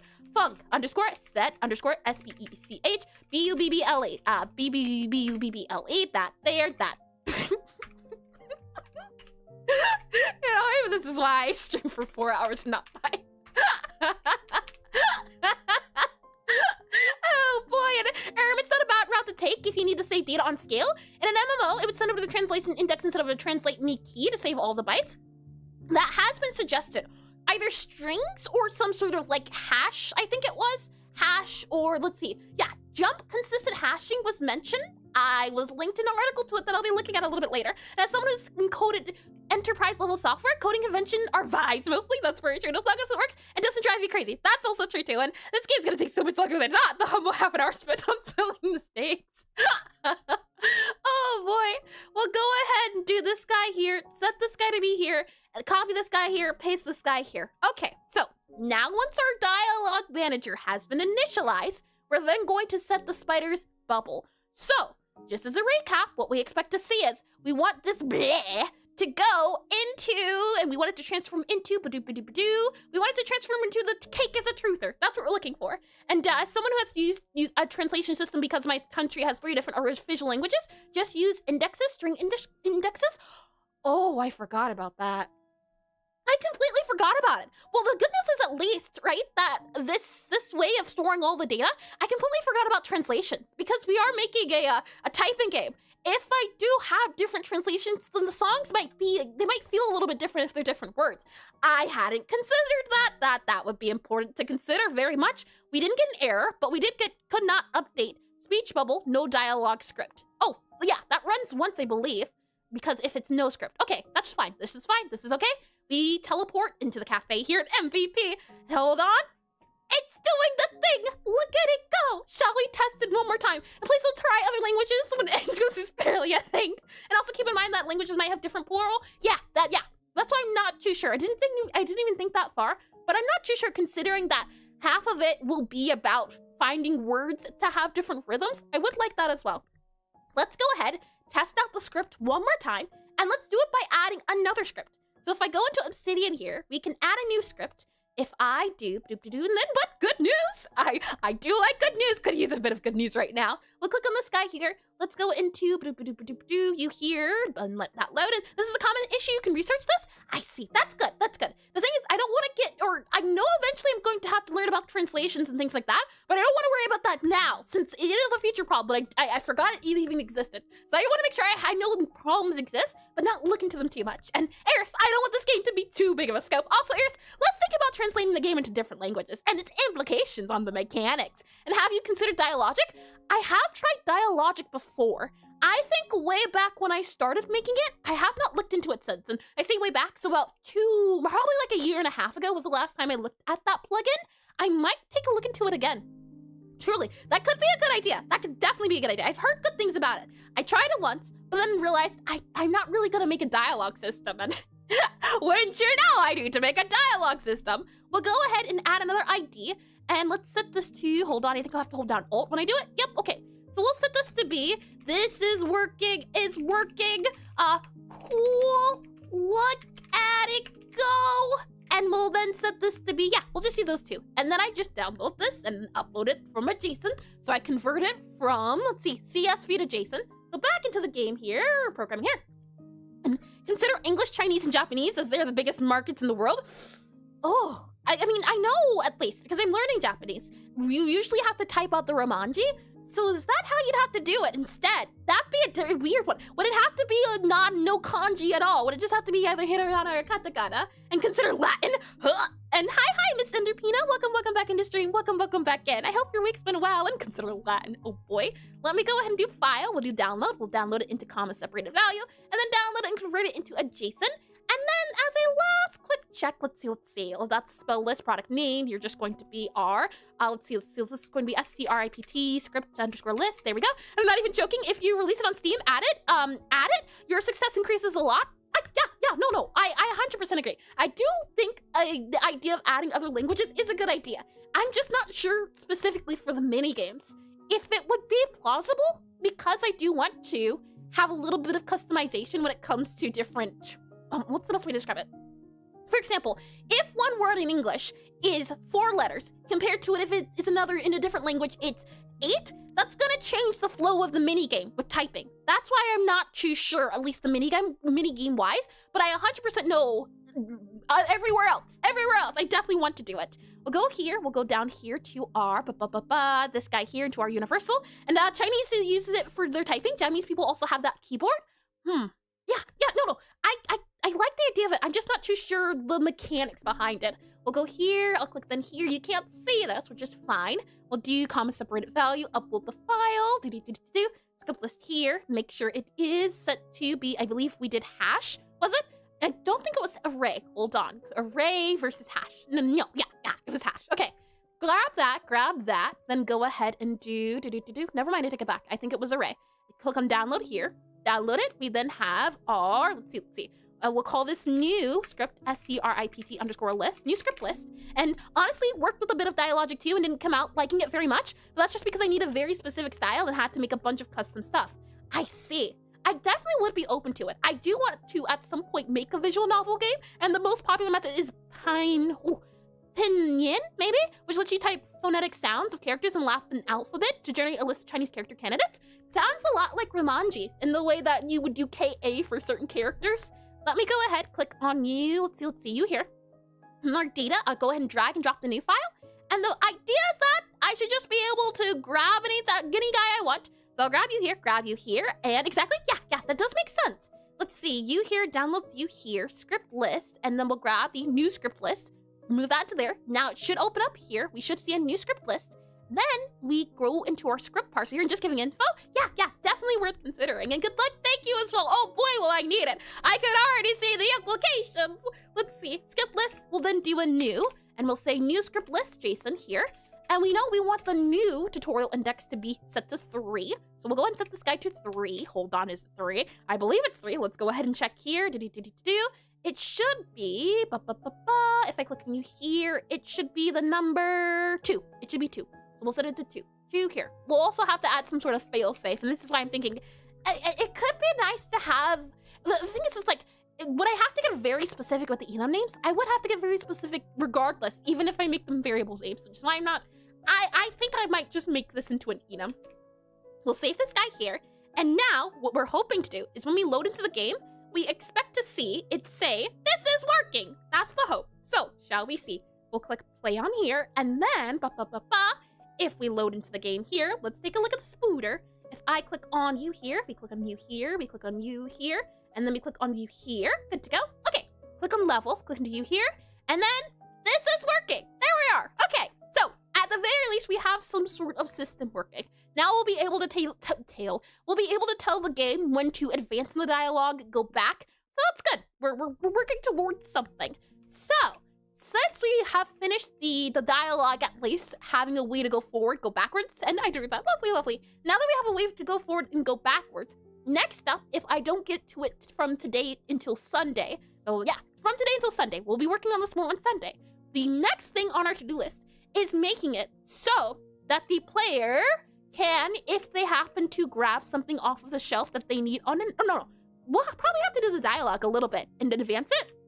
So the next step in the tutorial is we want the spider to tell the player to grab something off of the shelves. So the idea will be that you'll go near the shelf, something will hover and say that you can press E, or not even E. You'll be able to press, you can press E. And then when you close out of this guy, once you close out of it, it'll say, can't find what you're looking for? Try pressing space. We'll hide these words here to make it so that the player doesn't know what they're looking at. And that way, when they open up the book, they'll flip to the next page of the book and they'll see the different combinations. And the hope is that we won't have to add a lot of text to say purple equals bitter. The hope is that the player will be able to tell what's going on. And so, I think what I'll try to get done is I'll try to add the words at the bottom to say, this button is this button is this button. And oh, I didn't even see Bobby. Bobby, you said nothing, not a thing. And ads are, never mind. How long have I been talking and I didn't even notice the ads were on? Oh boy, I guess, okay, we'll get some tea here. Tasty. And I'll go ahead and move this guy to here. And then when we come back from the ad break, I'll recap what we'll be doing. And then we should be good to go. Let me click on this guy here. Click on concepts here. It is wild, as always, to think of an idea and then to make it into a thing. It's just so lovely to see.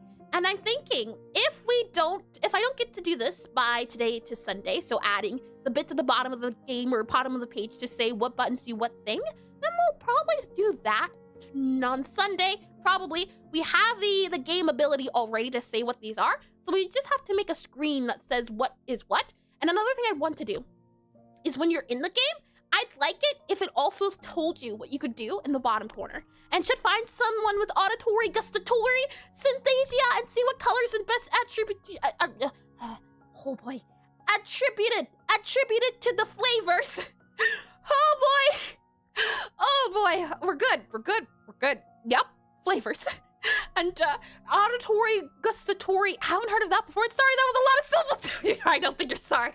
Find someone who can taste the words. Taste the rainbow. I see. The sense of taste or active eating. I see. Interesting. Ah, I got ya. That's an interesting one. That would be interesting. I am saying interesting a lot. It would be neat to do that, or to see what other people think. I can usually at least, like, feelings usually have a certain color to them, like blue is sad and things of that nature, but foods, taste, like, I would expect something that's green to be sour, and then something that's blue to taste like the raspberry color, something that's red to taste delicious. That's just the default. There is no other flavor for red. It's just delicious. Oh boy. We'll go ahead and we'll move this guy to here. Welcome back from the ad breaks. My apologies. I thought the ad breaks weren't going, so I was explaining what we were planning to do next. So let me recap. Shall I? Oh yes, the flavor is sour, bitter, delicious. And hi, Nita. Welcome back in the stream. Welcome back in. I hope you've been well. What we'll do on Sunday, if I don't get around to doing it from today into Sunday, is we will add the screen at the bottom of the book so that we can tell what buttons we can use. So that that way we'll know what buttons we're able to use. As the next part in the tutorial is we need the player to open up the bookshelf, see that there's things going on, get confused, or even if they don't get confused, even if they select something, we'll still say to the player, actually, when you exit out, the spider will go something like, hey, you look a little confused there. Maybe you should check your notes. The player will then be prompted to press space. When they press space, they'll be open to the book. They'll use the book to decode what these colors mean. That way the player gets an insight into why this could be useful in the future. Read, idiot.